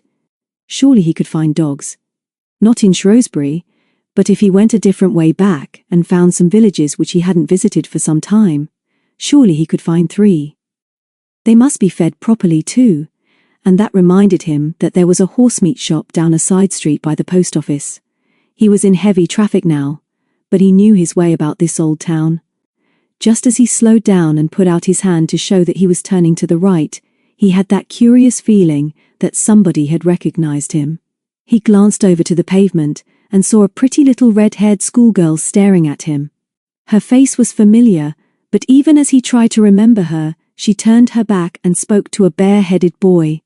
A bus driver behind him sounded his horn, and as he swung the car round into the narrow street, he realized that they were the 2 children who had brought the telegram this morning, and that they had recognized him.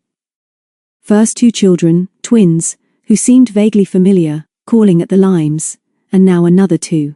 He pulled up outside the horse-meat butcher's and looked back through the driving mirror. The narrow street was crowded, but he thought he saw the boy slip into a radio shop a few doors away. He bought a good supply of meat and drove off as quickly as he dare. There was no sign of the boy or the girl when he came out of the shop. As he drove on, he tried to remember where he had seen those twins before, but it was not until he overtook a woman with a Scotty dog on a lead that he remembered. They were the two who had refused a lift to Bishop's Castle only yesterday. He had been particularly impressed by their black Scotty, who looked to be a dog full of spirit and suitable for an experiment. That was certainly a very curious coincidence. How could they possibly have known that he was in the limes? Or did they know? Were they just interested in the doctor? And if so, why? Why were all these children mixed up in their plans? Suddenly Robins made up his mind. He would leave the cottage at once. He had found a secret place where he could stay, at least for a day or two, if he could get enough dogs to finish his experiment. That was all that mattered, now. He was so near success. He was sure that the doctor would never find him in his hiding place, and he could keep his part of the bargain by passing over the formula when he had it. Once he had kept his promise, he would be free of the doctor for always and could make a fresh start. Soon afterwards he stole his first dog, a mongrel, wandering on the outskirts of a village. It was ridiculously easy. Before he got out of the car, he lightly sprayed his clothes from a sprayer with a rubber bulb which he took from his pocket, and then walked towards the dog whistling gently. The dog looked up, sniffed, and came towards him without suspicion. Robin stooped, patted him, and then picked him up and slipped him under the waterproof sheet covering the back seats of the car. 10 minutes later, he picked up another in the same way. But the two dogs fought and made such a noise that he drove for Greystone as fast as he could and dared not stop in Barton Beach. When he reached the cottage, he took off the waterproof sheet, tied the dogs to one of the wheels of the car, and hurried into the cottage. Now that he had made up his mind, he was no longer nervous and worked quickly and methodically. From the upstairs landing, he brought down 2 suitcases and into the biggest packed a length of rope, candles and matches, 2 large electric torches, as many tins of food as he could cram in, and some notebooks full of calculations. He dumped this into the back of the car and then went back for a pair of rubber boots. The dogs, who had now stopped fighting, greeted him rapturously, but he pushed them into the car with the luggage and drove off back along the track until he reached the road. As soon as he was sure that nobody was approaching, he drove fast along the road towards Barton Beach for about 200 yards, and then turned cautiously into the wood again, where there were signs of a rough track. The undergrowth here was not so thick, and within a few minutes he found himself in an open space at the foot of Greystone Dingle. Here, the valley was wide enough for him to drive slowly up by the side of the track and stream. He did not stop until he passed the place where Tom and Jenny had once found the Greystone treasure. Then he realized that the track had become too narrow for him to go further. He jumped out and looked round anxiously. A great black crow flapped lazily up from a hawthorn tree, a rabbit scuttled through the bracken, and a cloud of black flies, appearing as if by magic, buzzed above the parcel of horsemeat on the seat of the car. That was all. He was alone. Now that he had made up his mind, he acted quickly. First he cut 2 short lengths of the rope to act as leads for the dogs and secured them firmly, and then, with one of the suitcases, he hurried up the dingle. The suitcase was heavy, and because he was out of condition, he was tired and out of breath when he reached the little grassy plateau outside the cave, where David and Peter had been only yesterday. He rested only long enough to light a cigarette and to take the biggest electric torch from the suitcase, and then, dragging the dogs after him, he entered the cave. At the beginning of the passage he hesitated, wondering whether to take the dogs or the suitcase first, for he could not take both and use the torch as well. Eventually he left the dogs tied to a spur of rock and slipped through the gash in the rock into a passage which ran uphill into the heart of the mountain. The loose stones were treacherous, and he cursed under his breath as he slipped and stumbled in his haste. He had only been here twice before, but he remembered, when he reached the place where the roof had collapsed, that he must turn sharply to the left round a jutting rock and drop 2 feet into another passage running steeply down. It was completely dark, so dark that he could almost feel the velvety blackness, but the air was fresh and cool.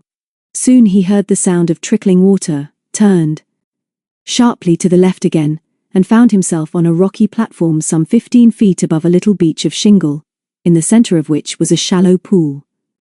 He flashed the beam of the torch up and round the cave, and noticed the trickle of water falling into the pool at the far end, and then, setting his torch in a crevice of the rock wall, he got out the rest of the rope and looped a length round a big boulder on the rock ledge. Then he dropped the suitcase, and after picking up the torch and using the rope, he lowered himself to the little beach. His feet scrunched in the loose stones as he walked unsteadily across to the pool, splashed through a few inches of water under the trickling waterfall on the far side, and, slipping between two rocks, found himself in another cave, which sloped back and up like a narrow funnel. There was no glimmer of light, but a strong draught cooled his face as he put down the case, opened it, and pulled out the bundle of candles. The rock formation in this cave was very curious, for along one side, about 4 feet from the stony floor, was a ledge, perhaps 2 feet wide, rather like a workman's bench. It was this ledge which had intrigued Robins when he had first found this inner cave, and given him the idea that, if the need arose, he could use this place as a secret laboratory. He lit a candle, set it on the ledge as far away from the draught as possible, and unpacked the case, whistling under his breath as he did so. "Tin opener," he murmured, "must remember that. Tins are no use without an opener." And then, with the empty suitcase, he crossed the pool again, hauled himself and then the case up to the rock ledge and went back to the outer cave. The dogs greeted him joyfully, and he hesitated for a moment, wondering whether he should leave them here or take them to the secret cave. Then, remembering that he had still a great deal to carry in, and had still to go back to the cottage, for blankets, and his chemical apparatus, he took them in, lowered them with the aid of the rope into the pool, dragged them across, and then left them in the inner cave, again tied to a rock. He went back once again to the car for rubber boots and dog's meat, which he left in the outer cave, and then, tired out, he drove back to his cottage. Now was the most important task of all, the packing of his chemical apparatus and anything else he would need. He remembered the tin opener, a saucepan, 2 loaves, a dozen boxes of matches, all the blankets he had and a warm sweater, and piled them in the narrow hall. He rummaged the house for old newspapers, and then settled down to pack his bottles and test tubes. He worked fast, and the first case was nearly full when something made him look out of the front window. He blinked with surprise and dropped a glass flask. His greatest worry recently had been to get dogs, and certainly the 2 mongrels now howling in the darkness of the cave might not be enough for his purpose. Now one had called to visit him.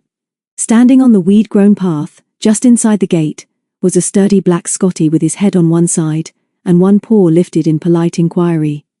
He was a king of Scotties, alert, proud of mien and bearing, eyes bright, ears pricked and tail up. Robins whistled softly, felt in his pocket to make sure that his special sprayer was still there, and ran for the back door.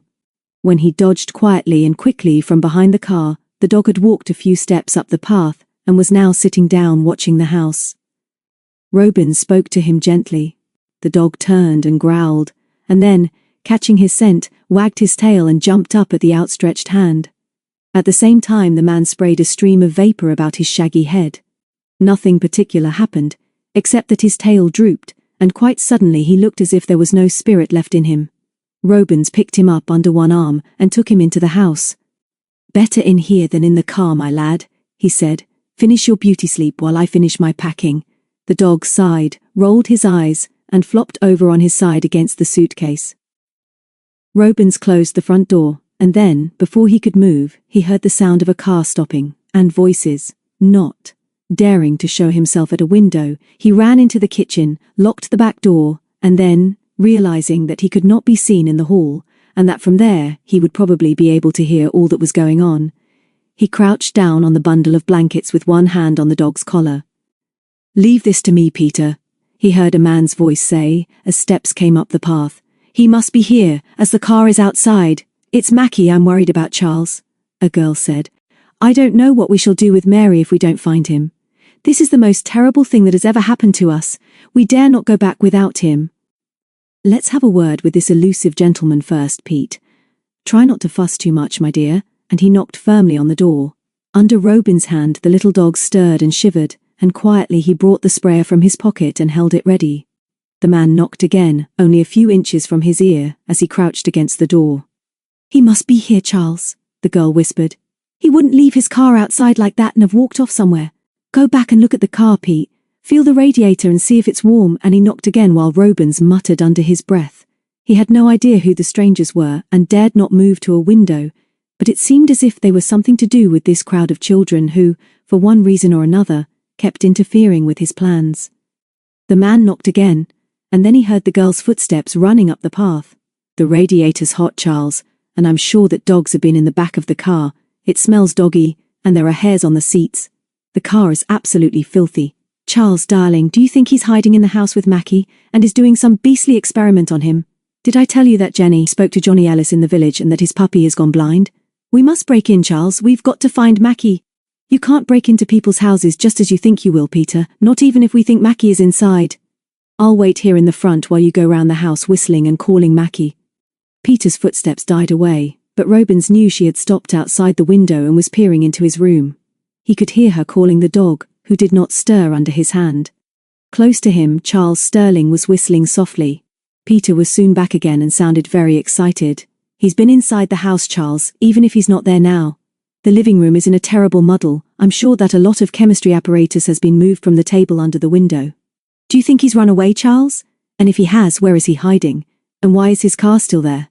"I don't know, Peter, but I'm sure there's something very odd going on here, and I'm sorry now we didn't try to get hold of Cantor in Shrewsbury. We haven't very much evidence for the police, but I think we ought to tell them just the same. Come on, we'll go home and telephone. From there." Peter hesitated. "Yes, let's do that. All the same, Charles, I've got the feeling that he must be hiding quite near. He may be in the wood, or even hiding inside and listening to everything we're saying. He may be listening to us now." "I know," Charles agreed. "That's what I'm afraid of.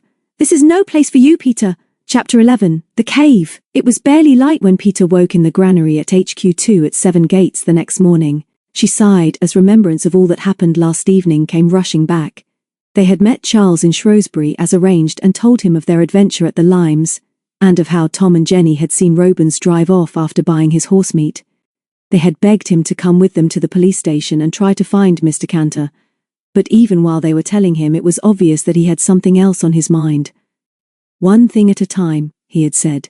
"We'll do something about all this as soon as we can, but just now I must go home and talk over something important with Father. I'm sorry, but this is business, and as soon as I've got his agreement, all I've got to do is to telephone the man I've just seen, and then I'll do anything reasonable to help you solve your mystery." They had soon realized that it was no use trying to make him change his mind, so with some grumbling, they were driven back to 7 Gates, and while Charles was with Uncle Micah they went into the barn, lit their Primus stove and began to get their tea. Peter remembered how she had asked Dickie to run round to the kitchen and ask Aunt Carol for some milk, and Mary had said, "I'll come with you, twin, and we'll fetch Mackie too. He's lazy when he stays by the kitchen range. It's horrid of him not to welcome us home." A few minutes later they were back with the milk but furiously angry. "I know I ought not to say it," Mary said, "but Aunt Carol is jolly selfish and cruel. She doesn't know where Mackie is, but remembers seeing him at lunchtime. He's not indoors, and now we'll have to search for him. Don't wait tea for us." Peter could understand that Aunt Carol might well have been so busy that she had not been able to watch Macbeth all the time. Mackie, upset because he had not gone with them, had probably wandered off somewhere on his own. They all knew that, if Mackie had gone into the wood and started a rabbit, he might well follow it up to the Devil's Chair, if he was in one of his hunting moods. He always did come home eventually, but with all this talk of missing dogs and their certainty that Robins was experimenting on them, Peter understood how Mary was feeling. David, who was cutting bread, looked up and said, "Don't be such a baby, Mary. He won't go far, and he'll soon come back. He always does when he's hungry. Let's have tea, and by that time I should think we can persuade Charles to telephone the police, and then we'll all look for Mackie."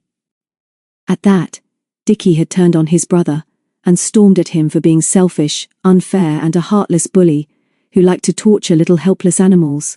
"All do what you like," he yelled with tears in his eyes. "Just sit there and guzzle your tea and fill your bellies, but Mary and me are going to find Mackie," and they had run out into the wood whistling and calling. Tom had shrugged his shoulders and glanced at Jenny as if to ask, "Shall we go too?" But Jenny had said, "I'm sure he can't be far away, and anyway, Robins can't have captured him for those awful things he does because we saw him in Shrewsbury at dinner time. Let's see Charles first and tell him all about it, and then go and hunt for the twins and Mackie, 'cause I'm sure they'll all come back together." None of them had much to say as the sound of the twins' whistling died away and the kettle boiled over before anyone spoke. "I didn't mean to upset them," David muttered into his mug. "I'm as fond of Macbeth as they are, but he can't come to any harm. He knows these woods as well as he knows Witchend, and he'll come back." But he did not. And neither had the twins appeared when Charles came into the yard smiling broadly. "That's okay," he told them. "I reckon we've done the right thing, but I can't tell you about it just yet. What's all this I hear about the dog? Carol seems upset and says the twins were very rude to her. Where are they?" David had handed him a cup of tea and told him what had happened. "They didn't mean to be rude," he finished, "but I'd better go and apologize to Aunt Carol for them, although they'll be back soon. Will you try and get hold of Mr. Cantor now, Charles? We would like to tell him everything we found out today. I'm sure he'd like to know. Or if you're too busy, perhaps I could do it." Peter remembered Charles putting down his mug, walking into the farmyard, and looking up at the bulk of the mountain above them. "I'll telephone presently, David," he said quietly. "I'd like you and Jenny and Tom to go out in different directions, looking for Mackie and the twins. Be back here in an hour. I should think the twins will stick together, and it's more important for you to find them than the dog. Try and keep in touch with each other. Peter is coming with me in the van to the cottage in the wood. I promised her we'd go together. After I've had a look at that place for myself, I promise I'll telephone the police." She remembered her excitement at finding Robin's old car outside the cottage, of her discovery that the engine was still warm, and of evidence of dogs in the back. She remembered the signs of packing which she had seen through the window, and the sudden fear which had made her voice shake as they had stood in the porch feeling that they were being watched and overheard. As they drove back, Charles had looked very grim, but had done his best to comfort the white-faced twins who had been found by David and dragged back protesting to 7 Gates in the hope that Macbeth had come home. He had not. Then it had begun to rain and they had all gone indoors and been fussed over by Aunt Carol and boomed at by Uncle Micah, while Charles telephoned the police at Shrewsbury. He had been very annoyed during this long conversation because nobody at the other end seemed to know about Mr. Cantor, but at last, after describing him carefully, he was promised that the detective should be found and would telephone him. "They say his real name is Green," Charles said as he replaced the receiver. "All we can do now is to wait for him to ring." But the twins would not be comforted, and as darkness came down so the rain increased. The top of the mountain was shrouded in mist, the rain beat on the windows, the gutters gurgled, and the farmyard turned into a large pool. Again and again Mary, who had now forgiven Aunt Carol, pulled on her gumboots, put on her mac, and ran out into the yard calling and whistling. But no little black dog came in out of the night and shook himself in the hall. "He's dead, or worse than dead," Mary sobbed in Aunt Carol's lap after the 5th excursion. "He's been captured by that brute and is being tortured. I never ought to have left him. I know he was happy with you, Aunt Carol, but you see, he's just so used to us, and I expect he fretted and came out to find us." And then the telephone had shrilled, and Charles went off to answer it and closed the door so that they could not overhear his conversation. When he came back, she thought he had looked rather annoyed, but all he said was, "That was your precious Mr. Cantor," and I'm not sure where he was speaking from. "He says he can't do much tonight, but that he'll come along in the morning and see us after he's called at the cottage." "Did you tell him about Mackie?" Tom had asked. "Of course. He can't do anything tonight." "Yes, he can," Dickie had said. "Of course he can. He can get lots of policemen with Tommy guns and that sort of thing, and he can raid that cottage and tell that man to surrender and rescue our Mackie, and then he can set the place on fire." "That's what I'd like to do. That's what we jolly well would do. Mary and me would. If you didn't keep us prisoners here against our wills. You'll be sorry, all of you, one day." And he had turned his back on them all so that they shouldn't see his face, and David had gone over and passed him a handkerchief, which incident only she, Peter, had noticed. She remembered how furious she had felt over this casual message from the detective, and how, when at last they had persuaded the twins that nothing more could be done that night, and that the best thing to do was to go to bed so as to be fresh in the morning, she had turned on Charles. In the dim light of the dawn she blushed now when she remembered that she had told him that if only they had done what they thought was right instead of putting off going to the police when they were in Shrewsbury, they would not be in this trouble. She had even turned on David next, and told him that he was always too quick to do what grown-ups suggested. She didn't really mean these things, but she loved Mary, and she knew how she was feeling about Macbeth.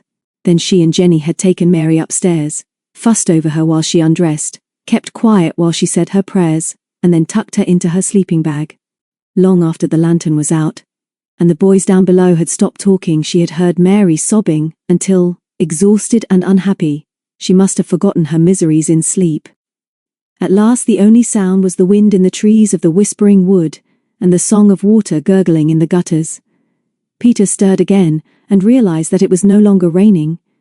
But this was not what had wakened her so early. She rolled over on her back, and in the dim light saw Mary, standing like a little statue in her knickers and vest with her shorts in her hand, not daring to move. Peter sat up. "Mary, you promised not to go out." "I'm not breaking my solemn swear," she whispered. "It's not night anymore, it's getting light.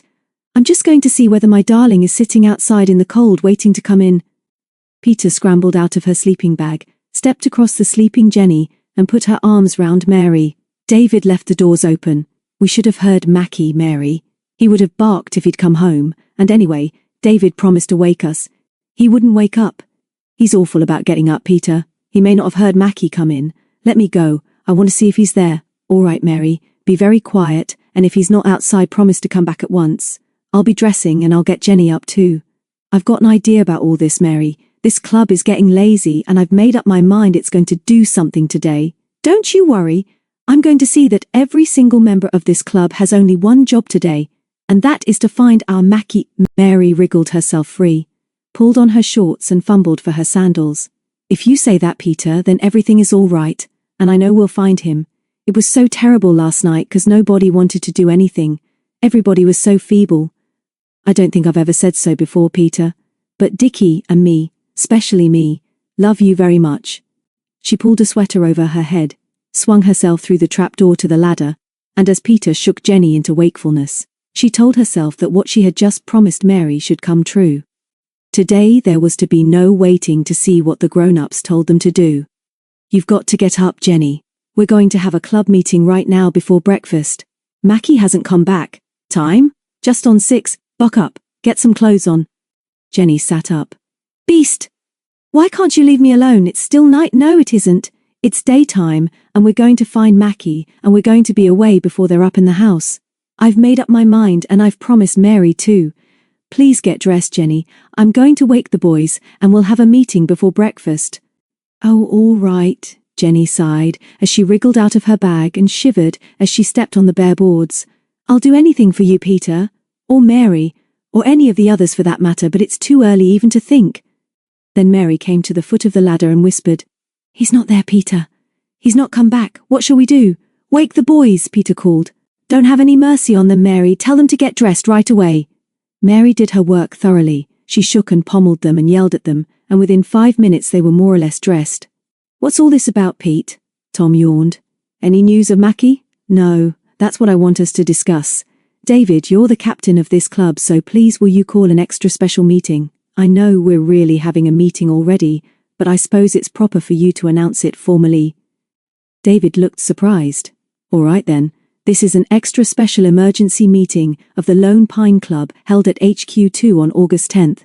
Please tell us what's happened, Peter, and why we can't have breakfast first. And let's all sit on my mattress, although the straw seems to be working up to one end." All except the twins accepted this invitation. Mary was leaning against the great wooden pillar at the end of the cubicle while he was speaking, and Dickie walked over and joined her. Peter noticed that they were watching the open door of the barn and caught her breath at the misery in their eyes. "Mary and me talked this over just now," she began, "and we're sure that we're right. Yesterday, except for the limes, I think that as a club we were feeble. Instead of making up our minds what we were going to do and sticking to it, we kept on being influenced by Charles, who wasn't interested in us or our problems until we got back here, and he had fixed up the business which has been worrying him for some time. He persuaded us not to try and find Mr. Cantor, and so we wasted a lot of time, and then we realized that Mackie had gone but were persuaded to stay where we were just because it was raining. I think it's awful of us to be so futile." "It was rather feeble of us," David agreed. "I think I realized that Charles was worried, and to be honest, I don't like what's going on at that cottage in the wood. I wasn't keen for any of us, the twins especially, to get caught by that chap Robins. I think that's why I wanted Charles to come in with us. There's something beastly about this business with dogs that I don't understand, and I don't like that cottage either, but if you and Mary have got a good idea about Mackie, let's hear it. Peter smiled at David. I know you're not nearly as scared of those two men as I am, David, but it's just that I feel we weren't doing anything on our own.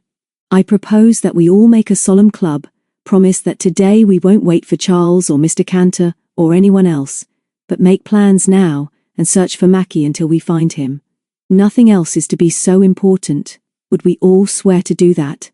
We needn't sign in blood, but we do all promise. They all nodded their agreement except Mary, who, still looking across at the empty farmyard, said, This will be the most terrific thing the club has ever done. It's one of our rules to be kind to animals, isn't it? And Mackie really does belong to the club. Mary and me don't want to be in it if Mackie isn't a member too, Dickie interrupted.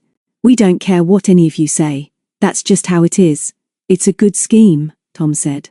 Let's do that. We all want to find Mackie, and nobody is suggesting that we don't. Only you twins will have to work in with everybody else, and don't dash off on your own.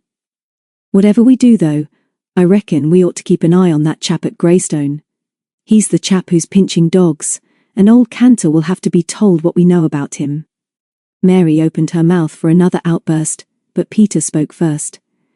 That may be true, Tom, but there weren't any dogs at his cottage last night when I went with Charles. I'm sure of it, but you said that he'd had dogs in the car, David remarked. Yes, I know, but I'm not sure when. It smelt doggy, and there were dogs' hairs all over the place.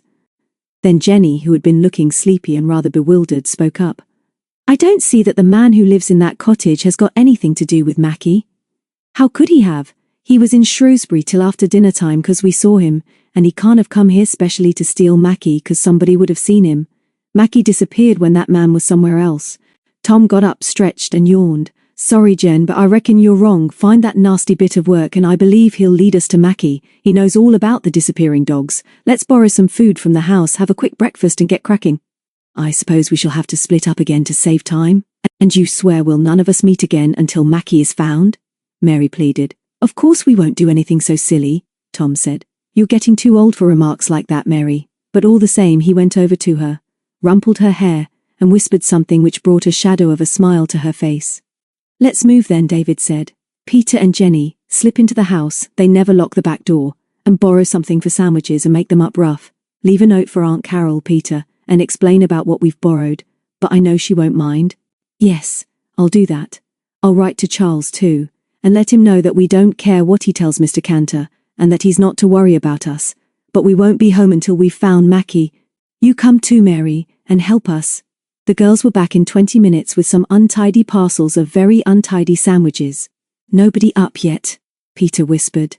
I've left the notes on the kitchen table. Now give me my tea, and we'll go as soon as we can. How do we split up, David? Dickie answered first. We think, Mary and me think, that Mackie has gone up the dingle and got lost after hunting rabbits. He may have got inside the mountain again like he did before.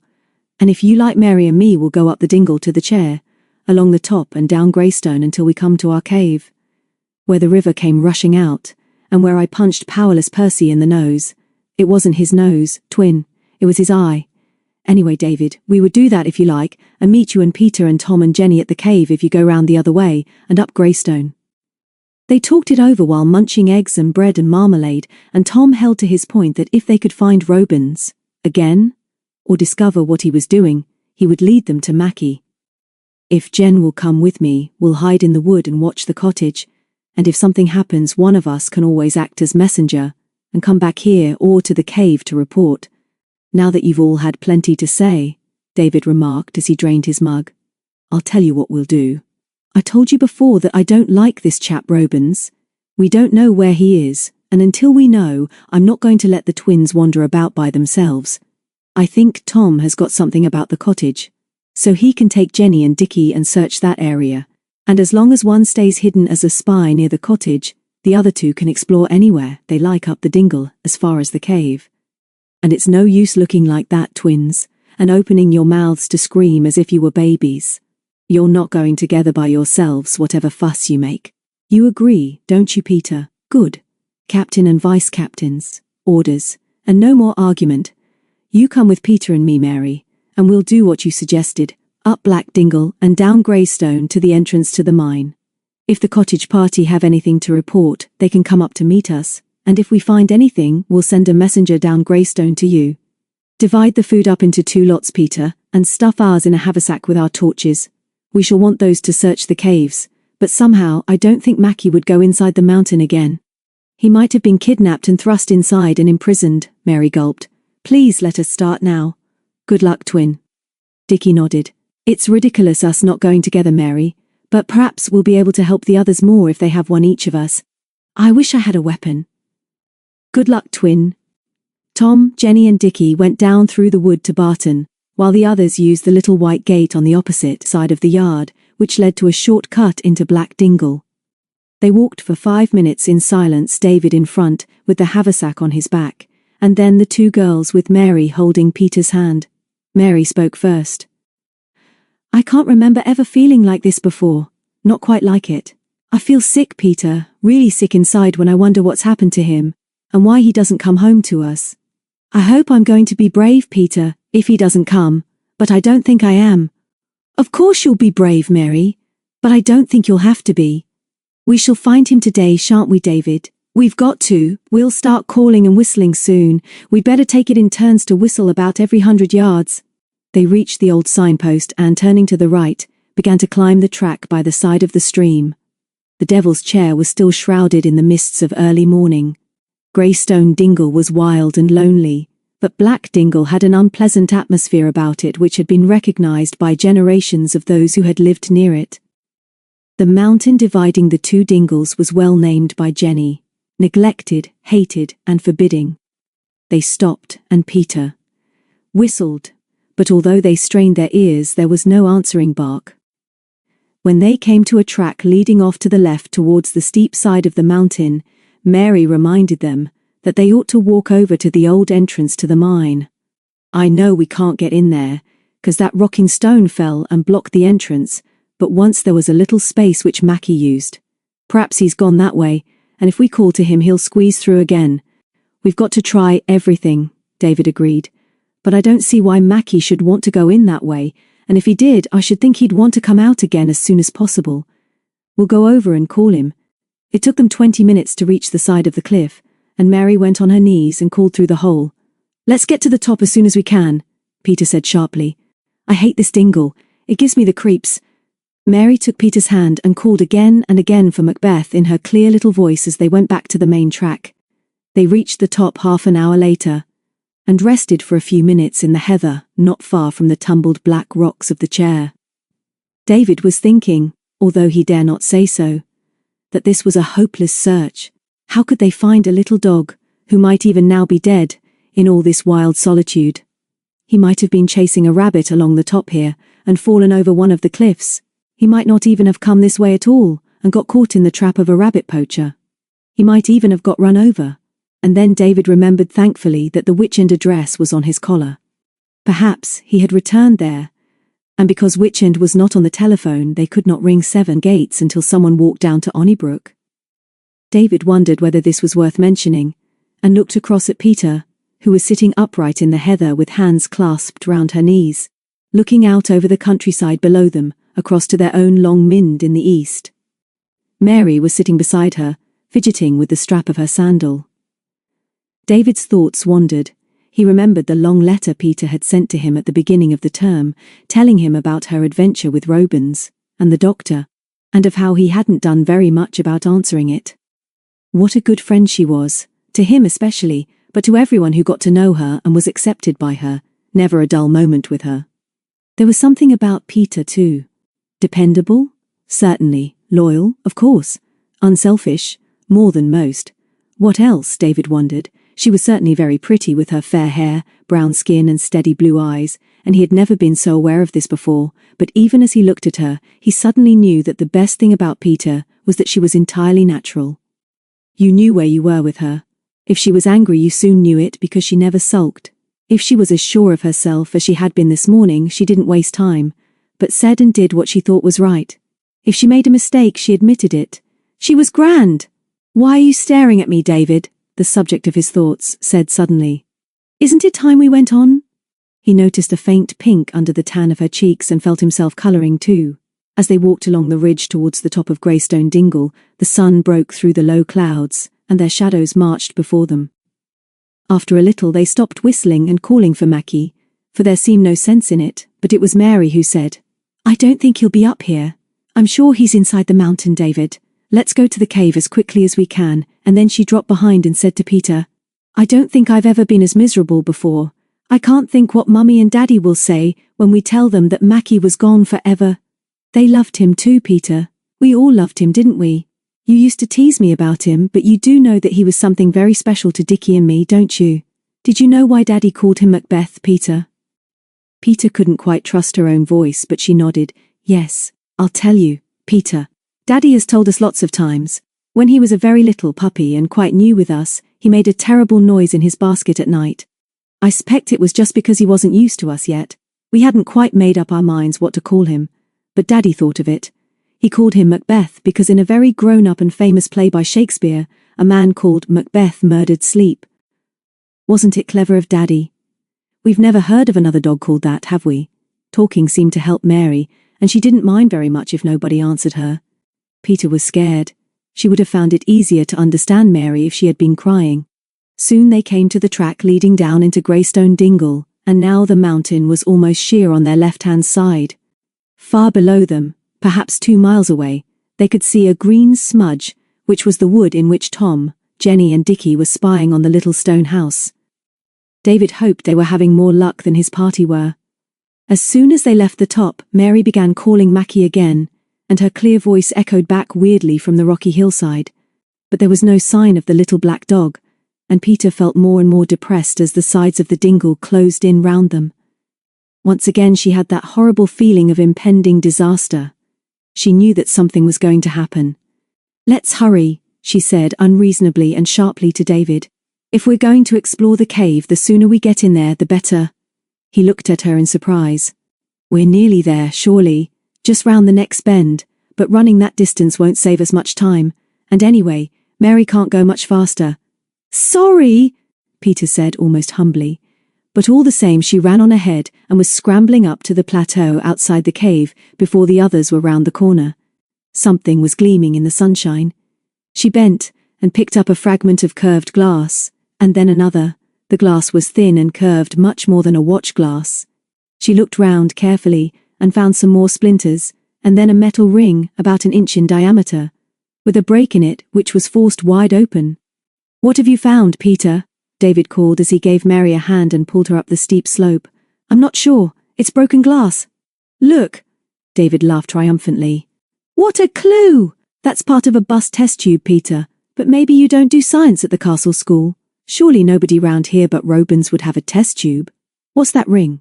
I'll have a guess now. That's the sort of ring which holds the handle on a cheap suitcase. I had one like that, and it was always being forced open by the weight and the handle comes away from the case. David! I think we've found his hideout. He's in our cave and he came here with a heavy suitcase full of chemistry things, and he heaved it up here and the handle broke and the case fell and bust open and smashed up some of his things.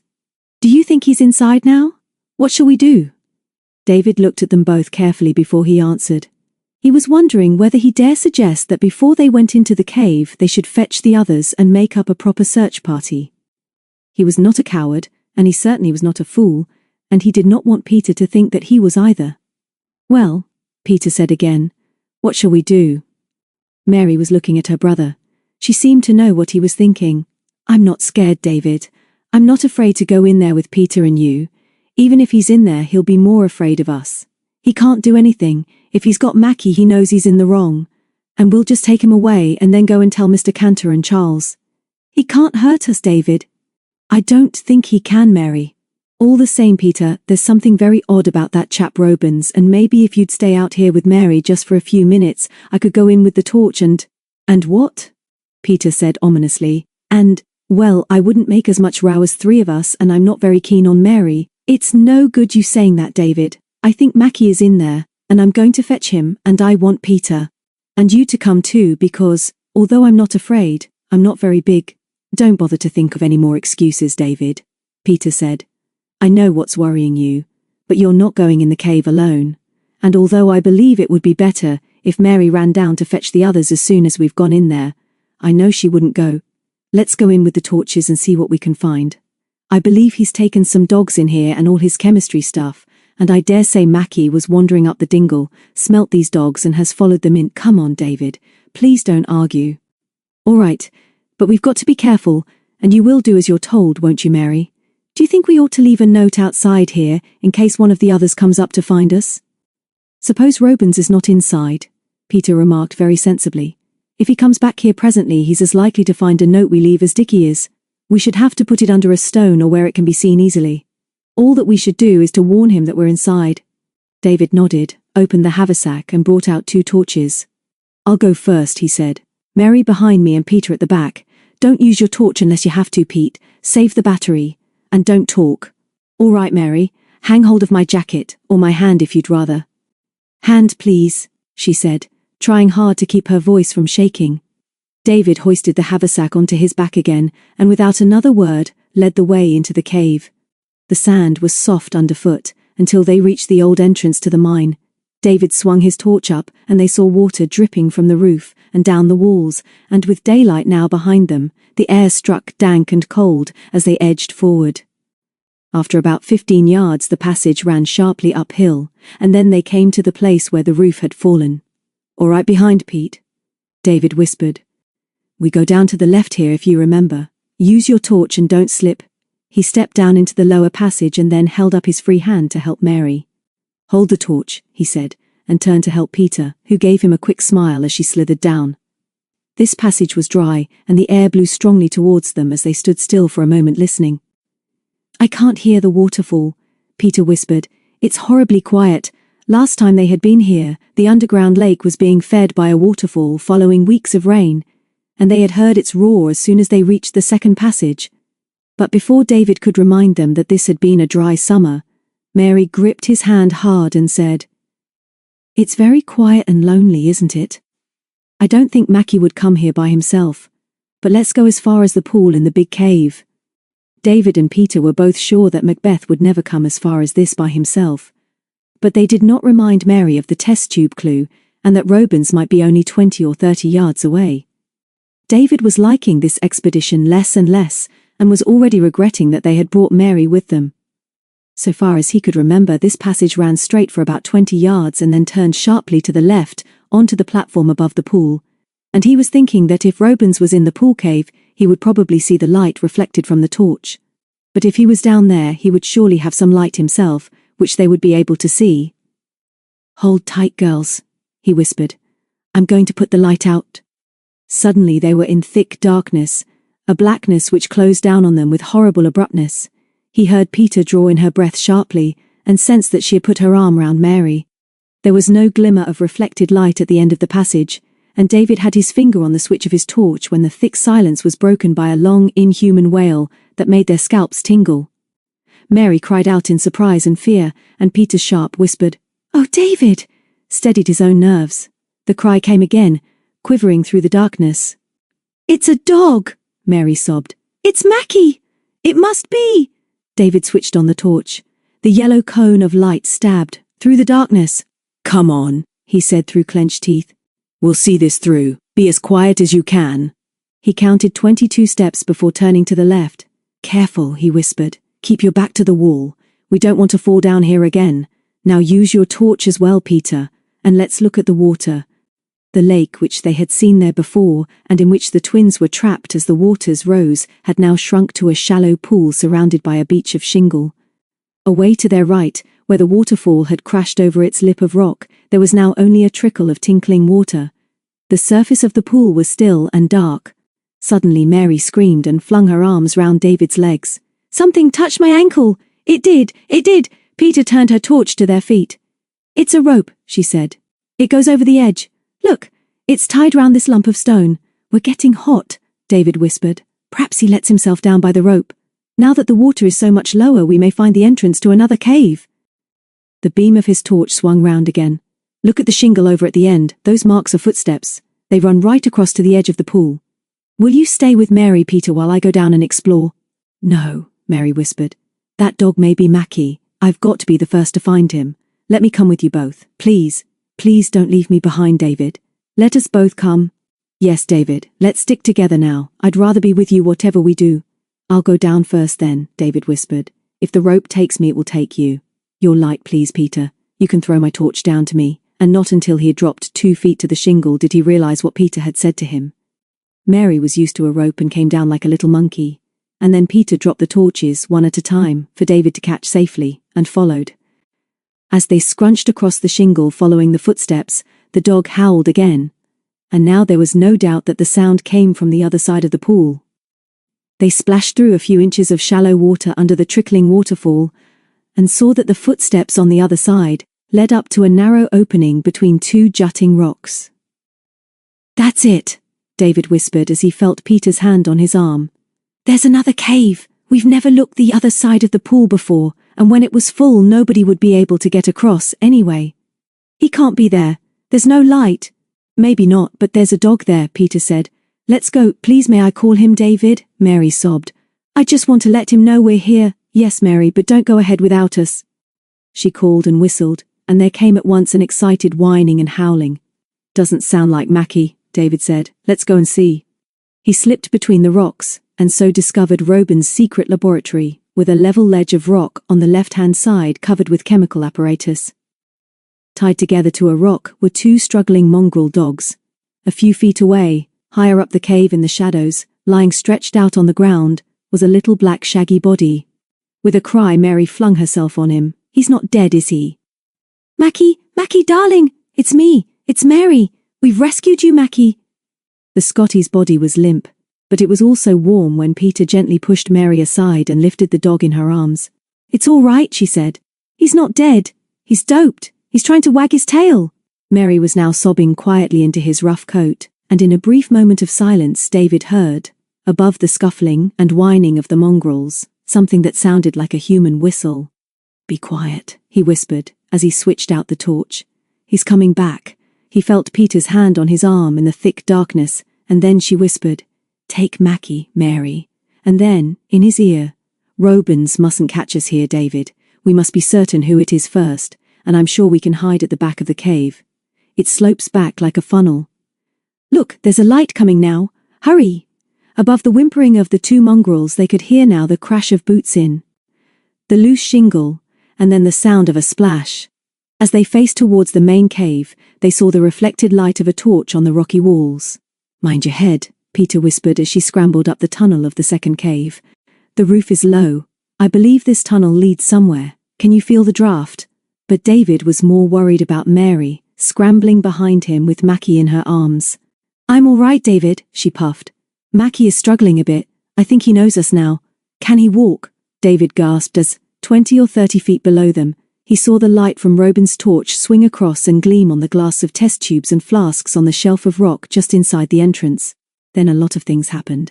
First Robins entered the cave, and the 3 fugitives froze into silence. David realized that Peter was apparently crouched on a pile of loose stones and rocks about 2 feet above him. His back was pressed against her leg, and when she leaned forward to whisper to him that the roof was only just above them, one of her plaits tickled his cheek.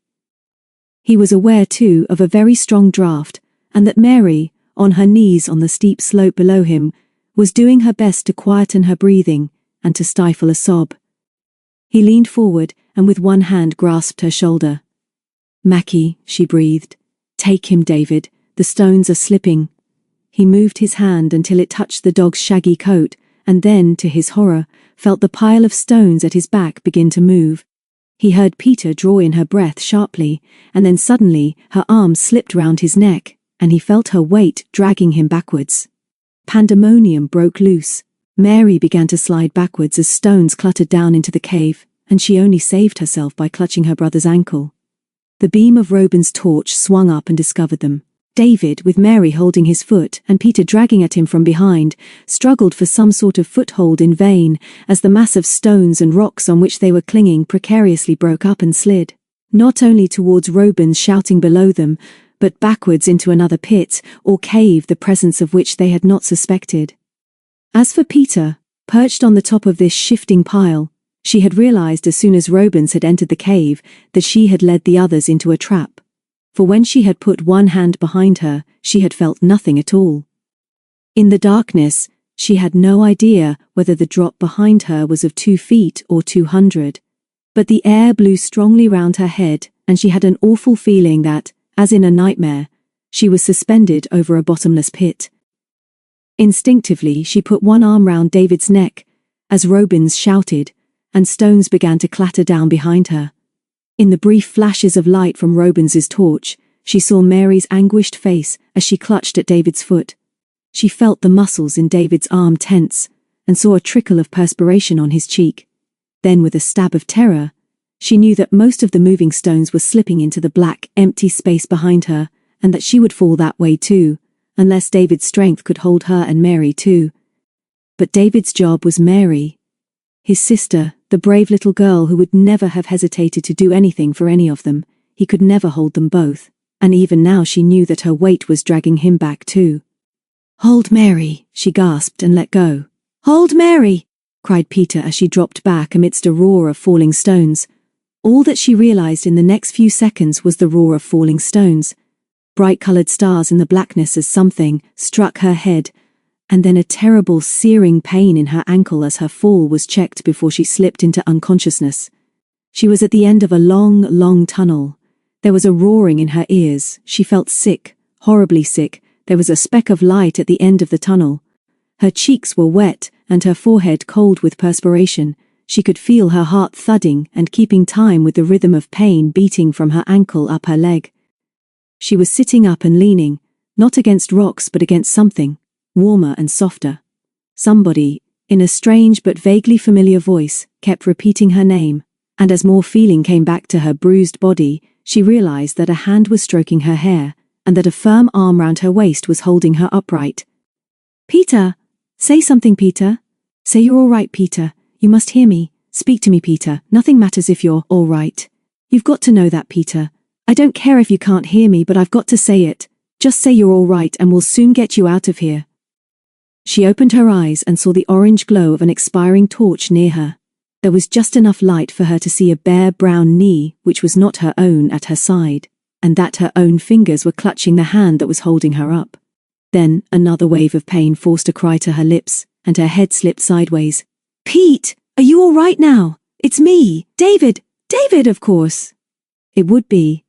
Whatever happened to her, David would be there. She felt the blood rush into her cheeks, and then closed her eyes with a sigh that changed into a sob, and then once again she fainted, but only for about half a minute. The next sound of which she was conscious was Mackie's bark, and then David's voice close to her head. "Pay attention, Mary, and listen to what I say. Are you all right?" "Yes, David. I'm not hurt. Mackie is all right now and the stones have stopped slipping. That brute who stole Mackie is here." Then Robins's voice. "How many of you are down there? What's happened?" David's voice was firm and strong as he answered. "We were looking for our dog that you stole, Mr. Robins, and when we heard you coming we climbed up to the top of the cave. Our weight moved the loose stones, and one of us, Peter, fell over the edge. She's badly hurt and I think her ankle is broken. You've got to help quickly. Plenty of ropes and maybe a stretcher. If you go back to your cottage you'll find somebody there who will take a message to the village and telephone to Mr. Charles Sterling at 7 Gates. My torch is smashed and this other one won't last much longer. Shine yours down so that we can see if we dare move." Robins made no answer until he had picked them out with his torch, and then swung the beam round their prison. "You're all right," he said at last, "but the rope I've got in the other cave won't reach you. You're at the bottom, and although I can't see far beyond, I wouldn't move far. What about this kid here? Is she safe to leave?" "Of course I'm going to stay here and guard David and Peter. Mackie will help me too, unless you've done something so beastly and foul to him that he'll go to sleep again." David, gazing up to the rocky platform high above them, saw Robins swing the torch round until it lighted up Mary's face. "He won't do that," he said quietly. "I haven't hurt him. I haven't hurt any of them. What about sending them blind?" Mary flashed. "Don't you call that hurting them, you great beastly bully? Just as because we're stuck inside this old mountain with you and Peter's hurt, don't you think we're afraid of you? We're not. We've never been afraid of you, and if you won't go and get some help right away, I'll jolly well go myself with Mackie." "Are you going?" Robins laughed. laughed almost as if he'd suddenly made up his mind about something and was pleased with his decision. "Yes, I'm going, and I'll be back soon. You kids have got plenty of pluck anyway. Come down a little way with me, Mary, and I'll give you some candles and matches." He leaned over the ledge and shone the torch down again. "What's your name down there?" "David Morton, and the girl who's hurt is Peter Sterling, Petronella. And for God's sake be quick," Mary's clear little voice came down to them next. "Don't worry, David, I'll be back in a sec, with some candles, and now that Mackie is all right, I'm not afraid of anything. Give Peter my love." The darkness closed again round the two huddled together on the loose stones in the unexplored cave, as the echoes of Mary's voice died away. "Did you hear all that, Pete?" David whispered. "Mary will soon be back with a light, and then it can't be more than half an hour or so before we have you out of this. Is the pain very bad?" She moved her head against his chest, not daring to trust her voice. The pain was bad, but somehow it didn't seem to matter quite as much as it had. "Can you bear it if I move a little?" David went on. "I'm kneeling on some sharp rocks, and I'd like to make you a bit more comfortable. Maybe you could lie down if I got my jacket off and rolled it up." She didn't want that at all. She knew that when she moved, the pain would be so sharp that she would just have to cry out. But David was already moving. The hand that had been on her hair was on the ground, and he was trying to sit instead of kneel. She heard the breath whistle through his clenched teeth, and this roused her. "David! Are you hurt too?" "Only uncomfortable. I've got a scrape on my leg and a bruise on the knee, and I want to stretch it a bit." "That's better. Would you like to try and lie down?" "No," she whispered. "Stay like this if you can stick it, please." He didn't seem to mind, and his arm tightened round her comfortingly. Then Mary's voice came to them eerily from above. "I'm coming, David. I've got the candles, but I must be careful, else I shall drop the lighted one." Peter moved her head and looked up to where a flicker of yellow light showed the ledge from which she had fallen. It seemed a long way off. "David," she whispered suddenly, "how did you get down here? When I fell, I was by myself. You mean you deliberately let go of me when you thought you might drag us both over? That's what you mean, isn't it?" She was glad he couldn't see that she was crying. She felt weak and rather silly, but it was clear enough that he must have scrambled after her when he had seen where she had fallen. There didn't seem anything else to say. David was quiet too. He could not have put into words his feelings as he had shone his torch down and seen Peter lying in a crumpled heap at the foot of a scree of loose stones, lying as if she would never move again. He could not even remember how he did get down to her after yelling to Mary to stay where she was, but dimly he realized that never in all his 16 years had he felt more grown up than in that second when he had seen her lying there so pale and still. Mary's voice came down to them clearly. "I'm here, David. I can't see you properly, but I'll throw down some candles and matches. How is Peter, David?" "It's only my stupid old ankle, Mary," Peter called. "I'll be all right when we can tie it up. David is looking after me. Did Robins say how long he would be?" "No, but I'm sure he'll hurry." Peter's fingers tightened over David's hand. Perhaps she was wondering, as he was, whether Robins was to be trusted or whether, now that he had been discovered, he would hurry out into Greystone Dingle and never come back. The end of the adventure. 3 days later, a large party began to assemble at Seven Gates. Once again, the Lone Piners HQ2 was transformed into a banqueting hall, with a long trestle table set down the centre, and with forms and chairs borrowed from the house ready for the guests. The table was laid for 14. Uncle Micah and Aunt Carol were in the house getting ready, but the Lone Piners, except Peter, had been waiting on the top gate for half an hour. "You're sure she's all right now, David?" Jenny asked for the third time. "It is safe for her to come home." "Of course it is. They wouldn't let her come if it wasn't. Charles saw her this morning and said on the phone that her ankle and leg is in plaster and she can hobble with a stick. He says she's fine and can't think why they kept her in bed for 2 days, but I know why." "Why?" Tom asked. "I asked my father when I saw him yesterday, and he said because of shock." "I had shock too," Mary explained. "Aunt Carol put me to bed in the spare room as soon as we got home. She gave me some aspirins, and I slept a very long time, and now I haven't got any shock at all, just like our darling Mackie here," and she jumped off the gate and flung herself on the Scotty, who was sitting with his head on one side, watching the track between the pine trees. Dickie looked at his twin admiringly. He was very proud of the part she had played in the adventure, and so was David, which was why he did not blame her now for boasting a little. I don't know what we shall say to Peter when she does come, Jenny went on. I think she's the bravest and most wonderful girl I've ever known. David looked horrified. We can't do or say anything now, Jenny. Peter would never forgive us. We've just got to be what we always are. I can hear a car coming. They climbed off the gate and ran down the track to greet Mr. and Mrs. Morton from Witchend. Is she back yet, David? His mother said as she disentangled herself from her twins. Not yet. We're expecting them now. Charles has got Mr. Sterling with him, of course, and they're going to Bishop's Castle on the way to pick up Trudy. He telephoned this morning after he'd been to the hospital and before he went to the police station. He says she's fine, considering everything. Then they heard the sound of the estate van's horn from the bottom of the hill. I'll get the car into the farmyard out of the way, Mr. Morton said. We mustn't interfere with a triumphant coming. I suppose we shan't be allowed to say it to her face, but we all say, God bless Peter, don't we? Nobody found the words to answer this question, and as the car drove into the yard, Mr. and Mrs. Sterling came out to meet them.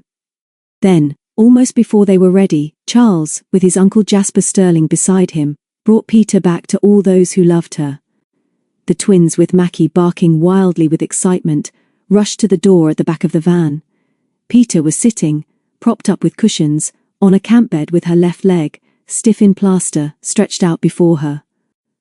Trudy, all smiles, was sitting beside her. Mary was first in and smothered Peter's rather breathless hello with a hug. Jenny took a quick look at her and saw with a shock that she was very pale.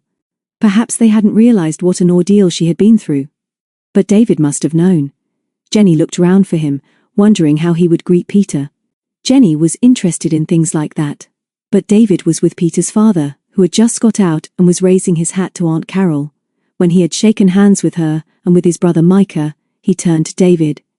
Petronella has not told me much about your escapade, he said, but I gather that you followed her down into an unknown cave after her fall and did everything you could for her and helped her to keep her courage up. I am sure you kept your head, my boy, and I'm sure you helped my girl.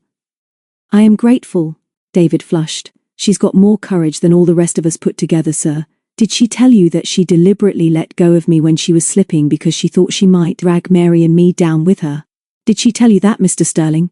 The old man looked back at his only daughter laughing up at Jenny and Tom, and then shook his head slowly. No, he whispered. No. Of course she would not tell me that, but now that I know, I'm not surprised. Thank you, my boy. His eyes, and they looked suspiciously moist, twinkled behind his old-fashioned spectacles. You had better go and pay your respects, David. Then Charles pushed him aside and went to the back of the van. I'm going to hire myself out as an ambulance, he said. You've got to walk with your stick in a sec, Peter, but I must haul the bed out first so that we can slide you out. I don't think much of your nurse. She seems to allow you too many visitors. David and Peter looked at each other, and then laughed rather loudly, and Trudy, breaking an awkward silence, said, Hello, David. I hear you've been up to some odd games since I last saw you. Let me out first, and then you and Charles can play at nurse, while I help to get the tea. He'll tell you the whole story soon. Peter managed very well with her stick and hobbled across to the barn with David on one side and Tom on the other. Isn't this ridiculous? She said. I feel an old woman. You'll have to get a wheeled chair and push me up the dingle. Does it still hurt? David said. Sure, you're all right. I'd love to say I was in agony so that you would all make a terrific fuss of me, but I must tell the truth. It doesn't hurt much now, but I feel very excited and peculiar inside, and as if I'd been away for months instead of 2 days. I think you all might have come to see me in hospital, she added with a twinkle which was not noticed by either of the boys. They wouldn't let us, Tom replied indignantly. Of course we wanted to come. We all did, even David. We knew your father was staying in Shrewsbury, David added, and we did ring up, and they said it would be better if we didn't. Come. We all went back to Witchend to tell them about it yesterday. Mother and Dad are here now. They wouldn't be left out of your party. Here they are. Mary says you saved her life, darling, Mrs. Morton said as she kissed her. I'm not sure how true that is, but we do want you to know that it's exactly what we should expect of you. Apart from that, we don't think any of you have been behaving very well. You seem to have got mixed up in some trouble. Peter blushed. Please don't say anything more about that, Mrs. Morton. I don't think the three of us want to remember the cave if we can help it. But I do think you ought to know how brave Mary was, and how she never lost her head. She was wonderful. My knees are wobbly, and I'd like to sit down. Then Aunt Carol called for volunteers to help with the teapots and hot water, and Mr. Sterling came and sat down next to his daughter in the center of the long table, and patted her hand rather vaguely. Uncle Micah sat next to her on the other side, and upset the plans of the Lone Piners, who all felt that she belonged to them, and wanted to sit next to her.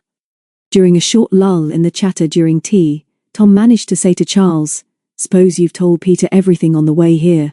We want to hear the end of the story, and what they said to you at the police station. What's happened to Robins anyway? We ought to know that." "I'll tell you as soon as we finished. I offered to tell Peter, but she asked me to wait until we were together." Jenny sighed. "Peter's inhuman over things like that. She's too good to last. I should have been so utterly consumed with curiosity that I wouldn't even have let Charles drive on until he told me everything. And before you do tell what you've found out today, Charles, Tom and Dickie and me think we ought to explain exactly what happened before you arrived at Greystone End that awful afternoon." "That's a good idea," Peter said. "I'm the only one who doesn't know anything at all. I want to know what's happened to Mr. Cantor and to the doctor. Anyhow, I don't want to remember that cave, and I never want to go inside Jenny's neglected mountain again." "Jenny's what?" Mr. Morton said as he passed his cigarette case to Trudy. Jenny went rather pink. "It's just a name I made up for it, Mr. Morton. I hate it more than ever now. It doesn't like being interfered with, and now it's hurt Peter and David." "It's a good name, Jenny, and perhaps you're right about leaving it alone. There's generally a reason for superstition. Who's going to begin?" Charles looked at Jenny, who nodded brightly to Tom. "You begin, Tom." "I'll help you if you forget, but you were really in charge of us, so you ought to tell the story." Tom hated this sort of limelight, and looked down at his plate as he began to speak. "We had a jolly boring morning, really.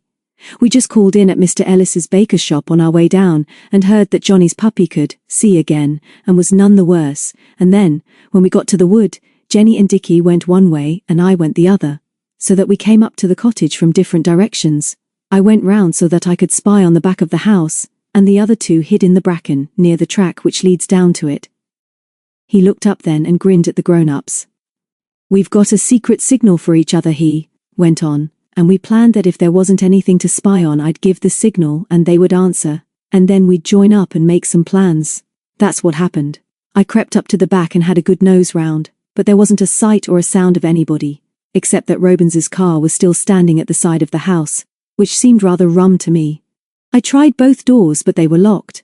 I could see through the window that the downstairs room was in a muddle like Peter said, but I was sure that Mackie wasn't there.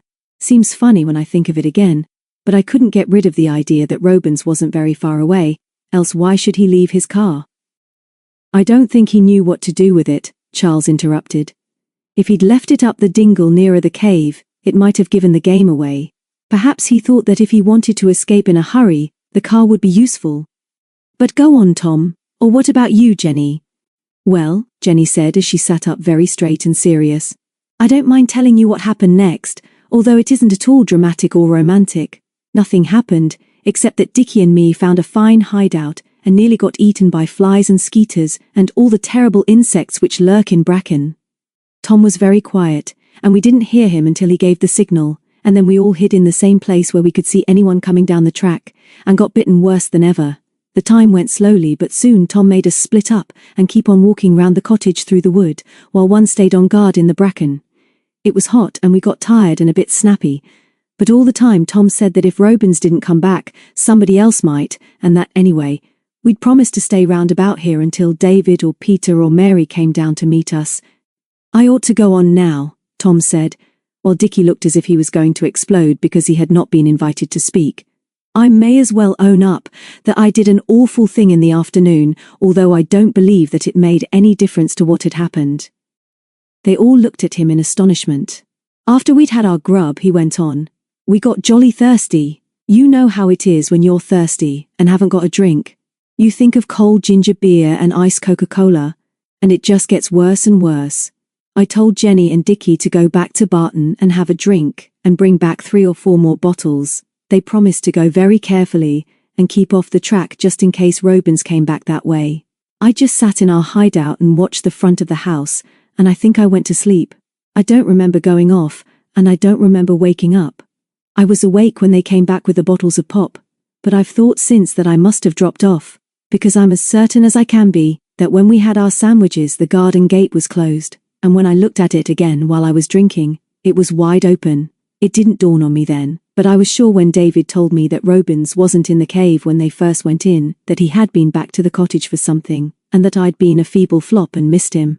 I don't feel too good about it, but you can go off to sleep and not realize it, can't you? Of course you can, Tom, Peter said quickly. We all do it sometimes. I've often been to sleep on Sally's back. It didn't matter, Tom, Charles put in. Robins did come back for some chemicals he'd forgotten. He told me that he wasn't in the house 3 minutes, so I don't expect you did more than doze off. He didn't come down the track you were guarding, you see, he came down the dingle. I was a bigger fool than I thought then, Tom said glumly. I ought to have kept a sentry down there, but I knew Jenny and Dickie were fed up. I was not, Tom, Jenny said indignantly. You kept on telling us that we were doing a jolly important job. I got bitten worse than you, and I was jolly thirsty, but I wasn't fed up. I was, Dickie said morosely.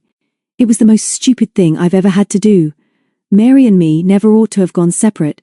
Richard, his mother protested. What grammar? Well, we never ought, he persisted. But it did get more exciting soon after we got back with the drinks. Shall I tell it? Good. After a bit, Tom said we would go down nearer the house, and we found another hiding place behind a bank under some pine trees. And then do you know what happened?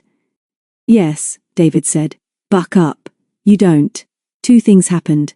The first thing was that man Robins came running through the trees from the dingle and rushed up and opened the front door with a key. And while we were all wondering what to do, there was a fut behind us, and down the track came that fat chap who said he was a doctor. He was on a bike which looked too small for him, and which has one of those little motor things on the back wheel.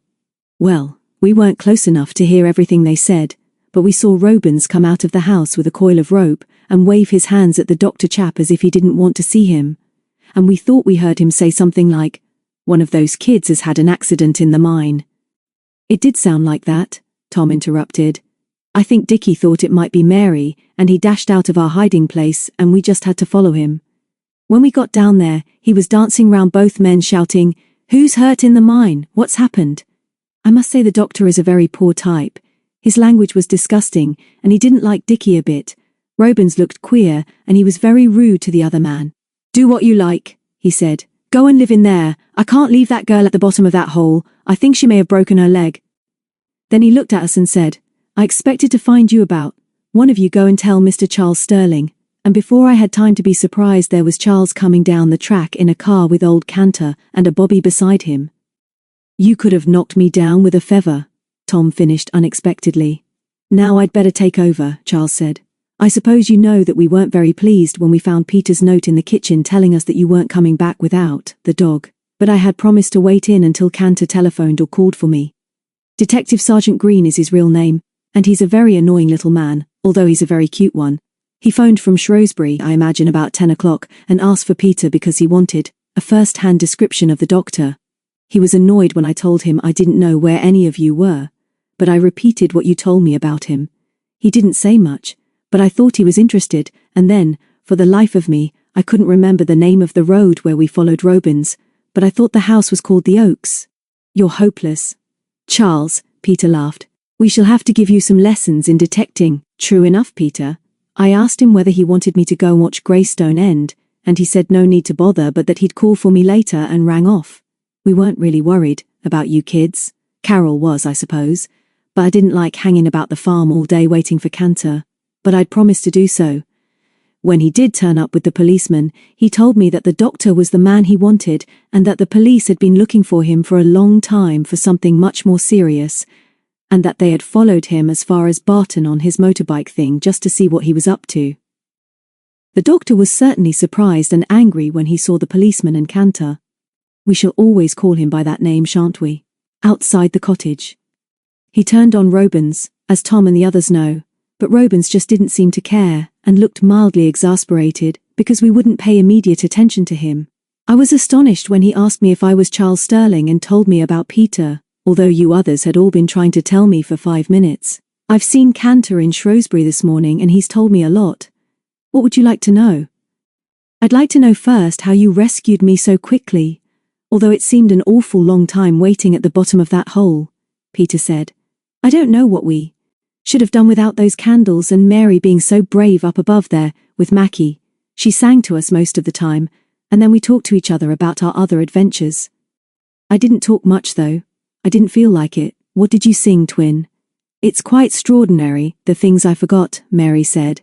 "I remembered My Boy Billy and Onward Christian Soldiers, and some of the silly things they sing on the radio. And I recited most of John Gilpin was a citizen of credit and renown. And I wish I knew where Edmonton is, although David once saw it on a bus in London." "Yes, I remember John Gilpin, Mary." "What else happened, Charles?" "Cantor and the Bobby took off the doctor after the detective had spoken to Robins. I didn't hear what he said, promising to send back another car and help from the village after I'd explained where you were and what had happened. Then Robins and I scrounged round the house, but we didn't bring much more because that extraordinary chap said he'd got blankets in the cave. We were short of torches, as you know, but it was Jenny who ran back here to warn Carol and bring the brandy flask. Anyway, Peter, with David's help we got you up, and although I don't think you remember much about it, you came out of the mine mostly on my back. The car from the village was up the dingle ready for you, and within half an hour, you'd seen a real doctor, and not so very much later you were tucked up in hospital. I expect your father told you that David, after all he'd been through, and he was feeling fairly groggy, tried to persuade us to let him walk up to Hatchholt to tell him all about it." "I knew," Peter whispered. "I don't know why everyone is so wonderful to me. I can't tell you how happy I'm feeling at this minute. Now tell us about Robins and whether what we guessed about him and the doctor is true. What's the doctor's real name anyway?" "I forget what Cantor called him. William Harris, I think. So far as I can find out, there isn't much harm in Robins and the police haven't anything against him except the stealing of dogs. There's no doubt that he's a very odd, highly strung sort of chap, with dreams of being a famous scientist someday. I think he'd done something wrong or foolish when that man Harris got hold of him and offered him money if he could work on this idea. As soon as he was arrested, Harris tried to put the blame on Robins, and then the latter volunteered to tell the police everything. I don't know all the story, but apparently Harris was so sure that there was a lot of money in the sale of this formula for making watchdogs helpless that he was prepared to spend a lot to get it. The original scheme was to find a quiet place for Robins to work in Ireland, and Harris, who had been trying hard for some weeks to get up Robins's enthusiasm, chartered the private plane, which got into trouble and came down on the Long Mynd. Robins admits that he was very tired and overworked, and that just before the final crash he got out his safety strap and then banged his head as the plane came down, and after that, as he told Peter, he just couldn't remember who he was for a bit, although he realized he mustn't give anything away. "Now I understand why they were both so curious about where we lived," Peter interrupted.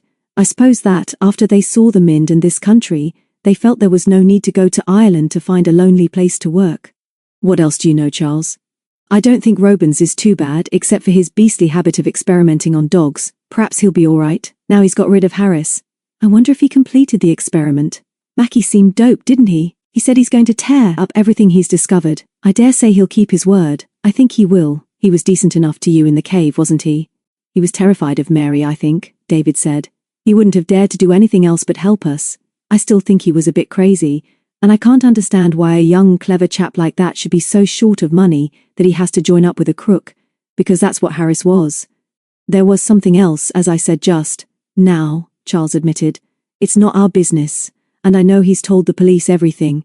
He may have been scared of Harris once, but he wasn't at the end. He was weak, but he always despised him, and I'm sure he's thankful to be free of him." "So are we," Jenny said. "We all hated him, but the twins got the better of him at his house. I wish I'd been there. It was a good performance," Peter admitted. "I had a front seat.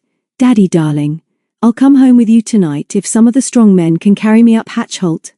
"She'll do no such thing, Jasper," Aunt Carol said indignantly. "She'll stay under this roof until that ankle is well enough to carry her up that rough track to Hatchholt without the risk of a tumble. We'll fit her in somewhere at Witchend if that would be more convenient," Mrs. Morton said, and then caught a glimpse of Mr. Sterling's face. "Poor Mr. Sterling. He never seems to have his daughter with him. Everybody is so fond of her that they want to keep her. I've had enough adventure for a week or two," she said. "I want to come back to Hatchholt just as soon as I can, and thank you all for giving me such a lovely welcome today, And thank you Aunt Carol and Uncle Micah for being so kind to me and so generous to all us Lone Piners because we're always eating your food when we come here to camp. Dickie, who had been silent far too long, jumped onto his chair and called, 3 cheers for the grown-ups, and then the party began to break up. Mr. and Mrs. Morton arranged to take Mr. Sterling back to Witchend, and then Tom said, "Could you find room for Jenny's haversack, please? I'm cycling back to Ingalls with her tonight because Uncle Alf starts on the harvest tomorrow, and she's going to help us." "What about you 3? Mr. Morton asked his children. "We'll stay tonight, Father," David said. "Peter has to sleep indoors, of course, but Mary can bring her sleeping bag down and sleep in Tom's cubicle." "Don't you worry about us, Tom and Jenny. We'll pack up in the morning, and if you want to get off soon, we'll help Aunt Carol get the worst of this cleared up tonight." "Of course," Dickie remarked. "Always call on us. Mary and me are just old faithfuls, never complaining," Mary added. "Just always working and willing like two little nuisances," Tom finished for her. "Let's all help get these tables cleared up anyway. We haven't got to go yet. What are we going to do with Peter?" "You're going into bed soon, my dear," Aunt Carol said. "You must be tired out, but you can stay here until the others have gone." They cleared the tables and stacked them along one side of the barn, and then Mr. and Mrs. Morton and Mr. Sterling went. Peter sat at the scullery door and watched the rest of the Lone Piners deal with one of their very biggest washings up, and rather enjoyed herself. When that job was done, Tom and Jenny said they must go. "Take me over to the gate," Peter suggested. "I'll stay there for a bit and see you off, and then I suppose I ought to go in. I'm tired." Tom and David gave her a bandy chair across the rough farmyard and then found a bale of straw for her to sit on. The twins followed with Mackie and perched themselves as usual on the top bar of the gate and cheered when Jenny appeared with her bicycle and a green beret on the back of her head. "Bet your tyres want blowing up," Dickie said. "And betcha I don't do them. You'll have to ask Tommy. He'll wear himself out blowing up your tyres. He likes doing them," Jenny protested, at which the twins jumped off the gate and rolled on the ground in helpless laughter, while Mackie barked round them. But when Tom arrived with threatening gestures, they fled, still laughing, into the wood. "I want to say how wonderful it is to have you back safe again, Peter," Jenny said, while Tom got to work with the bicycle pump. "And you do understand about the harvest, don't you?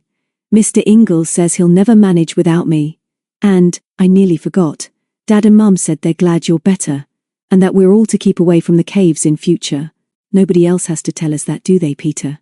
David said. "We've had enough of your neglected mountain, Jenny. Cheerio, we'll call in and see the farmers at work tomorrow or the next day. Maybe we'll come and give you a hand with the stooking, and Peter, in a lovely sunbonnet, can lounge in the shade and watch us. See you soon." As they disappeared down the track, he came back and sat on the bale next to Peter. "What a day! Sure you're all right, Peter?" "Of course. The leg aches and so does my head a bit, but it's been so exciting. What a long time ago it all seems, David. And it's only 3 days. Let's forget it. It's all over now. I don't know that I do want to forget all of it. David, this isn't the first adventure we've finished here at Seven Gates, is it? I remember the first day I came here and how scared I was. That was the day I met Jenny for the first time, and I never guessed what it would mean to all of us. David, before the twins come back, I want you to know that I wouldn't have had any courage at all in that horrible pit if you hadn't been with me. You just made the difference. I knew it would be all right in the end." Before he could answer, Charles and Trudy, arm in arm, came out into the farmyard, and the twins came out of the wood and climbed onto the gate again. Trudy flashed them a smile and sat down next to Peter as David got up. "I've come to offer you a job, Peter," she said as she put her arm round her shoulders. "It's a special job, and I hope you'll say yes. Next Christmas. A job? For me? What do you mean? You're the nearest sister I've got, Peter. Will you please be my bridesmaid?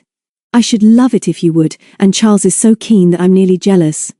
Peter blushed. "But Trudy, it's wonderful of you, but surely there's somebody more important, someone you've known longer, and I'm only 16 and there's nobody I want more. Don't be ridiculous, Peter. We'll have a grand wedding, won't we? It will be the first Lone Pine wedding we've ever had," Mary said with a certain amount of relish. And later, after Charles and Trudy had gone out for their stroll, and Peter and David were sitting on the bale of straw again, Dickie said, "It's a funny thing how all us families seem to have got mixed up together. First there was Peter, and now these Seven Gates people, and Jenny's family a little, and Uncle Alf Ingalls, and now because of Charles there's Trudy. I quite like it, but it gets a bit confusing. All the same, Peter really seems to belong to us now." Mary paused before she answered. "Yes," she said at last. "That's right, twin. When I was in that awful cave waiting for you all to come and rescue us, I was sure that Peter will always belong to our family." "What do you mean, Mary?" She looked at him, and then across to her elder brother. "Sometimes little boys are very silly," she laughed. The end.